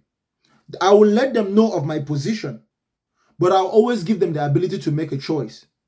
My number one focus is that they don't harm themselves. If my kid gets up tomorrow and they hear my argument, then they hear the argument. Let's say, for example, their mother is a believer in God, right? Let's say I don't believe in God, but my kid's mother believes in God. And my kid is more persuaded by what their mother says. I'll let it be. It is what it is because that's a human being. They don't belong to me. You know what I'm saying? If what I'm saying is true, I don't need to force it on people. I just need to be able to explain myself. It's not a matter of force. By no means. I don't I'm need to not build a church, bring because people every Sunday. No, I don't need to do that. It's just a matter because of conversation. there's one thing, so right? Because I've been watching you, and then when I read your body language or everything, because in this life we all have a past until when you put yourself in sort of situations, right? Because I don't want to know your past, but the way you are talking for me is like someone who's like who's angry with himself, someone who's just like don't want nothing to do with religion. But I also want to have one I can question. tell Your you, I can tell you, I can tell families you. are Christian. Your Oh, families are Christian. I can tell you. Though Yes, I sir. speak with energy and I speak with passion, anger is not really what's motivating what I'm saying. But there are things that I'm angry about, though I don't express that anger. I'm angry at how stupid African people can be sometimes. But As an you are African man, African, right? But yeah, you are listen, African, right? listen. Yeah, yeah. Okay. Regard, listen. Yeah. You, Je t'écoute. can you explain to me why we have all the resources in the world and yet we're still the poorest continent? If it doesn't have something to do with something in our brain. That's why you think Africa is the poorest country, right? But Africa, Sister, listen carefully. Can you? We're not poor in terms of resources. We're poor in terms of standard of living. Can you explain to me exactly why we have all the gold, we have all the diamond, we literally have every natural resource, and yet there are still people who don't have drinking water and electricity? What the fuck are we doing with our brains? Why are the Chinese people the ones building our roads for us? Why is it that, why are our politicians so corrupt?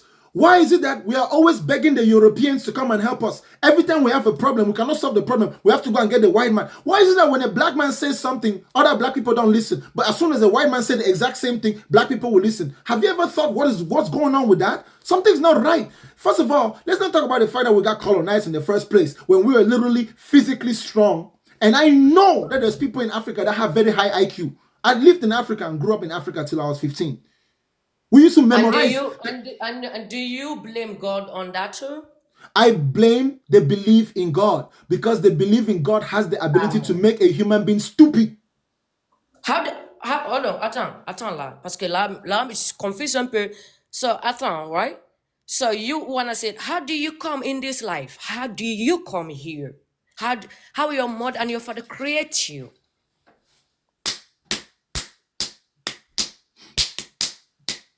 C'est quoi ça? Moi, je comprends pas. Oh, okay. No rapport. Okay. So how do God create your mom and your father? God did not create my mom. How your mom come from the air or from anyhow? My grandmother and my grandfather and any human being. Listen, my sister, let me show you something.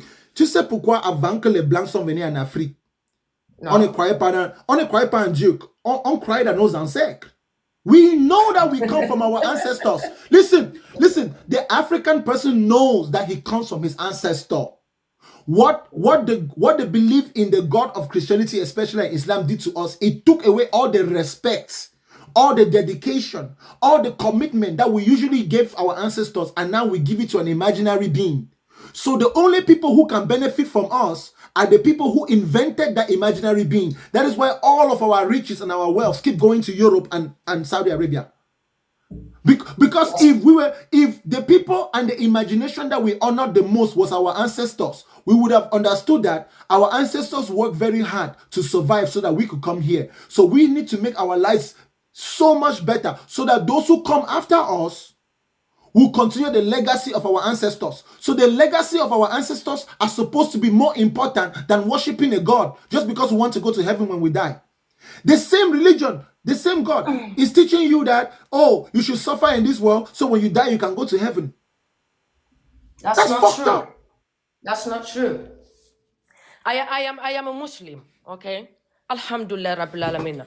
But in the Quran, God said that La ilaha illallah Muhammad Rasulullah sallallahu alaihi wasallam. You know, we are in the dunya here. Here is the dunya. Here is a lot of brainwash. There's a lot. Sister. What do you think when you die tomorrow? Sister, That's the point. Sister, Yes, yes, sir. you're a Muslim. Alhamdulillah Rabbil Alameen. Are you Arab?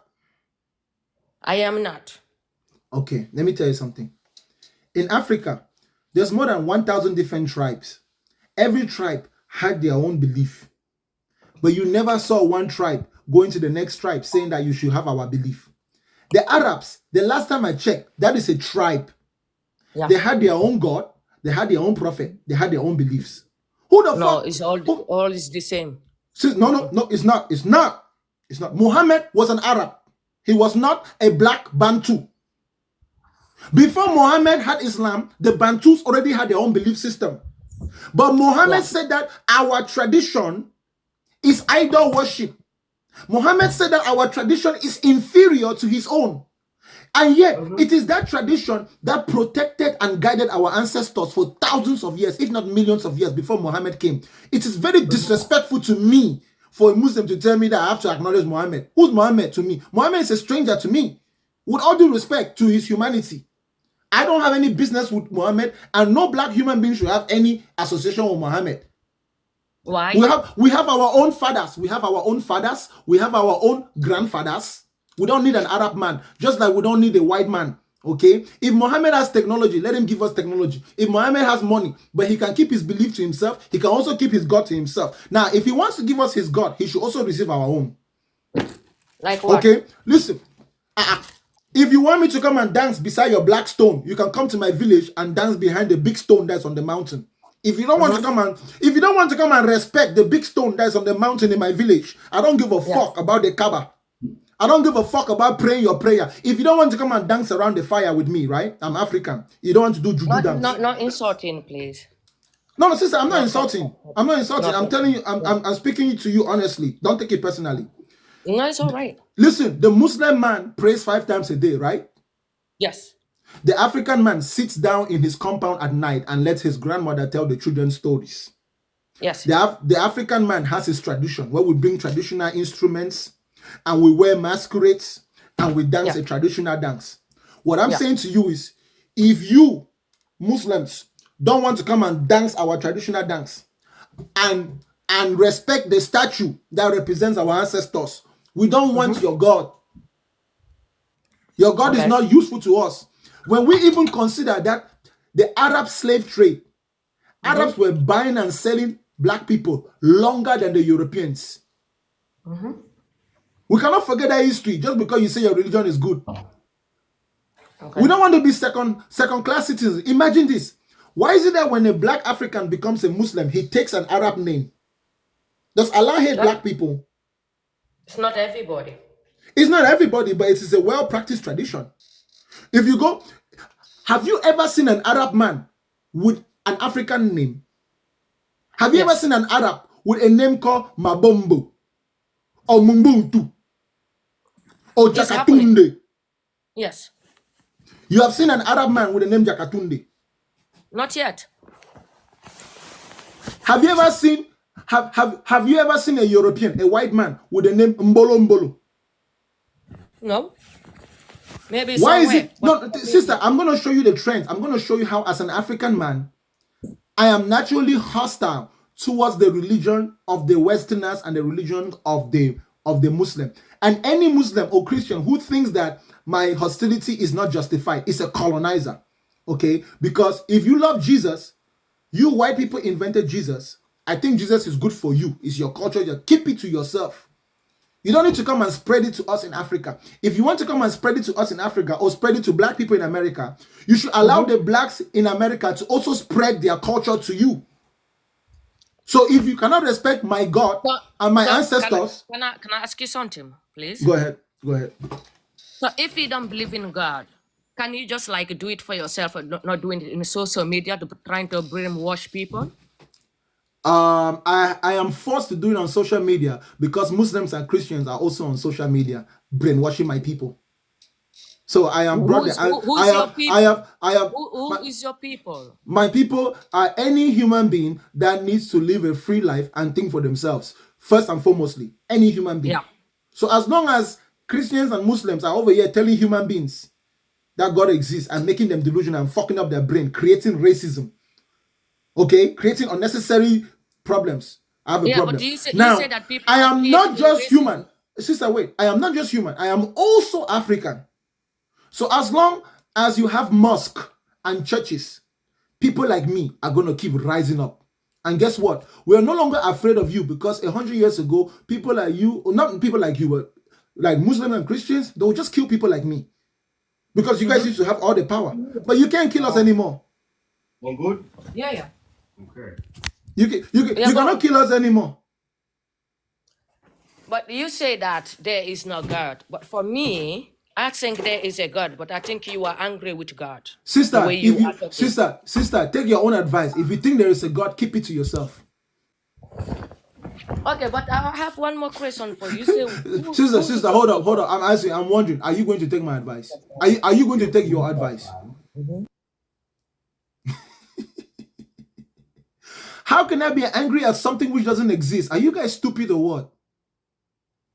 If I say there is no Santa Claus, it means I am angry at Santa Claus. Okay. How can I be angry at someone who doesn't exist? That's how you think? No, I am saying that God does not exist. Why will I be angry at God? He exists. Where? That's how I was telling you in one No, program here. God, hold up. God exists where? In a book? Go.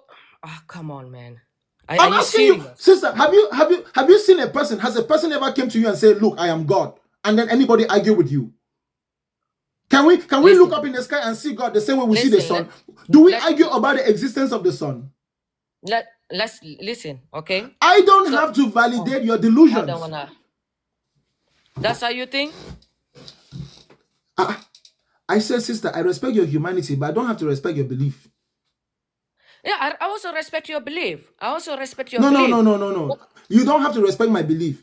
All you need to do is respect my humanity. So as long as you don't try to kill me or you don't try to make me suffer in life, it's okay. You can still disagree with what I think. When the last time? Because right now you're trying to mention God, right? I think if I don't believe in God, I will never mention this name. That's not true. Yeah. As long as there are people in the world who believe in God, it is okay to talk about it. Why can't you get it? I'm not talking about it. I'm not talking about it. Sister, if I'm not a terrorist, then I don't talk about terrorists. No. As long as there are terrorists who are going to blow themselves up and kill innocent people, people who are not terrorists will talk about terrorists. As far as I'm concerned, Islam and Christianity is a mental terrorism. It destroys people's culture. Listen, Islam cannot come to your country without destroying your culture, without destroying your established ancestral tradition. Christianity cannot come to your country without destroying. It is terrorism, mental terrorism. You don't understand that? I understand you. Okay. But go to all the Muslim countries in the world. Before Islam got there, those people already had a belief. Yeah. And when Islam came, it destroyed that belief and destroyed those people's identity and made them subjects of the Arabs. That's why you can live in Africa, the richest land in the world, and you're going to Mecca. Mecca is not holy. They don't have resources there like in Africa. We have gold. Our land is more holy. Our land is more holy than that land up there. I did not deny that. Africa is blessed. Yeah. I did not deny that. It's not just blessed. It's not just blessed. It's holy. It's holy. Oh, come on. What is the... Okay. Anyway. Africa is the motherland. Exactly. Beautiful sunshine, clean streams. Even animals know it. That's why the animals live in the Congo. They don't live in the desert. If Africa was not holy, why is it that majority of the wild animals in the world live there? Even the animals know. The animals know that Africa is the blessed land, the most blessed land in the world. That's why you don't see gorillas anywhere else in the world. You don't see apes. Okay. In some of those other forests in the world, like India, it's also very blessed of a land. Okay. But our land is so blessed, we don't need to look at somebody else's land and think that is the holy land over there. When literally the land beneath your feet. Maybe Mecca is a blessed land for the Arabs. I don't think that that's a problem. But that is the land of the Arab. Africa is our land. Our ancestors left behind their traditions so that we will remember where we came from. If you destroy our culture, we will forget where we came from. That is why we cannot forsake our ancestors and tradition. Our ancestors and traditions are not perfect. So we need to keep fixing it. But we don't need to destroy it completely. Okay. I do not deny your choice, whatever. Africa is blessed, as you say, is a homeland, and nobody would deny to go home. You know what I mean? It's the But Holy also, Land. It's the but Holy also, Land.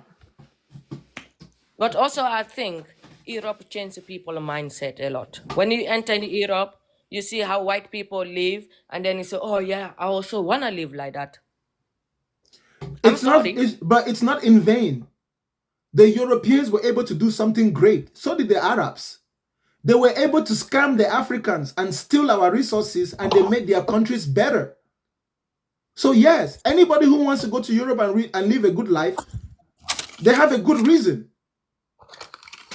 Okay. You know, Europe is developed. There is good medicine there. There's good universities. Life is good in Europe. It's not a lie. We're just saying that we know how they got there. They got there by scamming us. They gave us their religion and took our resources when we were sleeping. But now we have woken up from sleep. Okay. So unless you're going to threaten to kill us, we're going to keep saying it until the rest of our brothers wake up from sleep. And then we begin to develop our land. Then we don't have to, we will not want to go to Europe anymore. Do you know how many young black men died trying to cross the Sahara Desert to get to Europe? If Africa was developed and there were opportunities in Africa, would they be going to Europe? Do you know how black people are abused in Dubai? If Africa was developed, we would not have to go to Dubai or to China. Definitely not. Exactly. So do you blame God on that too? Remember, I cannot blame God because God doesn't exist. What I blame is the belief in God. Come on, you know, nobody You can win listen, sister, listen to me again. You want me to blame God in order for you to justify and say that I'm angry. But God doesn't exist. Listen, if God was real, I will not be having this conversation with you. I'll be having this conversation with God. But God is not real. God is a product of the imagination of human beings. The God of the Islam was imagined by Muhammad and his scribes. Sallallahu alaihi wasallam. Yes. Yes, Muhammad invented that God in his head. Okay, I respect your choice. So keep doing what you want to do. It's not a choice. I am making a statement. Moi, je suis pas de problème avec toi. Ça, c'est ton idée. Dans la vie, c'est comme ça, non? On fait n'importe qui on veut. Ma soeur, tu comprends? C'est la vérité qui doit être prononcée. Et je suis en train de prononcer pour ceux qui ne savent pas cette vérité. Il y a certains qui croient que Mohamed a vraiment eu un message de Dieu, un Dieu qui est venu du ciel, alors qu'il a inventé toutes les histoires là dans sa tête. Et ce sont des belles histoires quand même, hein? The Quran is a very well written book. It's very nice poetry. Si tu dis ça. Ah, bien sûr. Ah, bien sûr. Moi, ça va, arrête là. Il faut faire ton TikTok là. Bonne chance à toi. Désolé si je suis... If I come disrespectful to you. Oh, non. Tu as bien fait, ma soeur. Tu as très bien fait, hein. Tu as très bien fait. So, vas-y là. Tu n'as rien fait de mal, mais quand même, enfin, nous sommes toujours humains. Et moi, je te respecte comme une femme, peut-être maman, peut-être comme ça. On pense différemment, n'est-ce pas? Donc, il n'y a pas de problème. Merci beaucoup. Merci, bonne chance à toi. Il faut continuer. Bonne chance à toi aussi, quand tu arrives au ciel. Garde-moi un peu le gâteau quand tu arrives au ciel. Hein? Listen, there is a very harsh but painful truth. Because our past is full of many atrocities, as the descendants of those who lived in the past, we have no choice. We have no choice but to face them, right? Like black people, we can't make peace with white people if white people don't acknowledge what happened in the past. White people cannot make peace with us black people if we don't acknowledge what happened in the past. Then we forgive each other where there is need for forgiveness. Then we look at our common humanity and we move past that shit. But white people, black people, Arabs, Chinese, Indians, we must never forget what happened in the past. If we get too stuck in our tunnel visions, we will end up making the same mistakes as in the past. Remember, the most important thing about history is to teach us not to make the same mistakes that was made in the past. History might not tell us the exact truth, but history would allow us to learn lessons on how not to make the same mistakes that were made in the past. And the world is becoming a better place, slowly but surely. I know my words are strong, so if I'm offending you and you cannot stand it, just feel free to leave. But if you have thick skin, I must talk to you in this way. What's up, Adafi? Hello. Hello, gorgeous. How are you? I'm doing fantastic. How about you? Me too, my brother. I'm so happy. I was saying to my daughter today, I love this time we're living in because of platforms like this. When I tell you I live in the UK, and please, I'm married to a white man and I don't believe in God. I did. I'm not gonna lie. I'm originally from Nigeria, and when you come away from what you've been taught, and you understand that they needed to create this imagination, like you said, of a God to be able to enslave us, give us religion, make us feel inferior, colonize us, and then strip us of everything we have, especially our intelligence and our consciousness. You will understand. And mind you, by the way, I think a lot of people misunderstand. Yeah. When the Europeans invented their God, they didn't invent it for black people. No. God, no. They invented it to control themselves first. That is why for a long time in Europe, you had nobles and peasants. Most 90% of Europeans were peasants. Yes. So we're talking about a small group of people who desire to wield power over humanity. And they understood that there is a science that allows you to domesticate a human being the same way you domesticate an animal. That if you apply certain principles and preach certain things, you can lower a human being to the level of an animal. If you are a peasant or a slave, you are no different from all the other animals in terms of how those who are in power will treat you. And to be honest, I think that it's a very genius move. To be honest, when I look at how the religious system was structured, I'm just like, damn, man, like it's actually really well designed. It's like if I was a farmer and human beings were the animals on my farm, I would domesticate them exactly the way religion works, especially Christianity, my sister. In fact, Christianity is worse among all the major religions. Christianity does not only domesticate Christians, but it actually gets them to identify as sheep. True. They don't even know what it's doing to their psyche when you call yourself somebody's sheep. Ooh, I never thought of it like that. I never thought of it like Out of all the animals in the jungle, why would you choose to associate yourself with a sheep if you don't have a relationship with a sheep? Imagine a person who identifies themselves with a snake. They're like, yeah, I'm a snake. Well, if you tell me you're a snake, no matter how good you might think a snake is, the snake still has venom. True. If you identify with a sheep, no matter what is good about a sheep is still stupid. You just go with everything. Jesus is my shepherd. Okay, a shepherd means pastor. So how come Jesus is not your pastor? Why do you not have another human being who's now your pastor? The word pastor means shepherd. So if you are going to church every Sunday, you're like a sheep which is going back to the barn. And that money they collect from you, it's like a shepherd who collects milk from his goat and his cow. And one thing I discovered historically in the UK is there are some houses they call like manor houses where like rich people live. Now, all those houses are attached to churches. These rich people have built the churches. Guess who attends the churches? The people who worked on the farms and on these big houses. They're servants, yes. Yes. Now, Listen. We have what you call footpaths, yeah? All those footpaths, everywhere you go, if you walk in the countryside in the UK, all those old footpaths led between the church and those houses and those farms. So people who worked with these rich people, worked on their farms and worked in their houses. So Let all the me footpath led to those three places. That is how religion was made to actually enslave their own people. And when I tell you, when you go deep into the things that are not historical, you will cry.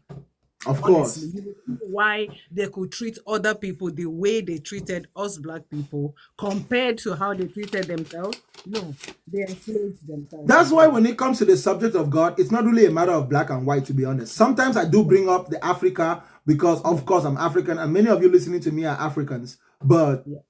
even white people, Chinese people, that's why China. Do you know how China became a superpower so fast? Some people don't know. But after World War II or during World War II, China was just like Africa. They were not more developed than we were. Yeah. But the Chinese understood that if they don't protect their young ones from Western religious indoctrination, they will never be able to be independent. So what did the Chinese do? About 50 years ago, they started teaching their kids in school that God does not exist. That what exists is what we can see. Look to your left, you see your brother. Look to your right, you see your brother. If you have a problem and those two people around you cannot help you, you are fucked. So you better build a good relationship with your brother. You better make sure you're not too greedy to where you don't need enough for your brother. That's what their communism is about. Most people don't know what communism is. Communism is when you put a limit to how rich somebody can get. So you can say nobody in this country can be richer than $10 billion. So if you make more than $10 billion, anything after $10 billion, the government will take it. It allows everybody in society. So that other 10 million, the government takes it. And if the government does its job, which it doesn't always, obviously, and that's the problem with communism, the government will take that money and increase the standard of living of those who don't have as much as you. But in capitalism is there's no limit to how rich one man can get. So if I'm smart enough to scam everybody in the room, there can be 100 apples, and I can have 99.5 of those apples, and they will belong to me. Great. And if you look at how Western religion works, Christianity and Islam is like capitalism. You see, listen, if you compare Buddha to Muhammad and Jesus, you can see the difference. You see, Buddha is not better than the one who is not enlightened. Buddha is not a god. Buddha doesn't desire worship. But Buddha is a human being who has reached the level of a god. He has reached enlightenment. And because he has reached enlightenment, his job is to now help everybody else reach his level. But based on their belief system, everybody will eventually reach there anyways. So a human being will die and be reborn as many times as it takes for a human being to reach nirvana. So there's no need for you to bow to me if I will not bow to you. Because in your final form, you are equal to me. That's why in the Asian culture, you notice that their traditional form of greeting is not a handshake. In the Eastern culture, their traditional form of greeting is hands together and bow. Even when you are facing your enemy. Yes. Even when you're facing your enemy. But in the Western world, if somebody has more money than you, you bow to them. If somebody can do something you cannot do, you bow to them, but they don't bow to you. You notice? That is how the Chinese, it's called Confucianism. Okay, if you study the teaching, the philosophy of Confucius, you will understand why China is a great country today, and China will continue to be greater. And if America and Western countries don't change, they will eventually fall behind. We African people were also like that. Africa was so organized. We were so respectful of each other. If I came from tribe number A and you came from tribe number B, I will never come and force my culture on you. You respected it. Yes. I acknowledge that you have your own God. Your God is not better than mine, but your God works for you and my God works for me. Now, if we have a war, today you and your God might win, but tomorrow me and my God might win. True. Balance. But when the European came, when they came with their God, they had to force all of us to have the same God. And let me tell you something, okay? When the Europeans first came to Africa, it was very difficult for them to interact with the people. Because if you come to the shoreline, like in Nigeria, let's say you get to Port Harcourt, you will meet a tribe over there. But you travel 20 miles inland, there's a different tribe, different language, different tradition. Oh, yes. So if you wanted to conquer Nigeria, you had to conquer 250 different kingdoms. Good luck with that. That was very difficult for them. Yes. So the only way they could do it was to give us their religion and their language. If we all speak the same language and we all believe in their religion, they can always do with us what they want. That is the same philosophy that Alexander the Great used when he was spreading his empire. But you notice that when they tell you the story of Alexander the Great, they tell you how he conquered Europe, conquered parts of Asia, but they don't tell you that when he got to India, he wasn't able to conquer the Indians. No, he couldn't. Because his technique did not work. The Indians were very traditional people, and they had a strong kingdom that was very diverse. The mistake we made as Africans is that when the colonizer came, we did not unite. Our tribes did not unite at that point in time. So they were able to exploit our hatred for each other. Don't you think they created that hatred? No. This part of it, this is where we Africans take responsibility. I am telling you that Africa would have never been colonized, no matter how strong the Europeans were, had it not been for Africans. That is bad news, but that's also good news. That means that it is also up to Africans to change our condition. The Europeans exploited our subtle differences that we had with each other. Yeah. We were strong individually, but we would have been invincible together. That's why if you notice right now, the biggest problem that the US has to face, I'm telling you, it's not China. Hey, you guys don't know. Okay. The biggest problem that the US and Europe are facing is the possibility of a united Africa. Yes, and they don't want that. No. Listen, unfortunately, as long as the United States is the United States, there might never be a United States of Africa or United Tribes. That's just being realistic. Like the US will go to war before they allow that kind of thing happen. True. Because it would automatically bring a new superpower in the world, and that superpower will have such military and economic power. It would literally invalidate everybody else. Like we will control the Mediterranean Sea, would all be controlled by us. We will control half of the Indian and Pacific Ocean. We will control the entire Southern Hemisphere. We will control half of the Atlantic Ocean. Yeah, and then we have all the necessary resources to build an advanced civilization. African leaders have to die first, my brother, because I love what you're saying, but the present African leaders have to not be here. The present African leaders have their role to play.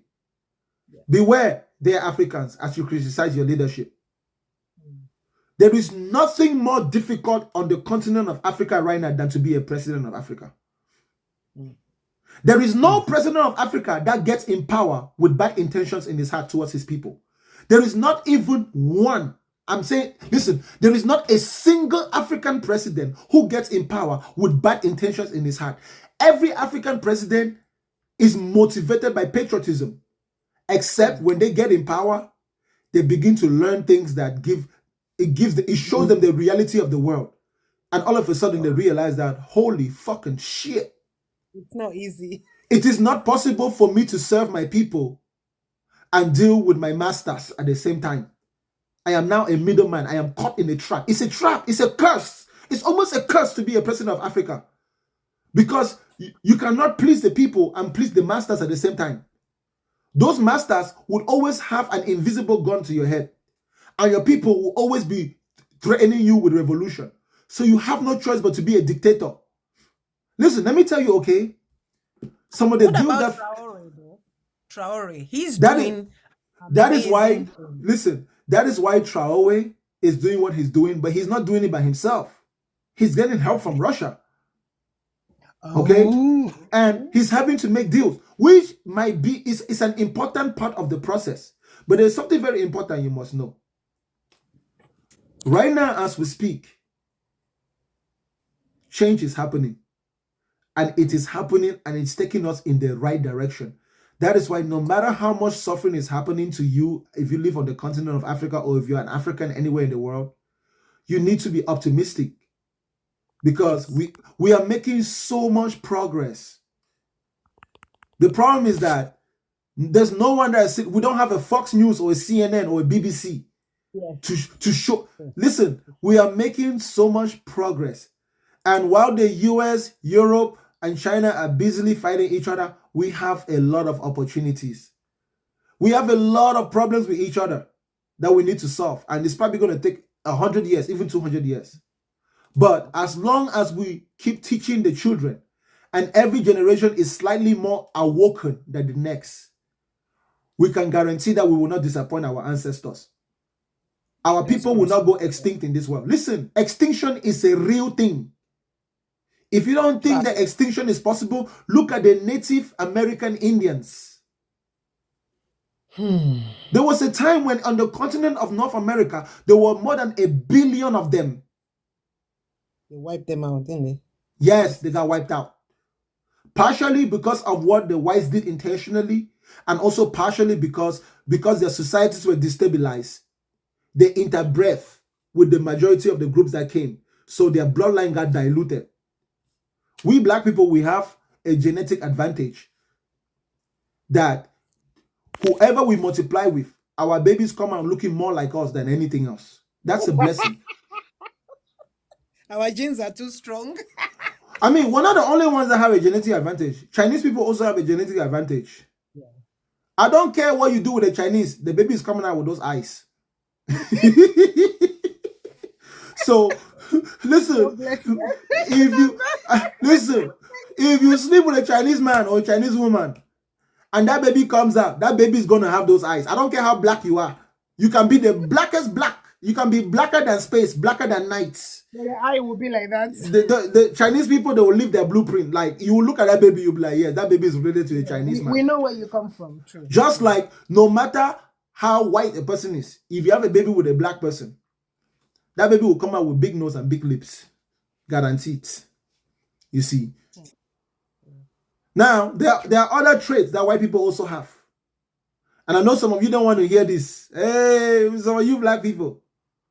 But let me tell you something, okay? Whether you like it or not, white people have a faculty of thinking that allows them to not be easily affected by their emotions. So something in their brains allows them to be able to think more critically than everybody else in the world. Which, if a white person has good intentions in his heart, he can be the smartest human being in the world and be the most efficient person. If the white person has bad intentions, you see what happened in Germany. You saw what happened during colonization. Let me tell you something. You should never insult or underestimate somebody who will whoop your ass. You should always respect a person who has already beaten you one time. If you face that person with arrogance, they will beat you again, and you might not have a chance to come back. Yes. You have to learn their ways. Yes. You must always respect. That's why I think that as human beings in this world, our diversity is our secret weapon. It is important for white people to continue being white. It is important for black people to continue being black. It's important for every small group to be maintained. Every little thing that makes us different, we need to preserve it. Because one day we're going to face a threat that threatens our existences altogether. And the solutions to those threats will come from the places we least expect. It is our diversity that protects us in times of danger. The way white people think will allow them to defend the human race in a specific way. The way black people think will allow them to defend the human race in a specific way. So all we have to do is learn how to get along. We, the black, we have our Africa. We develop our Africa. We multiply on our Africa. The white man has his Europe, his America. The Chinese man has his Asia. You know, we all just multiply. We trade with each other. Maybe we even intermarry here and there. But all the bloodlines have to be preserved. The traditions all have to be preserved. That's why any type of doctrine, any teaching that kills cultures is not good. Even if every Christian in the world stops being a Christian, we can never delete the history of Christianity. No. We must always remember where we came from. Because that's what makes us who we are. But Definitely. everyone must be themselves. For example, you know this what I'm talking about. You're married to a white man, right? Yeah, I am. Does your Africanness makes him to stop being white? No, he is who he is. I'm who I am. We Does celebrate that. does his whiteness stop you from being Oh God, no. African? No. But when you guys are able to combine your cultures, you are able to raise your children to have the best of both.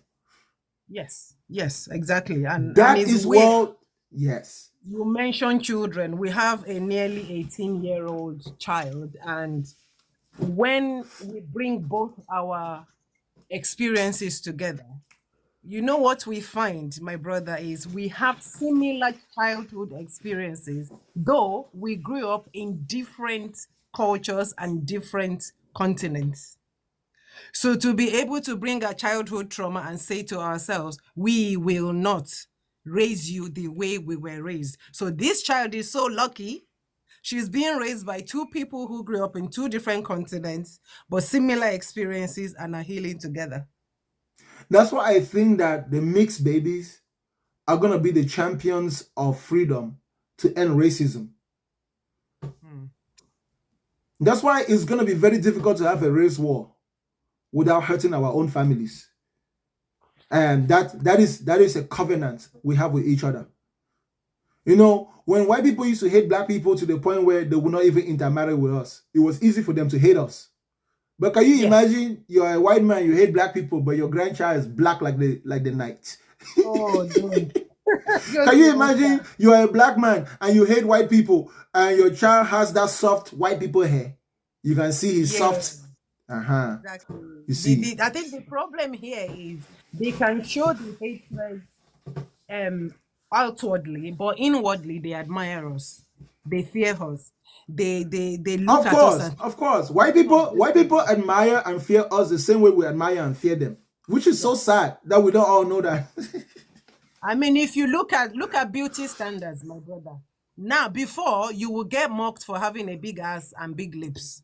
Now look at the celebrities pumping their mouths and their asses. Can you imagine? I find it so ironic, my sister. You are so right. White women are busily trying to inject their lips so their lips can get bigger, while black women are busily bleaching their skin so their skin can get lighter. So it's about self-acceptance. If we don't accept who we are, what kind of drama? Do you know how many women in Africa destroy their skins trying to bleach their skin? Do you know how many white girls mess up their mouths trying to inject their mouth so their lips can be bigger? They even get surgery to change the shape of their nose. I mean, look at my nose. My nose is very proportional. I mean, look. You can divide my nose in half and it's a perfect mirror image of itself. I beg, don't kill me. I mean, no, look. Like my eyes, like one side is not lazy. Like my eyes, there's nothing there. Like my skin is not saggy. You know, my skin stretches. Which it should. There's elasticity. It should. Look. Yeah, it should. You see? Yeah. And you're proud of it. Hey, see us, I've got to check himself out. Black don't crack. Fanboy, no pimples. Black doesn't crack. Oh, let's not have that conversation. It causes jealousy between me and my sisters in law. Okay. Than me, they pump their face. I'm like, my sister, just drink water. Don't worry, you can't be like me. Just drink water and relax. Oh, thank you for. Thank you so much. I'm really happy. I wish my husband was here.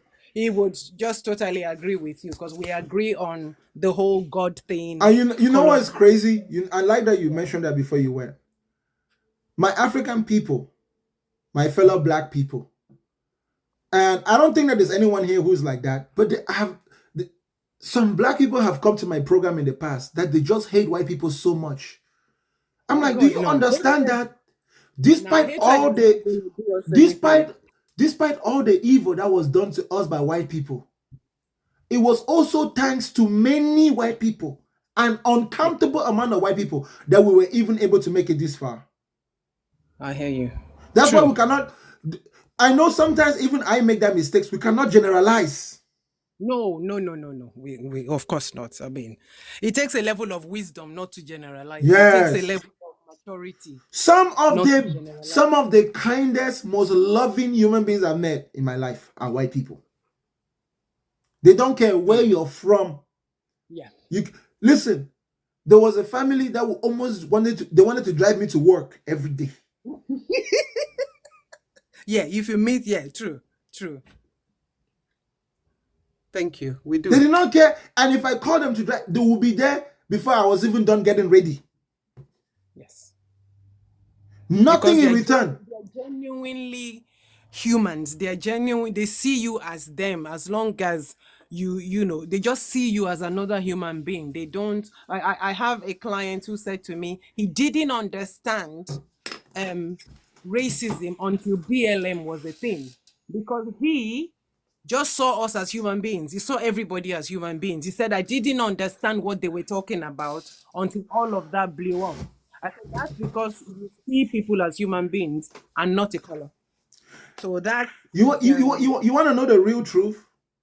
Tell me. Out of all the white people in the world, 99% of them have no problem with black people. I agree.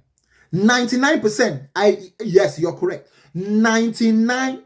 Bakanga, you are correct. 99% of white people don't have a problem with black people. The problem is the system.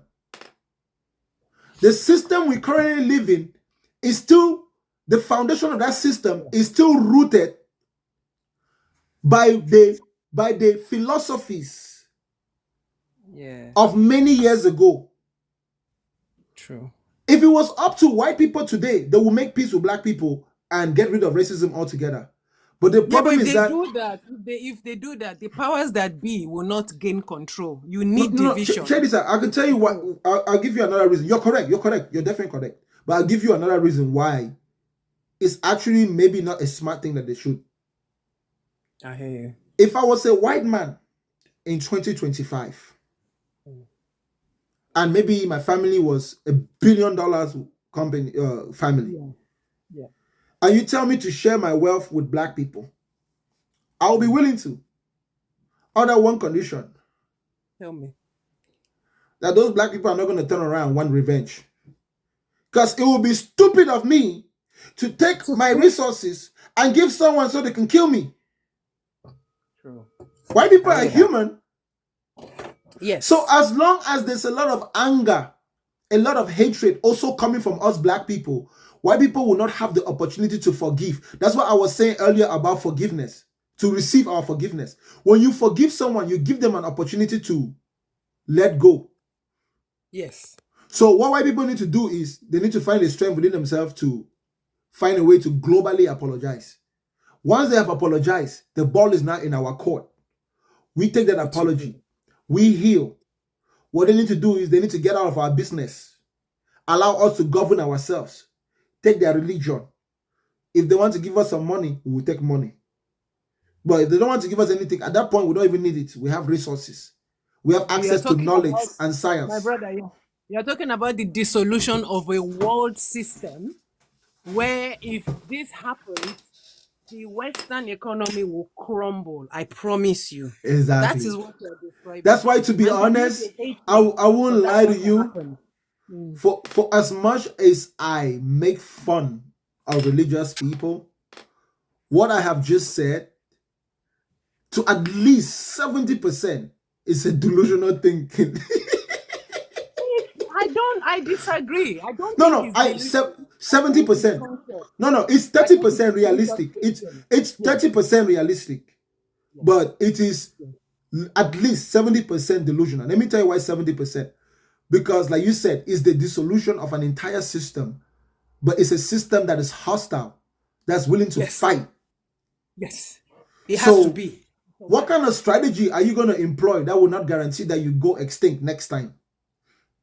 So it's a change that can only happen throughout time, following the same blueprint as in the past. Empires rise and fall. So this empire would have to fall naturally. I see the most realistic way I can see the system being completely disillusioned is if those who have nuclear weapons don't successfully disarm. So that 30%, the guarantee that that 30% is actually going to happen is nuclear weapons. The day the idea occurs in these people's heads to use nuclear weapons, oh man, they will fuck up the Western and the Eastern world so badly. Africa and Australia might be all that's left, and South America maybe. The power dynamics of the world will switch immediately. Right now, because right now I'm saying all you need is one person to launch one weapon. If let's say if the US launches one weapon at China, China will launch all 250 that they have. Whew. And those people don't care. If China launches one, if China launches one, the US will launch all 1,500 they have. If the US launches one at Russia, Russia will launch all 2,000 that they have. So it's just a matter of we just got to make sure that these nuclear weapons don't fall in the hands of the wrong people. That's why for right now, I will not trust an African country with nuclear weapons. I think that it's good. I think right now, where we are right now, it's very good that Africans don't have nuclear weapons. I think we're too angry. Yes, we're still very angry. Are you kidding? We're still very angry. Oh, hell no. You are not giving that shit to Tinubu. No. Can you imagine if Tinubu had nuclear weapons? Tinubu will look at Burkina Faso. He will look at Ibrahim Traore and say, stop that nonsense. If you don't stop that nonsense, I will bomb you. And he will actually do it. And he will actually do it. It's not like Trump. When Trump says that he will do something and then tomorrow he changes his mind. No. Yes, you don't have Museveni. Or what's this guy? Julius Malema. You give that guy nuclear weapons, mess around, Julius Malema becomes president of South Africa. You give him nuclear weapons. Nope. We're all in trouble. Yeah, we're not ready yet. I think we have a lot of healing to do, but there's still a lot of work that we can do as African people to gain progress without having weapons of mass destruction. In fact, we already have a very powerful weapon. What's that? Sister, you don't know? TikTok. No. It's not TikTok. No, this weapon, the weapon that we have has nothing to do with talking. Okay. It's a weapon of mass reproduction. Oh, where? There's nothing with nobody can know. Yes, I hear that. We Africans, we have a weapon of mass reproduction. True. Yes, there is no talking, only fucking. That's right. As long as we continue to and produce children, we can produce children with any type of woman without worrying about the genes and the genetics. Our genes are strong, man. Very strong. So while the Europeans are building bombs and talking about it, we can keep on multiplying. Yes. We're making people. Okay. Respect. Thank you, my brother. Thanks for the honor. That's why if it's up to me, I'll legalize polygamy. It's not going to be for everybody, but I will legalize it. What I'm saying is nothing stops you, really. You just, if you have to make it formal, you formalize one marriage. Nothing really stops polygamy. Sister, this next subject will be very controversial because I don't know what you would think about it, but it's just that black women have to learn how to work together again. That's one you get that. So we'll have to make Africa great again, Africa polygamous again. But polygamy was a sign of status, anyways. If you're not a, but I don't think Africa will stop being polygamous. I don't think so, and I say this because when you look at Islam, for example, I think it had a basis of the African culture had a basis of polygamy, so that when Islam came, there wasn't a resistance to it per se, because it had a foundation. So if you look at history, Islam did more of assimilation than conquering, because there was already that basis in our culture. So they just slaughtered it. True. Islam, I think that Islam, the Arabs, they developed the countries that they invaded far more than the Europeans did. Yeah. Yes. Yeah, I hear you. They had a more positive influence over the countries that they invaded. But I don't really give a fuck. As long as it's invasion, I just don't like it altogether. Unfortunately, I think our people would have still developed, and we probably would be better off today had we never been colonized or had we never converted to those foreign religions. I think we would be far better today. But it is what it is, though. We cannot change the past. But remember, the people who colonized and invaded us were themselves invaded. Historically in the UK, the Romans spent 400 years ruling Europe, destroying the Celtics and the Druids. Exactly. And you talked about religion and God. If you come here now, there's a whole revolution where churches are empty. People are going back to their Celtic and pagan practices. Yes. Right now, I heard about that. I heard it's good to talk to someone. I'm officiating a pagan wedding in a couple of months where the person has said she's from Estonia and I think her husband is from here. And she's saying, I want a pagan wedding.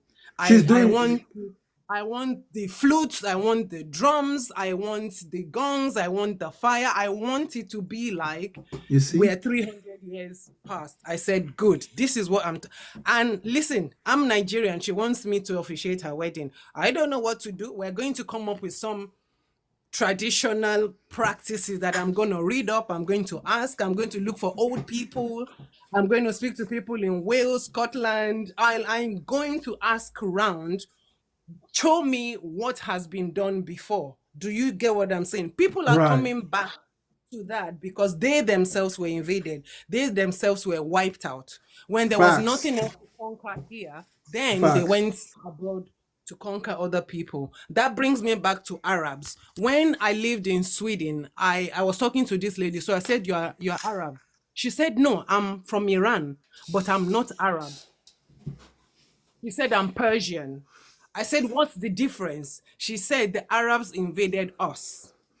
That is so true. I have met so many Persians that I thought were Arabs and they had to correct me. They're like, no, we have our own religion. It's not even Islam. Yes. And when I said, okay, and now when I meet someone from the Far East, from the Middle East, I say, are you Arab? Are you Persian? And then they educate me. But I spent years and years thinking everybody was Arab. No, isn't it crazy? Exactly. Because that's the impression that Islam gives you wherever it's spread. Had it not been for our dark skin, you might even think that the Muslims in Africa were Arabs because they all take Arab names. Yes. You know? Yes. Most of them take Arab names. In northern Nigeria, when I did my youth service in a place called Yola, Adamawa State, and if you come out of Yola, you wouldn't find any more Muslims. The mosques were in the capital. No, you wouldn't. If you traveled like 30 minutes, 45 minutes out of Yola, they were not Muslims. And that knocked me. I was so shocked. I couldn't believe what I was seeing.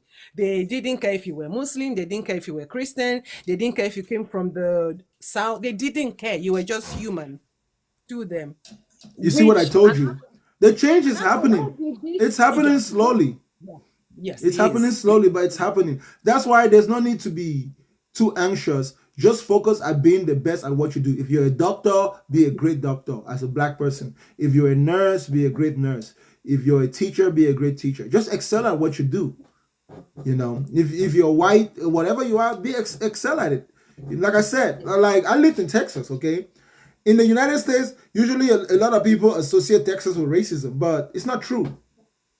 They're the racist ones, but the racist ones are a minority. Yeah, but they're the ones that get the airtime on media. And to be honest, most of the time, there are certain stereotypes that are confused for racism.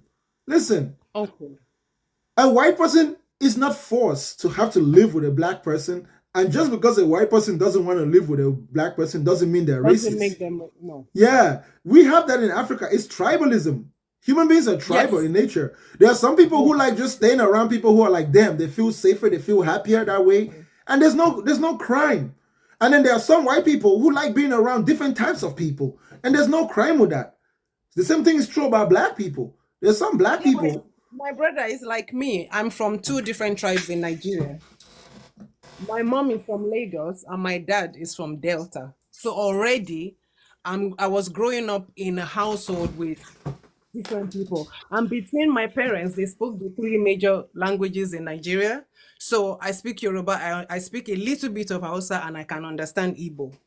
So already I was set up for, how do I say, being sympathetic towards other people because Facts. of the whole home I grew up in.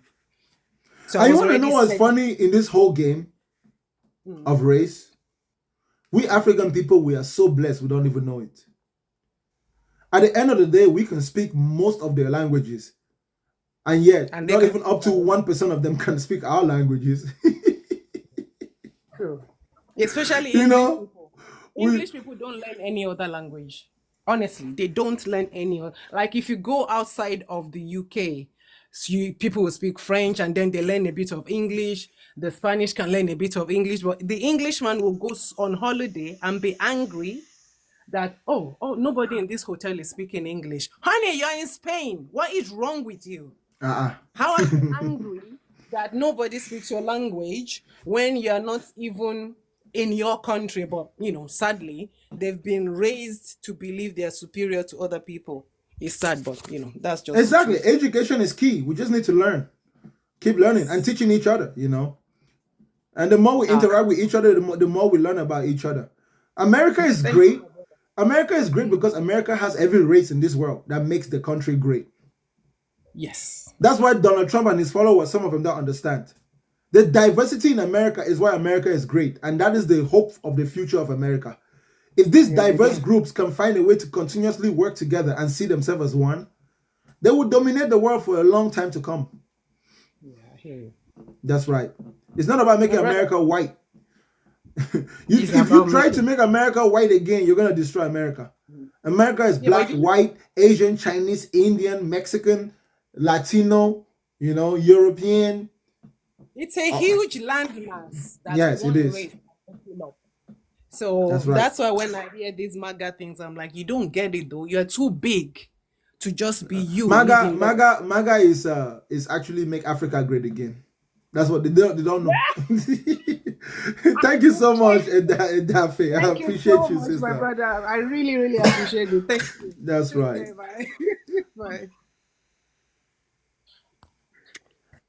My brother Bakanga, how are you doing? What's up, sister? Ask away. Yeah, I will go straight to the question. I have one question. Last time you were talking about something and you so confused me. You were talking about Hannibal and you said he was black. And I have never been so confused in my life. You remember when you were talking about Hannibal? Yes. The guy who went and defeated the Romans? Yes. Do you consider That Phoenicians almost. black? Who? Do you consider Phoenicians black? At that time, they were. The Phoenicians of that time were like the Somalians of today. The Somalians, the Arabs, even the Arabs of that time were like the Somalians of today and the Bantus of today. And they, in fact, actually, the Phoenicians that lived in that region were like the Moors. Are They you sure, Bakanga? they are the ancestors of the Moors that later on moved down south. Yes, ma'am, I'm sure. The real Bushmen of Africa are the Pygmies. Most of the other tribes that are there right now used to live up in the north. And the way the history is twisted, it's hidden in the calendar.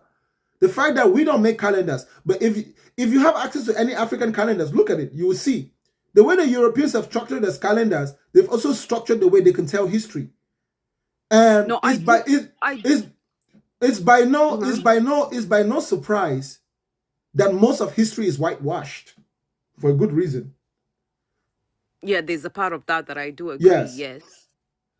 Listen, that is why there's even a controversy about if the original Jews were black or if they were like light brown, right? I don't think Jews were a race, but more a religion, a group of people that contained all different kind of colors. No, there was a nation. There was an ancient nation in that land at that time.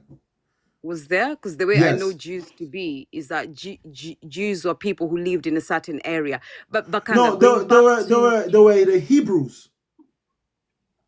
right, going back to Hannibal though, Yes. because the history that I know of Hannibal, there is nothing about him that was black. And then if I ask, how could we have been so great and then retarded back to nothing, absolutely nothing, that a white man could come and just lie to us? Like, that didn't make sense to me. You were talking Okay. about this That's what guy actually exactly. went to Spain for his education. He spoke Yes. Greece and all that. You can't tell Yes. me that we were ever educated to that level. Like, Bakanga, come on, be for real. Sister, have you never studied the teachings of Aristotle and I Plato? have. I Okay. have a lot. Where did they go to get their knowledge? They all went to Athens, didn't they? Egypt. No, that is to get initiated. And the thing is this, I hate when black people try to talk about Egypt like we are the ones who are there. We are not the ones who are there. It is Mediterranean people who are there. Those people look nothing like us. So can we forget about this making Sister. Egypt black? Okay, We sister. were never there, and we're Sister. never going to be there. Okay, sure. Okay. Let me Egypt show you. is not black. Hold up. I'm gonna enlighten you a little bit. Let us Please look at do. the continent. Let's look at the continent of North America. Yeah. Based on the history you know, 1,500 years ago, what population was the majority on this landmass? The Indians, the Red Indians. What we Who is- typically, thank you, you said it exactly the way I wanted you to say it. They're typically known as Red Indians, right? Yeah. What happens when you mix the genes of a Red Indian with a white European and a black African? What do you get? It diluted a lot. No, what do you get? Almost a black person, like a No, you get a Hispanic. Arab, like an Arab. Yeah, like a Latin, like a Mexican. Yeah, like a Mexican. I don't know what country you live in, but have you ever seen an Arab and you thought was a Mexican, or saw a Mexican and thought was an Arab?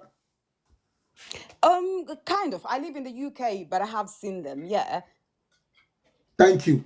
So you see that the Mediterranean got diluted. When the Romans conquered the Carthaginians, they actually occupied the land.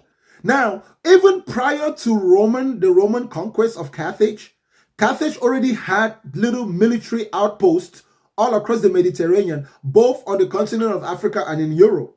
Okay. So there was a tell level. me why there was no black person in Roman. Like, we were never there. We even up to now, we're still not allowed to even go to outside countries. Sister, there were thousands of blacks among the legions of Rome. I stand to disagree with you on that one. Sister, check this out. Not just among the legions of Rome, but among the hordes of the Vikings.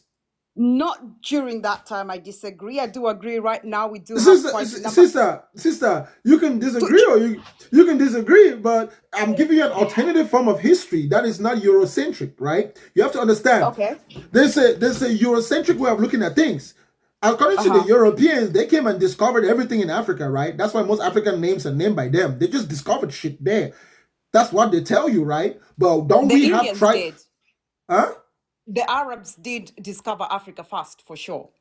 And then the white people came after the They Arabs. didn't discover. You can't discover something that's already there with people. Well, like, they found us first. They found us first. They didn't find us. Let's say that.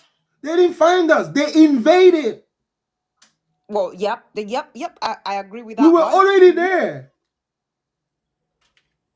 We were already there. Sister, believe it or not, but you listen, sister, the Europeans were first in Africa, though. Sister, believe it or not, the Europeans that you see today are more Scandinavians than Aryan.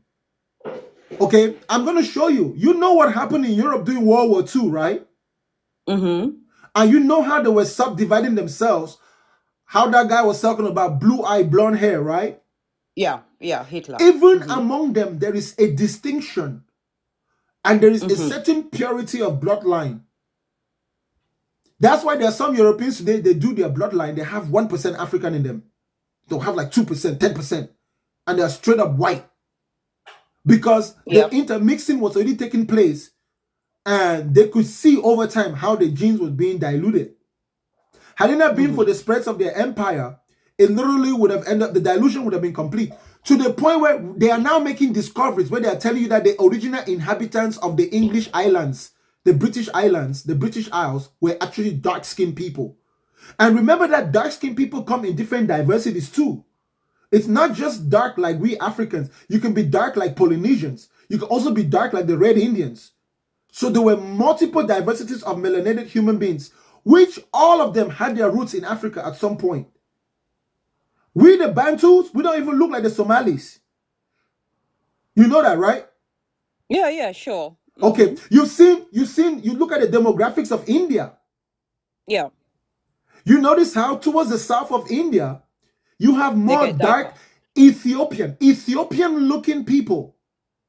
Yep. Do you know that in the north of Cameroon, there is a tribe that lives quite primitively, that comprises of approximately 70,000 people who speak a language called Tamil? Did you know that? No, I didn't know that. I just Tamil, know that there's that I can tell you. that tribe that lives I'll in tell you. India that's black. I'll tell you. Yeah. Tamil was the official language of India before Hindi. Or at least, I don't know if it was before or simultaneous, but Tamil is still spoken by 300 million people in India today. It's a written language, as a matter of fact. And yet, some white guy was out in the north of Cameroon exploring, and he ran into this tribe of black Bantu people whose tribal language is Tamil. I mean, the funny thing is that the media does not really promote it, but even among us Africans, I don't know if you're African or if you have any relationship or you've been there. I am very African.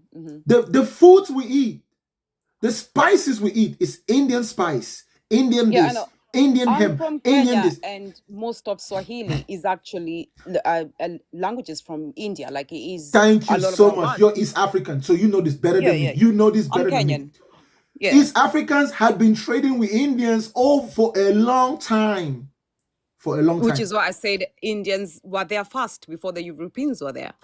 And yet, where did the light-skinned Indians come from? I guess these were mixtures of Mediterraneans and South and Eastern European. China. Look at China today. Just you notice that the Southeast Asians are darker in skin than the Northern Asians, right? Yeah. Whitewashing is a real thing. It happened. It happened so much that they were even able to rewrite history. And rewriting That's history, true. first of all, anyone who understands the power dynamics of the world should understand the power that rewriting history gives an imperial system. He that can Absolutely. rewrite history can control the future. If you want to control tomorrow, write what happened yesterday and write But it in your isn't that favor. not what they did to us? And that's why we don't have our history? We We do just go have with our what they tell us? we Where do is have our our history? history. We do have our history.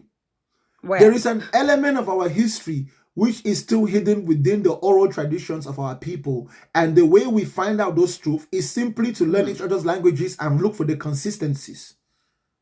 Listen, all you need to go is travel West Africa from Sierra Leone, Ivory Coast, Ghana, Benin. They will tell you that 2,000 years ago, they used to live where they call it Israel today. Their traditions, their culture, they will tell we used to Passes live up that there. on. Right. If you read the Bible, from the tradition of circumcision, how marriage is done, it is literally their tribal practices till today. That's why I'm saying to you, the real Bushmen are the Pygmies. You I've East heard of Africans, that. you East Africans, the people of Kush, Yeah. you guys were really there because along the river Nile, remember the river Nile goes down all the way to the Kilimanjaro. Yeah. So there was civilization all across the river Nile. But we used to avoid the deep jungle, like where Congo is today, like in the heart of the deep jungle. The only tribes that used to venture in there were the Pygmies. And they used to live just like the monkeys and gorillas. They used to live, they mastered the jungle. They used to live on trees, like tree climbing. They even had a practice of of filing their teeth to make their teeth Mm-hmm. sharp so they could To eat look like raw meat. animals. Yeah, That's because they're the real mm-hmm. Bushmen. And by the time the Good. kingdom of Bakongo was formed, that was in the days of Kemeth. So Kemeth was happening in the geographical area we call Ethiopia, Egypt, because Egypt back then was vast. It comprised Yeah. of Ethiopia all the way to Algeria. You know, Mm-hmm. Mm-hmm. what was known as ancient Carthage. The history you learn in school is whitewashed to emphasize not just white supremacy, but to emphasize the power of the Romans. Even though Exactly. the Romans, being a Mediterranean empire, had huge amounts of dark-skinned people. Sister, don't find it strange that you see some Black Americans who tell you that, oh, we are the real indigenous Blacks. It's not Yeah. that Oh, they're yeah. the, I've it's heard not them that, say that. yeah, it's not Mm-hmm. that they're the real indigenous Black. It's that during the times of the age of navigation, right? Remember Portugal. Yeah. They said the Mm-hmm. Portuguese were the first navigators to circumnavigate the continent of Africa, right? That's a fat Yeah. lie. The Portuguese were not all white. Many of them were black. Moors, like they were black. Right. The Really? Portugal is right next to Morocco. It is. Yeah. It's only today that, like I said, the dark-skinned people, when war came, it pushed us down towards the south. You're telling me that the Portuguese had the technology to navigate the ocean, and then the countries right next to them didn't? And then France, England, Germany, they all had ships and boats, but somehow the North Africans that were right there did not? Oh, hell no. Exactly. It was the Ah. Moors, the West Mm-hmm. Africans. They navigated the oceans in the heydays of the Vikings. That's why there were black Vikings. Because the Vikings used to trade with the North Africans. The Vikings were raiders. They came all the way down to the continent. And then they captured people. They were strong, big, black. Some joined their groups, multiplied, had women, had children, mixed babies. Right.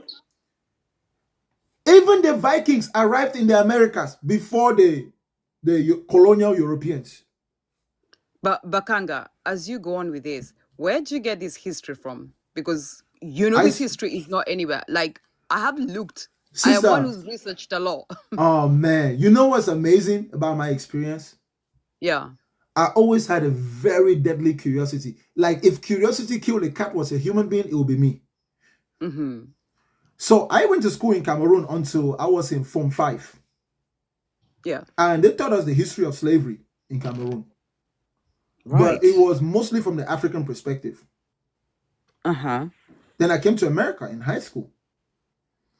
Because we didn't have a computing system to keep my transcript, I came to America with only my first term because I hadn't written my GCE yet for Form 5. Right. So I came Mm-hmm. in with only my Form 5 first term report card. So the Americans did not know where to place me. I was 15. So they looked at the grade level and I was supposed to be a senior in high school, but they were like, oh, we cannot just make you a senior. You have to test out. So they put me a freshman, my first semester in America. The next semester, I was a sophomore. Mm-hmm. The next semester, I was a junior. So when I came to America and I went to the high school, instead of doing 4 years, 1 year per grade, I did 1 semester for every grade. When I noticed the Right. difference on how they told us the story of slavery, I started Mm-hmm. comparing. And then not only did I compare, but I also went back and started studying the narratives from different tribes. Watched a lot of videos, Yeah. listened to a lot of people, different tribal heads, different tribal narratives.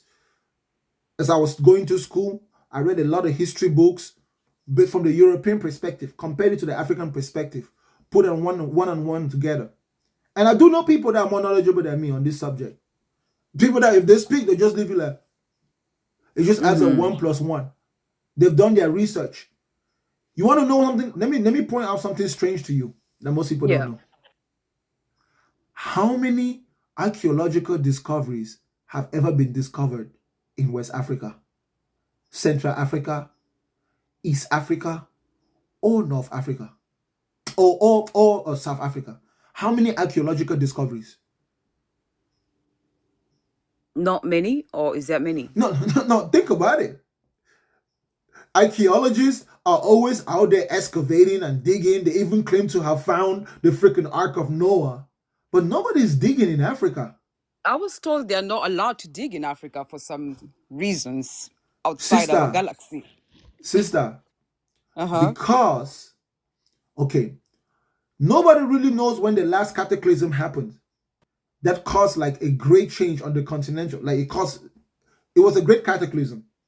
Something with water. The Ice Age. It was, yeah, we don't know if it was the Ice Age, but it's something that happened probably like 10,000 years, 13,000 years ago. So if you compare the Indian historical records, Chinese with European, even Native Americans and some African tales, it comes out roughly 7 to 10,000 years ago. Something did happen in our world, okay? Right. That changed the whole structure and messed up all the technological advances in that generation. In that moment, human beings had to resettle. Human beings resettled, especially in North Africa, Middle East. That's where all the stories that we have today begins. Right. The pyramids are older than that. Yeah, I was told were those ones even in our epoch anyway? It's not us. Some pyramids, but not the great ones. Not the great ones, yeah. Yes, a lot of what we see in Sudan are replicas, and they were trying to replicate. But pyramids are all over the world. They are. But there's more pyramids in North America than in Africa. Did you know that? Yeah, and there's more that are buried in different hills that are being discovered now. There's more in the ocean. So many of them. There's more pyramids in the ocean than on land. So something did happen. It wasn't a complete flood that covered the whole world, but the sea levels rose. So scientists are saying it was the Ice Age, right? It could have been a global earthquake, something did happen. Human beings did not go extinct, and human beings, they were survivors in every region, but it completely reset the world. Not completely, to a certain degree, because what we call witchcraft today is a remnant of the practices of that generation. It was their science and technology. That was the level of their advancement. It wasn't necessarily more advanced, it was just different. They had learned like what we are doing with oil today in terms of energy. Oil, you know oil, right? Crude oil. They had figured out how to do it with blood. Wow. Yes, in that generation, yes, that blood is energy. It like is. in terms of fluids, there is no form of energy that is more pure than blood. That's why blood is able to power organic machines like us. Yeah, because it does contain everything, all the metals, everything that exists. Right. It's a contained in blood. It's a perfect refined, not perfect, but it's a really advanced, refined form of energy. Right. Compared to maybe our crude oil that we turn into petrol, kerosene, and gasoline. Yeah. And believe it or not, you don't have to believe me, y'all. Remember, I always tell you guys, no matter what I say, don't fucking believe me. I am not talking to you so you can believe anything I'm saying. I'm talking to you so you can understand what I'm saying and then decide whatever the fuck you want to do for yourself. Absolutely. Because if you don't study these things the way I've studied them, see what I've seen to persuade myself, there's no point in you believing it. You're not different from a religious person. But listening to my narrative might inspire you to go and do some research on your own. It might leave something in your mind that one day you might see something and you'll be like, damn, this dude mentioned something. That's how learning works. So I'm not trying to persuade you. And if you should find something that contradicts what I'm saying, you can come and debate with me. If I can substantiate my position, fine. If you can debunk me, fine. Then I learn. That's how it works. Exactly.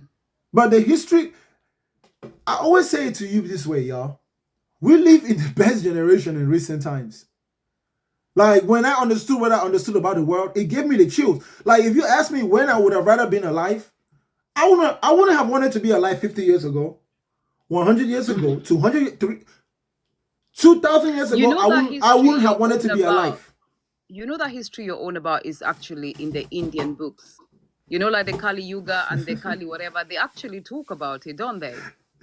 In the Mahabharata, they talk about a cataclysm that happened roughly 11,000 years ago the way they describe it, a lot of people interpret it as though it was some type of nuclear weapon or a weapon that was capable of radiation. So it's Yeah. it was a weapon that can dissolve flesh and bone in an instant. Mm-hmm. And they think that one was launched. And to be honest, Yeah. there's some elements of truth to it. And those elements of truth would explain the desertification of the Sahara Desert and the fact that the desert keeps spreading. Because the desert used to be green. I don't know if you remember Lake Chad in the north of Cameroon. Yeah. Chad. Mm-hmm. Yeah. Do you know that Lake Chad was the biggest lake in the world roughly 20 to 25 years ago? Really, and now it's shrunk. Lake Chad dried up. I can't Yeah. believe it. When I was going to school in Cameroon, Lake Chad was massive. We used to see it on television, like huge canoes, people would fish. Now the lake is completely almost dried, and the desert keeps spreading and going south. Like it keeps Exactly. spreading. It's almost as though it's consuming the jungle. And based on the historical records that we have, it used to be green all the way up to the Mediterranean. Mm-hmm. There were palm trees. Now, It's Western always the scientists, case. Like the dry places become wet, the wet places become dry. That's always been the way Earth kind of like refines itself and changes. some people believe that it's not natural and that there was a weapon that was dropped in the Sahara Desert. Have you ever looked into Atlantis and where scientists think Atlantis was? Yes, I have read all that to do with the outside beings and everything. No, not So, outside being, not outside being. There were Atlantis was part of it. It's real civilization. Atlantis was real. We just don't have a lot of records. But do you know where scientists think it but what's was? that? What was it? What did they think it was? Okay, based on what they think that it was most of West North Africa, and that the big chunk of it actually sunk into the ocean. So if West Africa could continue, if there was more land in West Africa, it used I to thought all be Atlantis was the bigger part of where the Atlantic Ocean is right now. yes. So it used to stretch Yeah. far. So West Africa used to stretch further out into the ocean. Yeah. Mm-hmm. And then, have you ever seen the way the Sahara Desert is?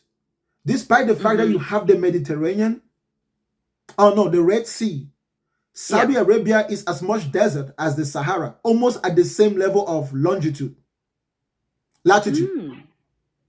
Right. It's very consistent. But then when you go towards India, it begins to die away slowly. Right. When you go to the South Africa, you see a desert down there. It's a cold desert, but it's not like the one in the north. And that desert doesn't spread. The Kalahari Desert. So Yeah. Africa is a landmass that has three major demographics. The hot desert in the north, the green jungles of the Congo in the middle, and the Kalahari Desert in the south. Many archaeologists and scientists are theorizing that if a lot of the mythologies are rooted in any type of truth, a weapon was used. And that weapon is not only able to dissolve bone and flesh, it's able to disintegrate any type of organic matter, including soil. So everything was literally disintegrated. And the effects of it is a form of energy or radiation that we're not yet able to detect. So it slowly spreads over time. So would that So have come so from so outside if beings or from people on Earth? no humans, Humans. as of Okay. right now, there's no evidence that it was external. The way I hear is that it was external because Yeah, I'm that's into the into occultist extreme. teachings. Listen, what me Yeah. and you are saying right now falls in the realm of partially conspiracy theory. Other than Yeah. the few archaeological evidences that we have, we don't have any direct evidence.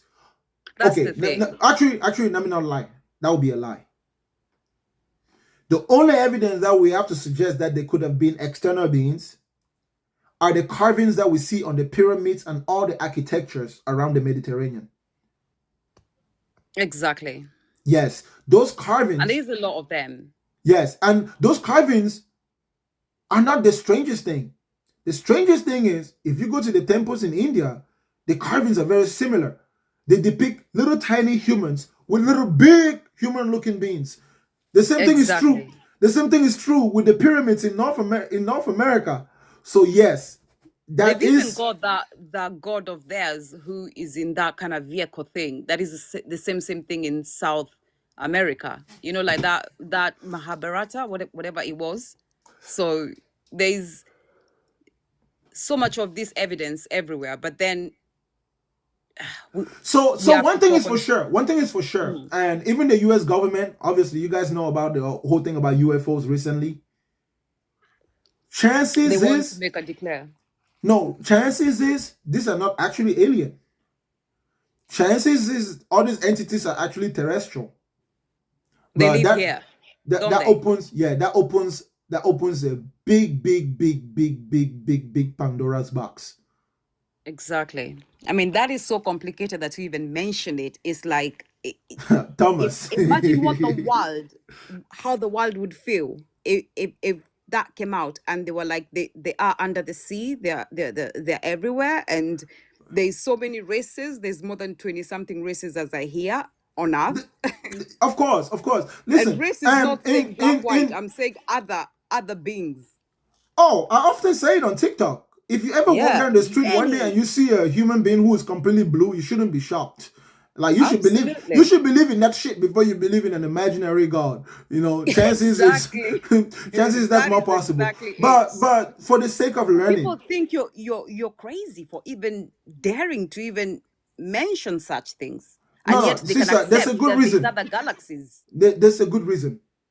Hmm. Learning is something that, let me put it this way, it's a double-edged sword.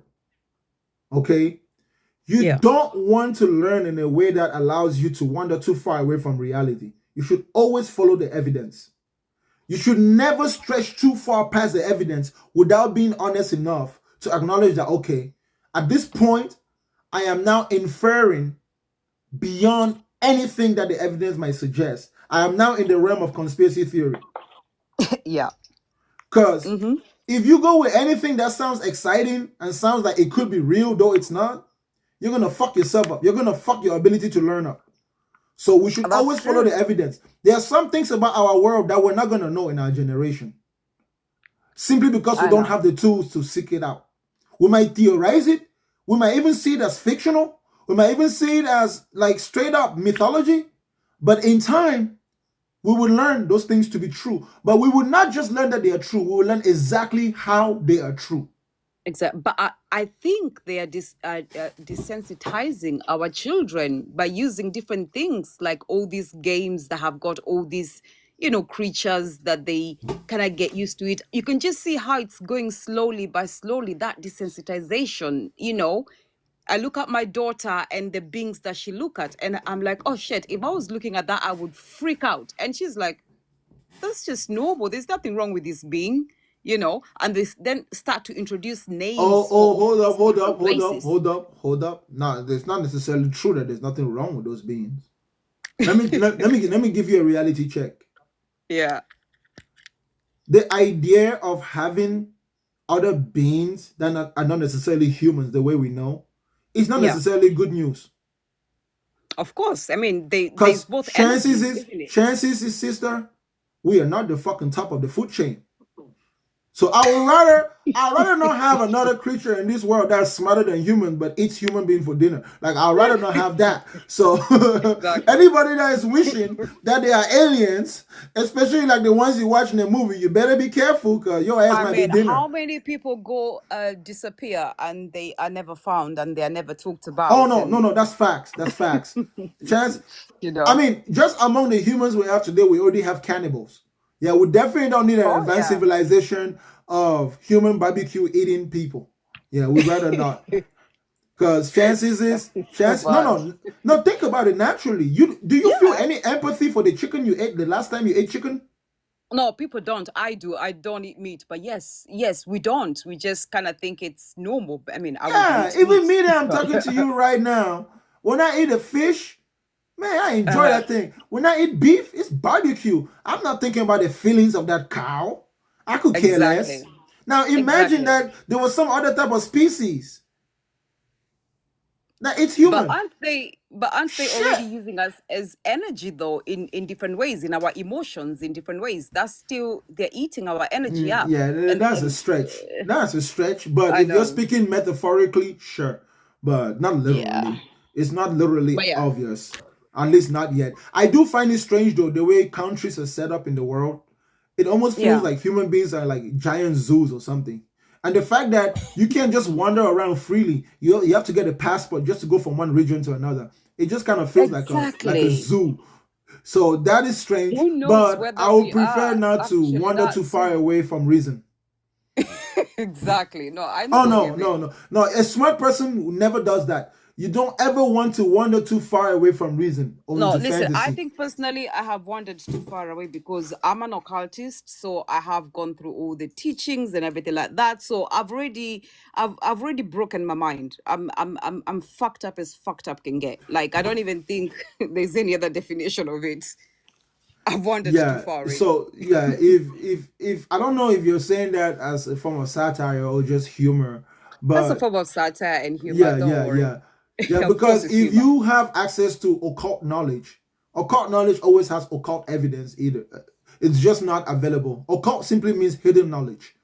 It And is God. It is there, Bakanga. Don't even think it's not there at this age and time. It is. It is. You find it in theosophy, in anthroposophy, in Jesuitism, in Rosicrucian, and it's all about an individual. Actually, the reason why it's occult, it's not particularly because it's hidden. It's particularly because it gets revealed to you because you start to experience the energies of the earth. And I know you call it madness, so let's just stop no, there. yeah, it's Next not in caller, that. please. That's not the capacity in which I'm talking about. I'm talking about knowledge as science.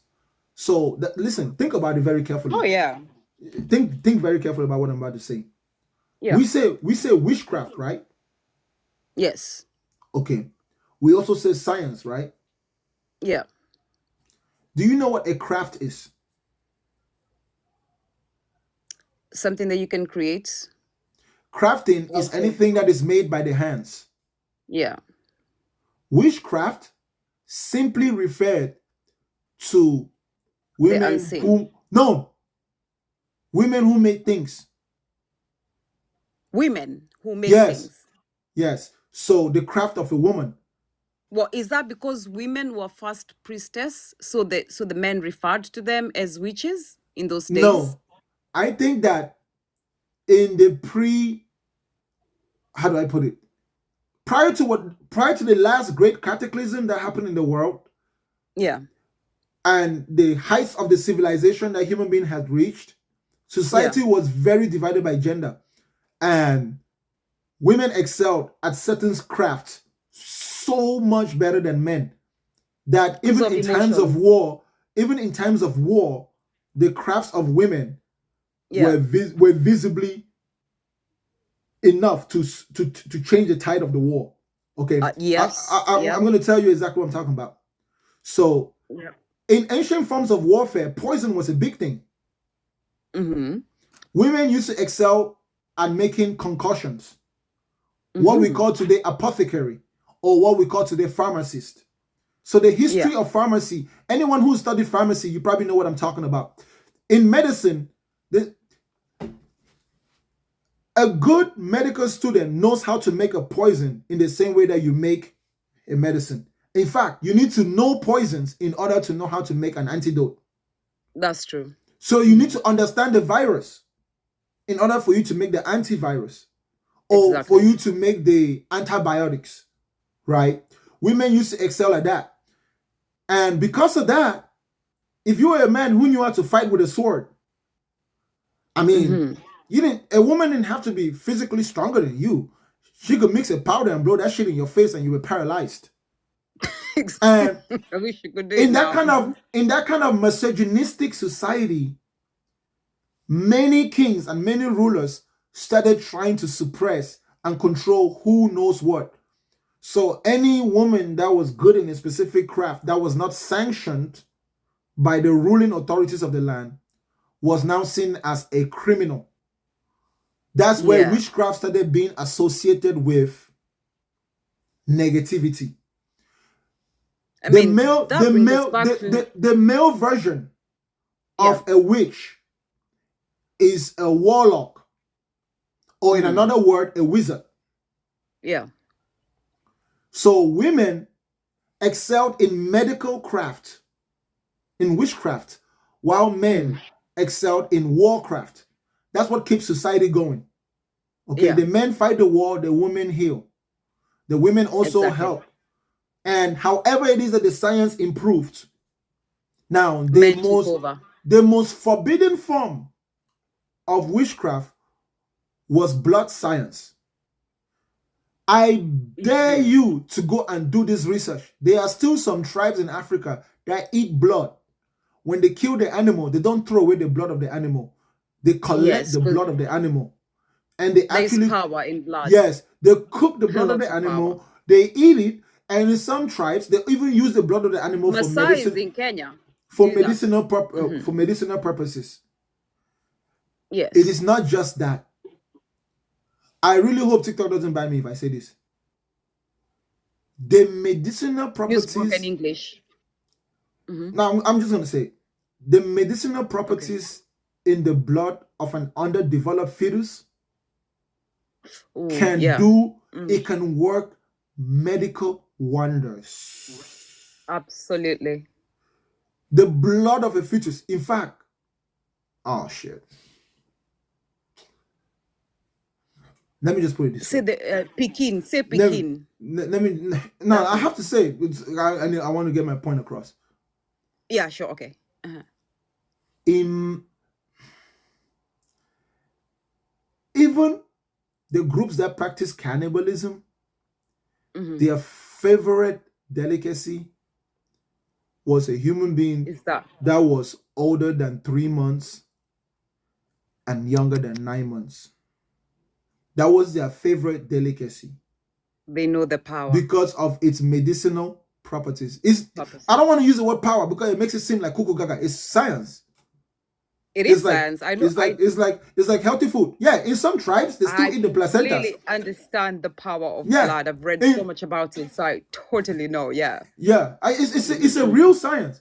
It's such a real is. science that I tell people in America, the fact that they have, okay, think about it, okay? And I'm pretty sure people in the medical field will probably argue with me. But do you really think that all the blood they collect in blood banks actually They goes give them to away. saving people? Oh, Possibly hell not. no. In the black market, blood is a very high demanded commodity. Sheesh. There are human beings in this world who do not consume anything but the red substance that flows out of our veins.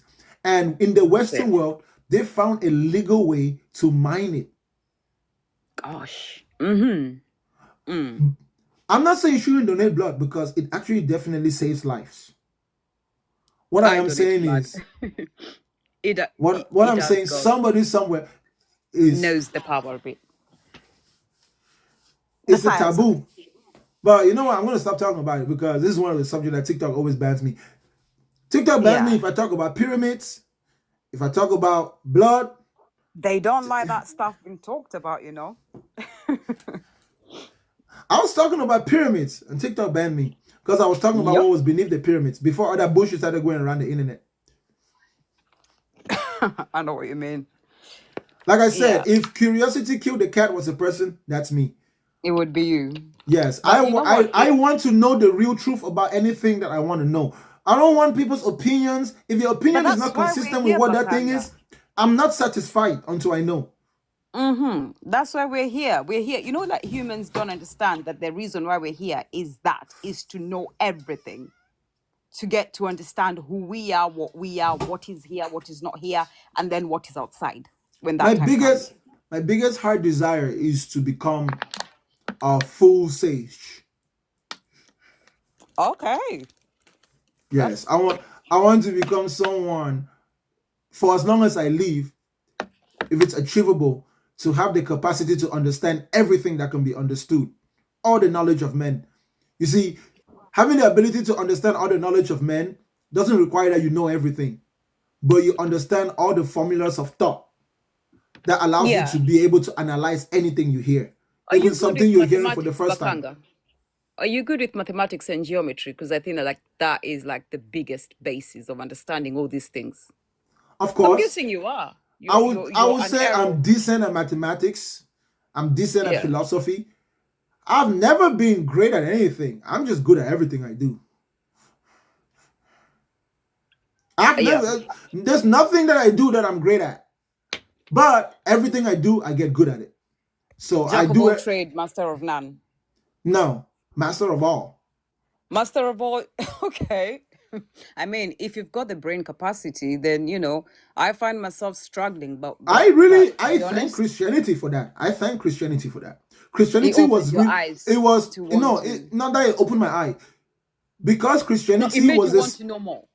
Yes, because of the system in which I was born and how my The mother lies.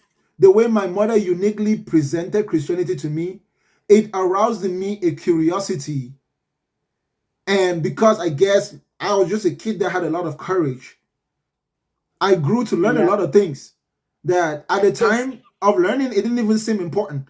But now it's like I talk on TikTok all the time, and it's really hard for someone to bring up a subject that I don't have some clue about. And when someone does bring up a subject I don't have a clue about, I'm always ready to listen. But it doesn't happen often. but When I yeah, first came to America, at the age of 15, I used to listen to Rush Limbaugh and Mark Levin uh-huh. on the radio. I was in high school. Everybody would go to sleep, and I would stay up till 4 in the morning listening to Rush Limbaugh talk about politics and Obama. At the time, someone would have probably asked me, why are you staying up listening? But 2 years of doing that, it wasn't long before I had a good understanding of the American political system. Enough That's to tell you good. I that, hate politics. no, politics is I'm good the and it's worst. Like, necessary. I just hate politics. I just don't understand anything about it. I can understand everything else, but when it comes to politics, good lords. Or rather, I'm just not interested. That's the key word, What's the key word? interest. Mm. There is no Because when you useless use it, information in this world. There is no useless information. All oh information yeah, is useful. It's that just is so that true. not every information is useful to be stored within your mind, to be taken into Well, consideration, or to be it's believed. even the ability to take all that information. You don't realize how much we all have different brain capacities. It's like mine cannot handle all that. I already feel like I've filled my head with so much nonsense that I can't even function, you know?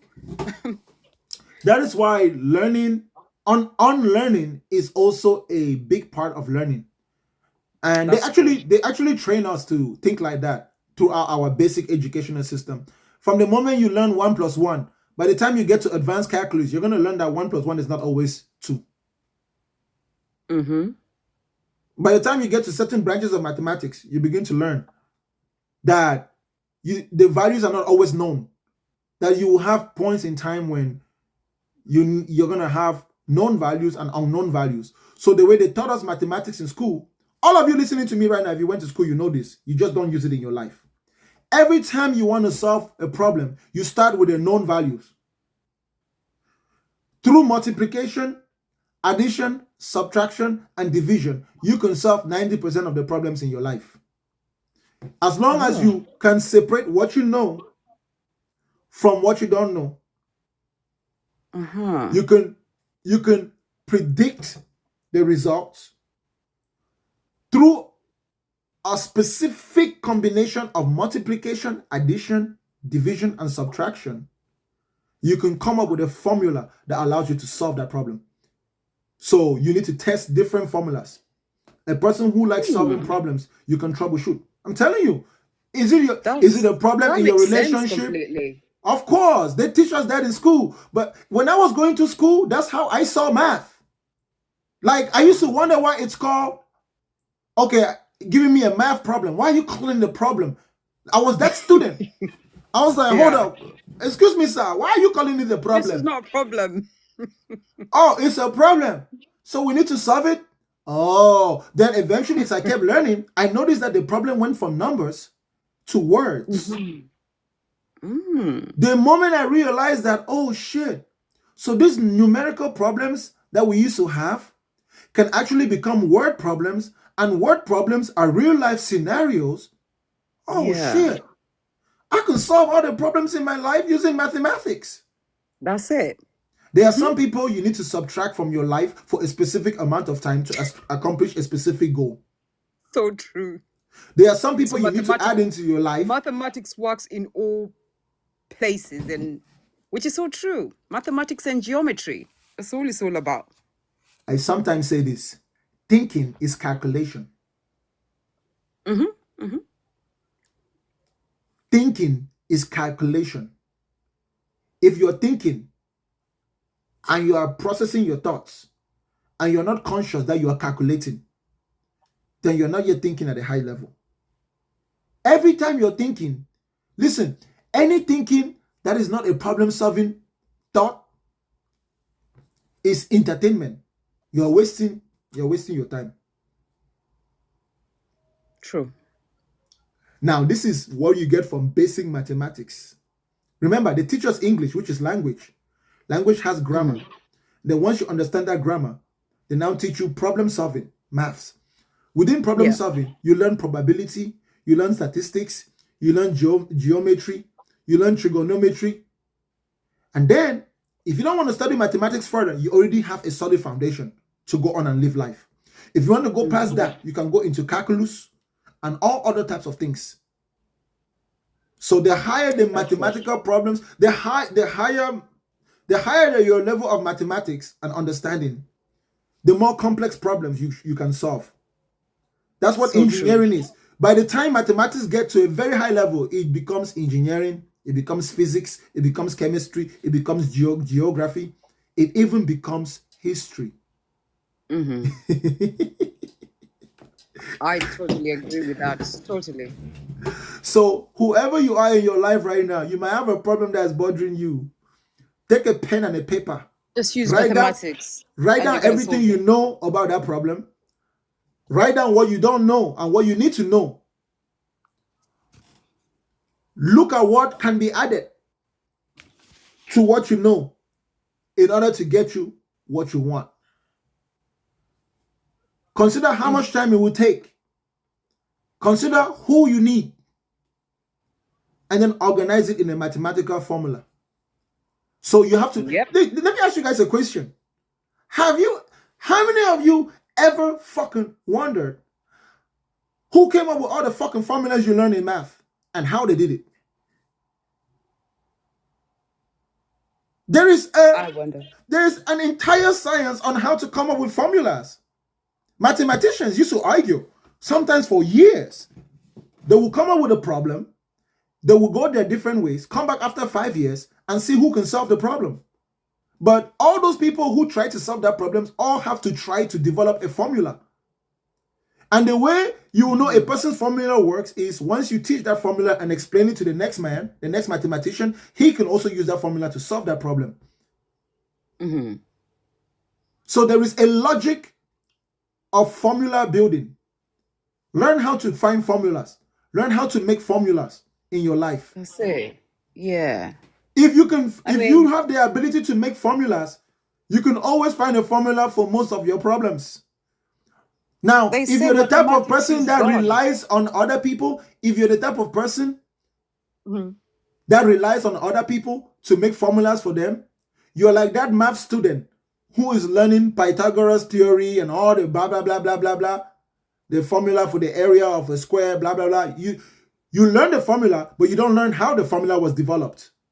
That's what a Christian is. That's what someone who is spiritual is. You are learning the spiritual method, but you're not learning how the spiritual method was developed. For example, if you look at a mathematical formula, it is so complex. If someone told you that a human being came up with it, you wouldn't believe it. Yeah. You're like, bro, how did this guy figure out that if you take the length and the width and you do this to the length and the width, you get the area? How did this person know this? What if I could know what this person knew in order to come up with this formula? Okay, how could someone has written the Bible? Where did they get all this information? How did they make this up? Oh, it must have been from God. Reading the Bible and thinking that it's divine is like you looking at mathematical formulas and thinking that it's divine.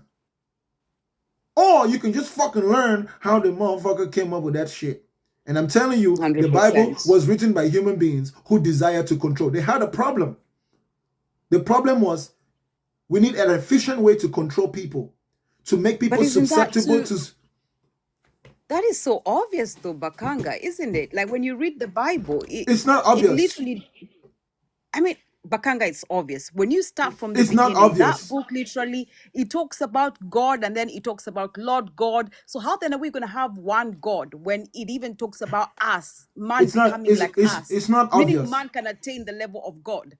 So which means the whole thing is to do with beings from outside. Let me tell you why it's If not man can obvious. attain that level. What you're Well, trying to say is that it's hidden in plain sight, but it's actually not obvious. Do you know why it's not obvious? because 99.9999999% of people that read the Bible already believe whatever they believe before they start reading. my dad. That's the problem.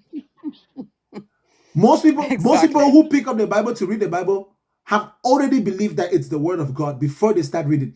There are very few people who have ever existed who live in this world who found out that the Bible was the word of God through the process of picking it up randomly, reading it from the beginning to the end, and then were persuaded that it was the word of God.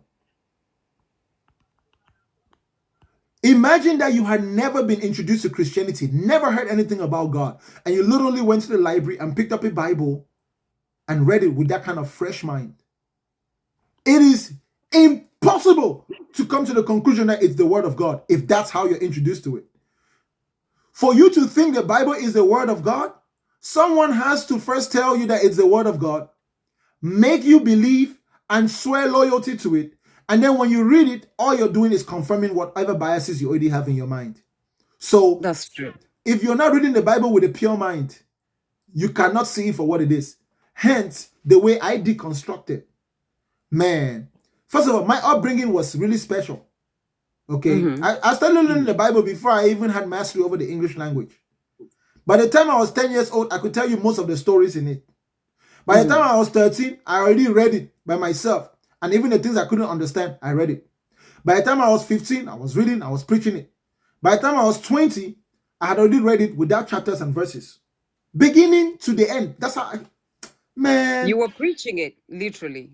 Yeah. You were preaching. Listen, I used to be that type of person that if something was going on in my life that I didn't like, I'll just go and start from Genesis and start reading. And then just lose myself in the book. Yeah, that's the type of Christian I was. I would just read. Yeah. I wouldn't mind reading it over and over. I have probably read and listened to the book of Revelation by audio from the beginning to the end more than 500 times. Gosh. Now, it's been about 6 years since, but I can still tell you most of the whole story of Revelation in chronological order, exactly how it happens. What I thought was I was building my faith. I didn't know that I was deconstructing, that I was doing the work necessary to where once I was able to put one or two clues together, it was just going to dawn on me. And it took the Bible for me to completely deconstruct. I've read one verse in the Bible that I had read several times, but I was ignored gonna it. ask you, what's that verse that you read that you were like, oh my God, this is it? In the book of 1 John, John says something. He says, my brethren, do not believe every spirit, but test every spirit. Not every spirit is from God. He goes on to say, any spirit which does not acknowledge that Jesus Christ has come, the Son of God has come in the flesh, is of the Antichrist. I didn't even focus on that part where it says that any spirit that says that Jesus Christ, the Son of God, has not come in the flesh. It was the part where it says, test every spirit. Test every spirit. Yeah. And then all of a sudden, it just dawned on me, what the fuck? When this motherfucker was writing this shit, there was no Bible. there was just a bunch of scriptures, and at that time there was more than 1,000 of them. Yes. That The means that the canonical Bible. books. That means that the Bible I'm holding in my hand is one of the spirits I need to test. Yes. Amen. So even after having read the Bible so many times, a new curiosity entered my body to go read it again. But this time That's around, it. I had to ask another question. Okay, now that I want to go and test the Bible, what if I don't like what I find? It took me almost 2 weeks to get over that question because there's this anxiety in my stomach. I used to feel I used to feel this rolling in my stomach when I heard someone say something against the Bible. It used to piss me off. Exactly. And then at that point, I started doing it to myself. I started thinking thoughts that would make my stomach cringe, like it would make my intestines so uncomfortable. So I then had to ask another question, which was, Tezok, is it possible that God can exist even if the Bible is a lie? Oh, blasphemy. Father, forgive me. Father, forgive me. Father, forgive me. Father, forgive me. Father, forgive me. In the name of Jesus, Father, I'm sorry I thought that thought. Father. Trauma. But the more I said, Trauma. the more I said I'm sorry, the more I thought about it. Yeah. The more I thought Good. about it before, the more I was able to handle it. That's it. But if it's possible that there could be God and the whole Bible a lie, then it's even possible that Jesus is not God. Hi, Father. Lord, I'm sorry, Father. Father, you know what? I'm going to fast for the next 3 days to I'm ask for so sorry forgiveness. for this. It was torture Yeah. because it was all my own thinking. You know, so the That's religious person in me was always countering, you know, like I think a blasphemous thought. As soon as I think a blasphemous thought, it makes me feel like I'm going to hellfire because Yep. I And actually, that's what they all do. for the type of Christian that I am, I actually had to get to the point where I had to think the thought that what if Jesus is not God? And just by thinking that thought, it fucked me up. That You know, is it that took is me some strong. time. Yeah. As time went by, the thought kept going on. And then I built some tolerance to it. And then the next question followed. Holy shit. If there is a God and Jesus is not God, but Jesus could still have existed though, were the Muslims right? Oh shit, I need to learn Islam. I need to learn Islam. I need just to be sure. That's Just it. to be sure. Because you know what? Up to now, everything I know about Islam is what the pastor said in church. I need to go and learn Islam. Ooh, I went on YouTube. Boom. Yep. Muslim imam after imam, sheikh after sheikh. I learned so much about Islam just by listening to the teachings of Islam. I Exactly. listened to the Quran by audiobook because I did not have the patience to sit down and read it. And Then now you realize there's Judaism, there's Buddhism, and you're thinking, what? I did not go into Judaism based on scripture because I already knew the Old Testament. But Yeah. when I was listening to the Quran, I kept feeling that feeling in my stomach, that uncomfortable feeling. Because it sounds so much like the Bible, but it sounds so far-fetched. It's just so freaking different. It was just so strange, you know? Because the characters have these Arabic names, and then, you know, it's saying all these things. It's hard to follow on audio. I feel like I should be reading it face to face. You know, I feel like it's not the same message. Like, Exactly. I just want to turn it off, but I really need to know.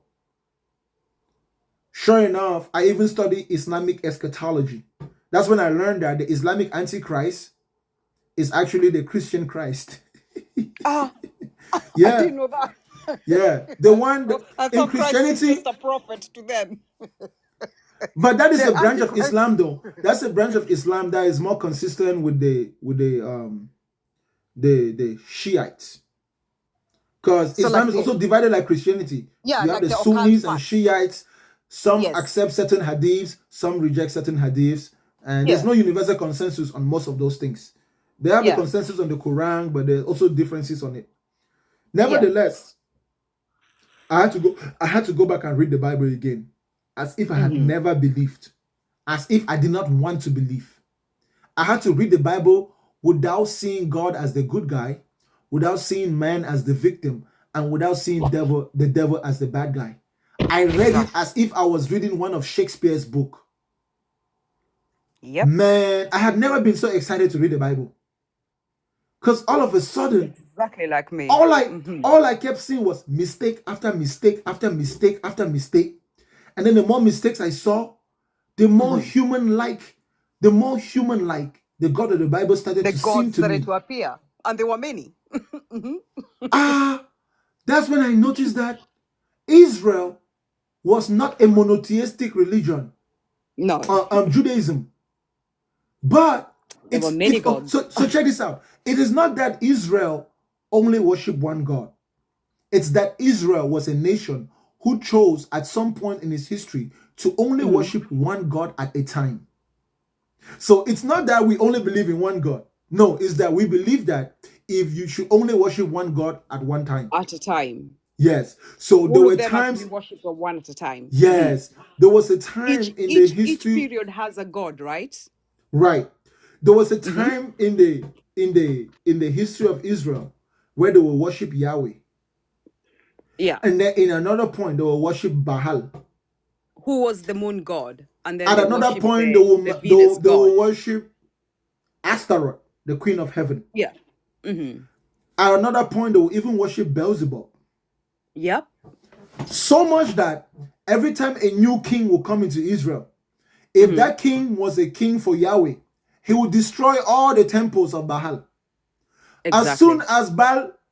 as the nation moves on and the prophets of Baal rise up to power, they will change the name of Baal to Jehovah Hmm and then destroy all the temples of Yahweh.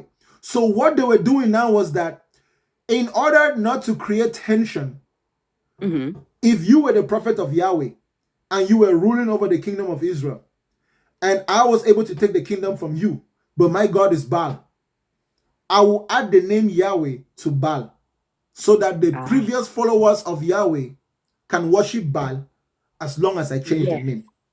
Yes. So hmm when the translators of the Bible were translating, they got rid of all of that. They simply did. changed the names of all the different gods in the different times and made it all the same. So when you read it Exactly. today, unless you They'd actually say either read into the text and you look at the characteristics and the behaviors of this God. For example, let me give you an they're example. all different. Hmm Yes, let me give you an example.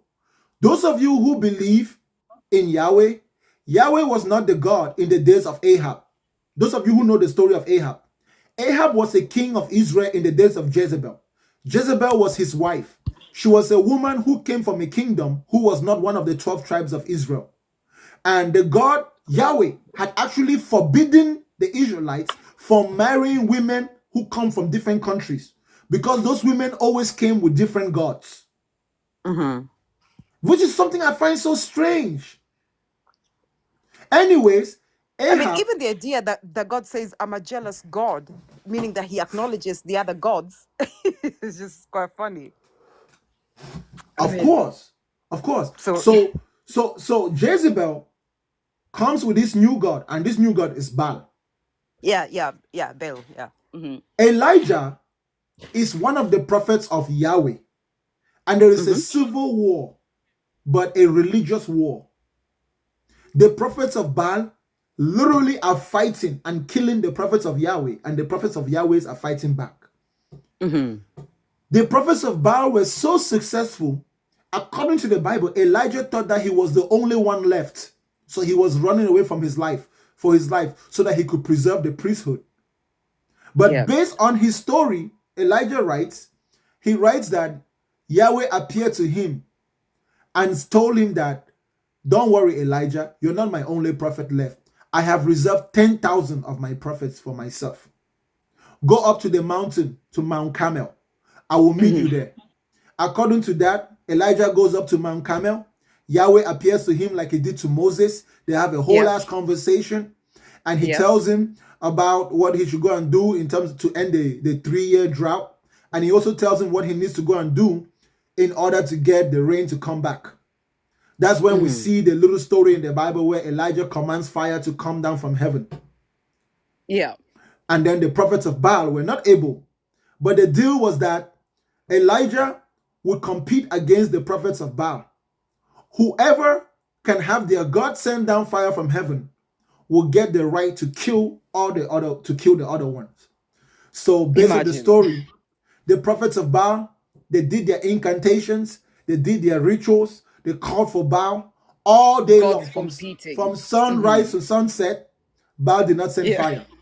But Elijah was able to call on his God Yahweh, and Yahweh was able to send fire. So Elijah went on to kill the prophets of Baal. Now, was that the only time when Baal was the main god in Israel? No. Because even after Elijah killed all the prophets of Baal, Jezebel was chasing him. Now, this was the Yeah. point of that story. The king that was ruling Israel at that time, God did not like that king, according to the book. So much that that king Ahab was the king of Judah. At that point, Israel had been divided into two kingdoms. There was the southern kingdoms of what was known as Judea, and then there was the northern 10 tribes who formed the nation of Israel. Yeah. The nation of Judea was made up of the tribe of Judah and the tribe of Benjamin, and Ahab was the king of that nation. There was another king who was the king of the other upper 10 tribes, and they had a common enemy. So the two kingdoms, making 12 tribes altogether, decided to unite and go and fight against their enemy. So they got together as usual. They got all the prophets of both kingdoms, and they asked them, what does God say about this war? Does God want us to go to war? Sure enough, those prophets were all fake prophets anyways, so they would just tell the kings what the kings want to hear. They'll be like, oh yeah, go, go, go. God says to go. If you go, you're surely going to win. But Ahab only had one prophet that he trusted. But that prophet never said anything good about him. But he knows that every time that prophet said something, it would happen. So guess what? Ahab sends his servants to go and get that prophet. And that prophet comes. And Ahab asks that prophet, should I go to war? The prophet said, oh yeah, sure, go to war, go to war, go to war, bro, you're going to win. But Ahab was mad. He was like, bro, why are you saying something good about me? You always say something bad about me. So the prophet was like, are you sure you want me to tell you the truth? Ahab was like, yeah. He told Ahab, if you go over there, you're going to die. Let me tell you what happened in heaven. God was seated in heaven. That's what the prophet told Ahab. God was seated in heaven. And God said to his host, who will go down and deceive Ahab? The Bible says all of heaven was quiet. But an evil spirit came before God and said, send me, I will go. Not even just the part in the book of Job where the devil is able to go and talk to God. But it seems to me like if God is in heaven talking to all his hosts and an evil spirit can respond, that would mean that the evil spirit was part of his hosts. They were together. Exactly. That's not the same God that Jesus was preaching in the New Testament. No, not. Oh. You see what I'm saying? Exactly, I know. Because the evil spirit actually comes down. Yep. And becomes a lying spirit in the mouths of all those prophets that were lying to the kings. So all the prophets that were telling them to go to war, it was actually because God sent a lying spirit. Yep. When you read the behavior of the God of Israel, that's not consistent with the holy God they claim to be their holy God. Absolutely not. That means that at that period, Israel was actually under the control of a different God who was not Yahweh. Oh, yeah. But so because they use the same lingo, most people who read don't understand that nuance. Yes, because he uses the same God, the God of hosts, the Lord of hosts, Lord God. So people wouldn't really decipher that, would they? The Lord our God is a mighty man of war. He is a consuming fire. A consuming fire. Your God is a consuming fire. Why is your God making war? He didn't even fight the war in heaven against Lucifer. Why is he fighting war on earth today? Exactly. They literally write it in their book. They do. And then this God decides to go and kill all the children of Egypt. But then the same God will come and tell us, do not revenge. Do not, Listen, there's another strange story, which also shows that the God of Israel at that point was not the same Yahweh. There was an Israelite man who was the leader of one of the tribes of Israel, and they had a war. That man was out on the battlefield fighting, and they were losing the war. So he made a prayer to his God. he said to God, if you allow me to win this war, when I return to my house, the first person out of my household to come out to receive me, I will give that person to you as a sacrifice. Sure enough, he wins the war. He comes back home, and his only daughter is the first one to come to him. And he just breaks down in sadness because he made a vow to God. He tells his daughter that, guess what? I made a vow to God that if we won the war, I'm going to sacrifice the first person that comes to me. And that first person is you. She was still a virgin. It was Jephthah. Yes, Jephthah. She was still a virgin. So he sends her up to the mountain so she can go and get fucked. When she's fucked and loses her virginity, she comes down and she is sacrificed. So that God accepts human sacrifice. Imagine. The God of Abraham These already gods that proved always that he abode on the accepts. mountain Yes, even the God of Abraham that told Abraham to sacrifice his son. to sacrifice Isaac. Is that the same God that Jesus was preaching? Jeez. Think about this. Think about this. Jesus said to the Jews, you are of your father the devil. He was a murderer from the beginning. Let me ask you a question. If Abraham had actually killed Isaac, wouldn't there have been murder? Totally. When Jephthah killed his daughter as a sacrifice to God, isn't that murder? What did the girl do? What did the girl do? Exactly. So when you read the Old Testament, who's the murderer? That God. That God is the murderer. Why did Massively. Jesus I say mean, to his disciples? Why did Jesus say to his disciples? did the devil even ever commit any murder in the Bible? I don't think this is the part where the devil commits any murder. The devil does. Does he? But Because there's people who are arguing about. he does it sanctioned by God. The devil did murder the children of Job. Through the permission from God. Yeah, but God did not directly tell him to murder the children of Job. God just told him that you can do anything. Go test Job. No, he didn't say test. He said you can do anything to Job, just don't hurt his soul. So the devil was like, you sure everything? You sure I can do anything to that motherfucker? And God was like, hell yeah, that's my boy, man. Go do it. Anything, man. But don't touch your soul, bro. You know me, right? I'm God, a.k.a. Yahweh, creator, omniscient, omnipotent. And Lucifer was like, yeah, man, I get you, man. I got you, man. I'm going to fuck him up. Watch. You going to see. He's going to deny you. So Satan pull up on earth. He's like, damn. You know what? I'm going to kill his goats. He kills all of his goats. Someone comes and tells Job, hey, man, Job, you've lost all your cattle. Job is like, oh, man, I got a lot of bad luck. What's going on here? No, he didn't even say that. Job was just surprised, like, what the fuck is going on here? You know? And then one day, someone comes and tells Job, hey, bro, all your sheep are dead. Job is like, God damn. Then God said, then someone came and told Job another day, yo, bro, all your kids were at a party in a house, and a storm came and killed all of them. Job was like, what the fuck is going on? You know what?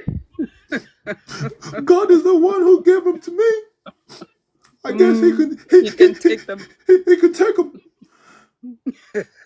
But God, why me? Why me? Why me? And then his wife is like, why you gotta be such a sissy ass nigga? Why don't you just curse that God out? Why don't you just curse that God out and die, bro? Look at you. Stand back now. Yeah, his wife was like, look at you, bro. You sick. Your shit don't work no more. You got them fat ass, ugly ass boils all over your face. Why don't you just curse God and just let it go? And Job was like, he was gonna stick to his I ain't God. gonna do that. All his friends send him letters telling him to curse God. He doesn't do it. Nope. So apparently at the end of the story, God gives him a new wife with many more kids and many more riches. So he Now, divorced the other one. out of all the books of the Bible, Uh-huh. theologians and even Christian scholars, they acknowledge that that is the book of the Bible that is most likely to have been a fabrication. The book of Job. The book of Job has a lot of things in it that contradict the Christian narrative. I hear But the book of but Job they, is the they book of initiation. It shows like when somebody gets initiated, I don't know according to about the I haven't heard about that. But they said yeah. they said the book of Job is more likely to have been fabricated. And the reason why they say that is because a lot of things in the book of Job contradict the general biblical narrative in the same way as all the other books that were not added, like the book of Enoch. For example, Yeah. the book of Job suggests that Satan, even after being cast out of heaven, still had access to heaven. Meanwhile, the Bible and Christian theology is emphatically clear that Satan was cast out of heaven. There was no place there for him. So what did the book of Job mean when it said that the sons of God were coming to God and Satan also came? Satan should not have access to heaven. If you get Exactly. banished from a place, it means you're not coming back. Yeah. But silly Christians, though they have no bad But you know, intentions in their like hearts, in they the will book of never question that narrative. they will never question anything. You know, like in the book of what book is that? Like in the Bible where Jesus is shown everything by the devil, and the devil says, if you throw yourself, I'm gonna give you all this land. So does that mean that the devil owns Earth? I did ask myself. That was what happened to Jesus when Jesus was out in the desert Yeah. fasting. When Jesus was done fasting, the devil brought him 3 temptations. The devil asked him to turn a rock to bread. And eventually he took him up to a high mountain, Yeah. to the top of the temple. No, to a high mountain. The devil told Jesus, look at all the kingdoms of the world. I'll give you this. All you have to do is bow to me, and surely I will grant you dominion over this entire world. For it has been given to me. Yep. And then Jesus was like, well, thou shalt have no other God but the Lord your God. Exactly. And Sam was like, yo, man, talk like a man. What the fuck is wrong with you? And Jesus was like, okay. Thou shalt have no other God but the Lord your God. Then Satan was like, all right, I see how you are. You say you're the son of God, huh? All right, man. Follow me. Then Satan took him up to the top of the temple. Yeah. And Satan said, yo, little Jesus, don't the Bible say he's going to send his angels to catch you if you fall? If you really Imagine are the that. son of God, what I Throw need you to do yourself. right now is to jump. And if you ain't in line, God's going to send his angels and they going to catch you. Don't worry, though. If the angels don't catch you, I got your ass, bro. I got you, little Jesus. That's it. And Jesus was like, thou shalt not put the Lord your God to a test. Exactly. Some bullshit. But to point out the fact that you were making, when you said, the devil said to Jesus that all the kingdoms of the world had been given to him. At what fucking point in the Bible do we ever read that the kingdoms of the world were given to Satan? Exactly. According to what we know in the story of Adam and Eve, he stole it, didn't he? Yep. Now, why did Jesus recommend to his disciples, be gentle as doves But and wise as a wise snake, as serpents? as a serpent, yeah. Do you know what the wisdom of a serpent is? The wisdom of the Luciferians, yeah? No. What is it? I'm just asking you in general. In general, If someone says to you, be wise as a serpent?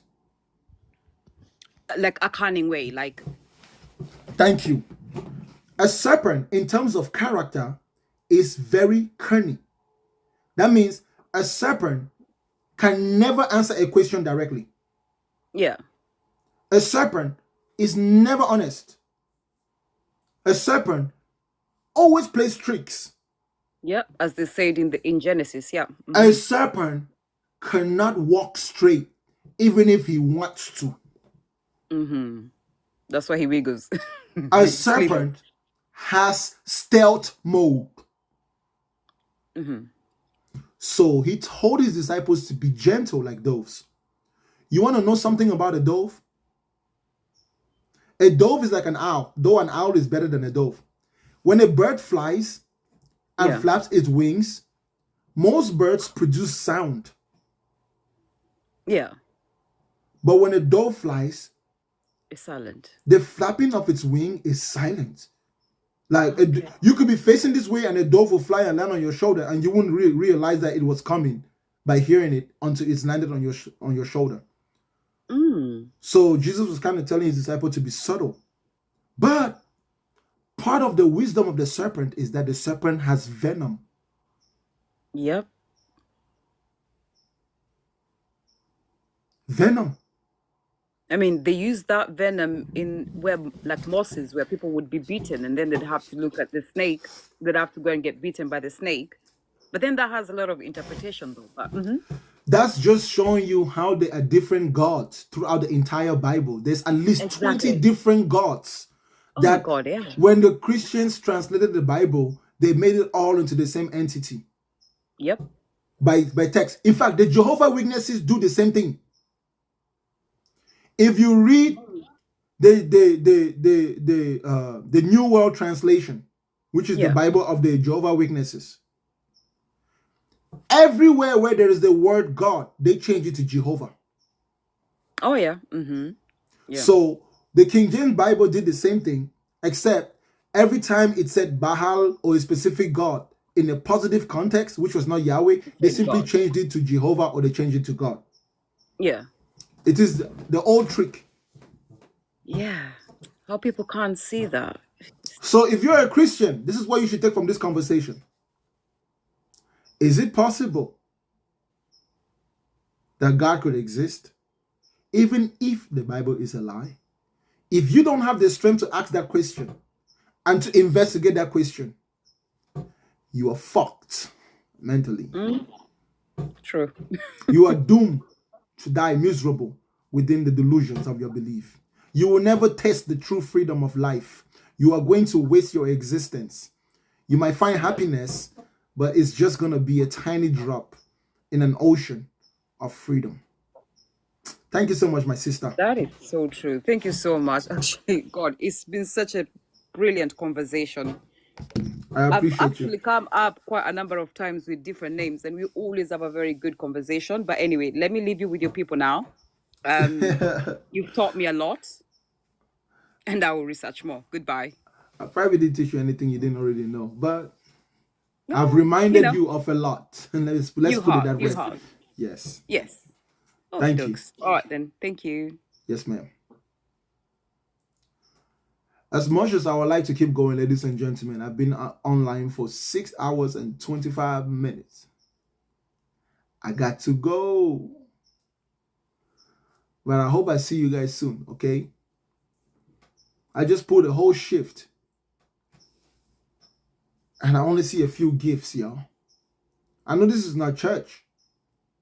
But I know y'all got some pocket change over there. You know? Like, damn. Be generous, y'all. But I don't want to be too greedy, and I don't want to be an ungrateful beggar. So thank you so much, by the way, for all the likes. 228 and 29,000 likes. So even if you didn't send gifts, if you tap the screen, I'm so grateful for that. It does count. It helps with the algorithm. We have pretty good numbers today. Even though, honestly, I don't like when my lives go above 1,000 viewers.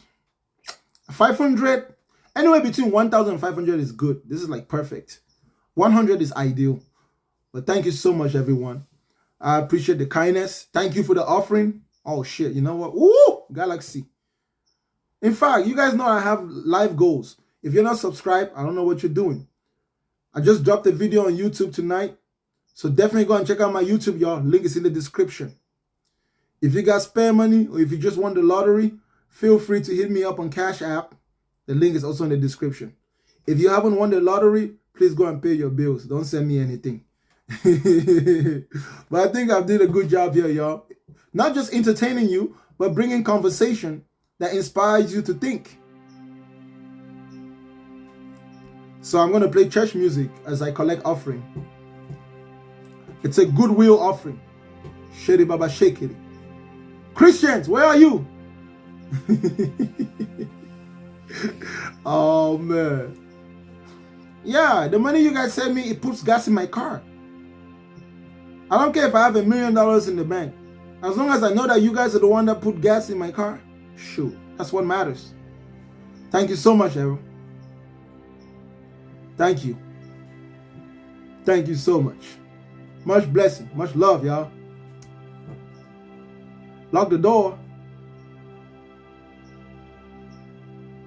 That's right, we get that Bantu, that Umbutu. It's not hallelujah, it's lekete.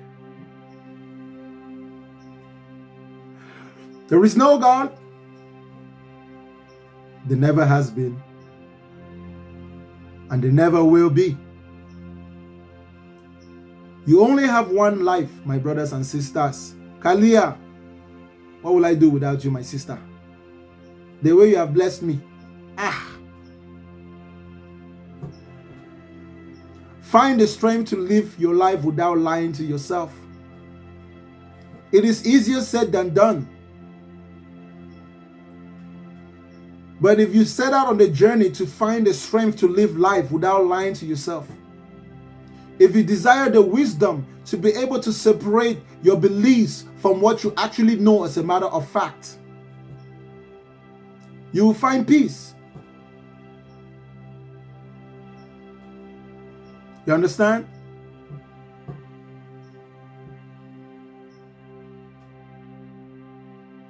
And if you must imagine a God, imagine it in your image. Thank you so much, voice. For if there really is a God, and that God did not think it necessary to come and knock on your door and talk to you, then there is no need. Grand rising and grand closing. Yeah, Brother Edwin, I'll post to YouTube. I just dropped a video as we were live tonight. I dropped a video. I started uploading it before I went live. It's been 6 hours. That video should be uploaded. I'm going to upload another one. In fact, I'll upload this one. Today was a good show.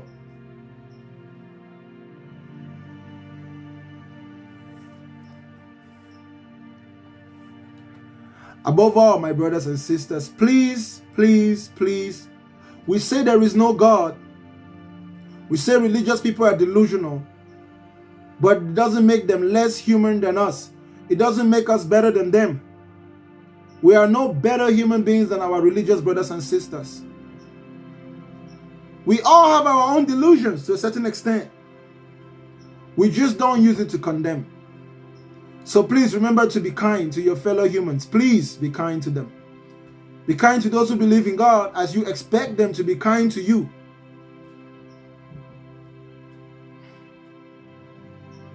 Don't hate anyone because of how they look. Don't hate anyone because of what their ancestors did. Do yourself that favor.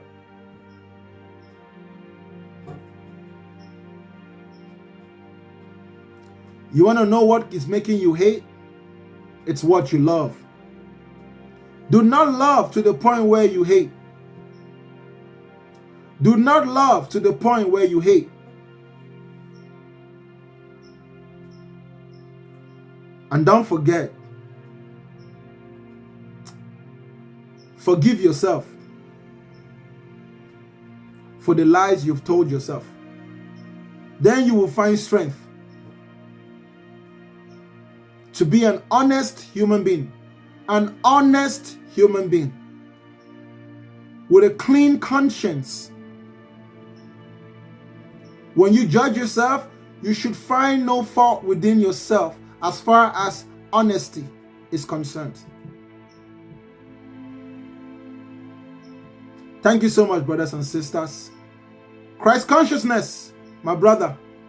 I hope life is treating you well, bro. It's time for Bakanga to go, brothers and sisters. It's been a long night. Thankfully, I work nights anyways, so it's now time to go to sleep. I will talk to you guys later today. Later today. I'll be back live because I'm off of work, so hey, why not? So stay blessed, y'all. Well, to my sister, I get to call you one of these days, so we'll never talk. Have a good night, y'all.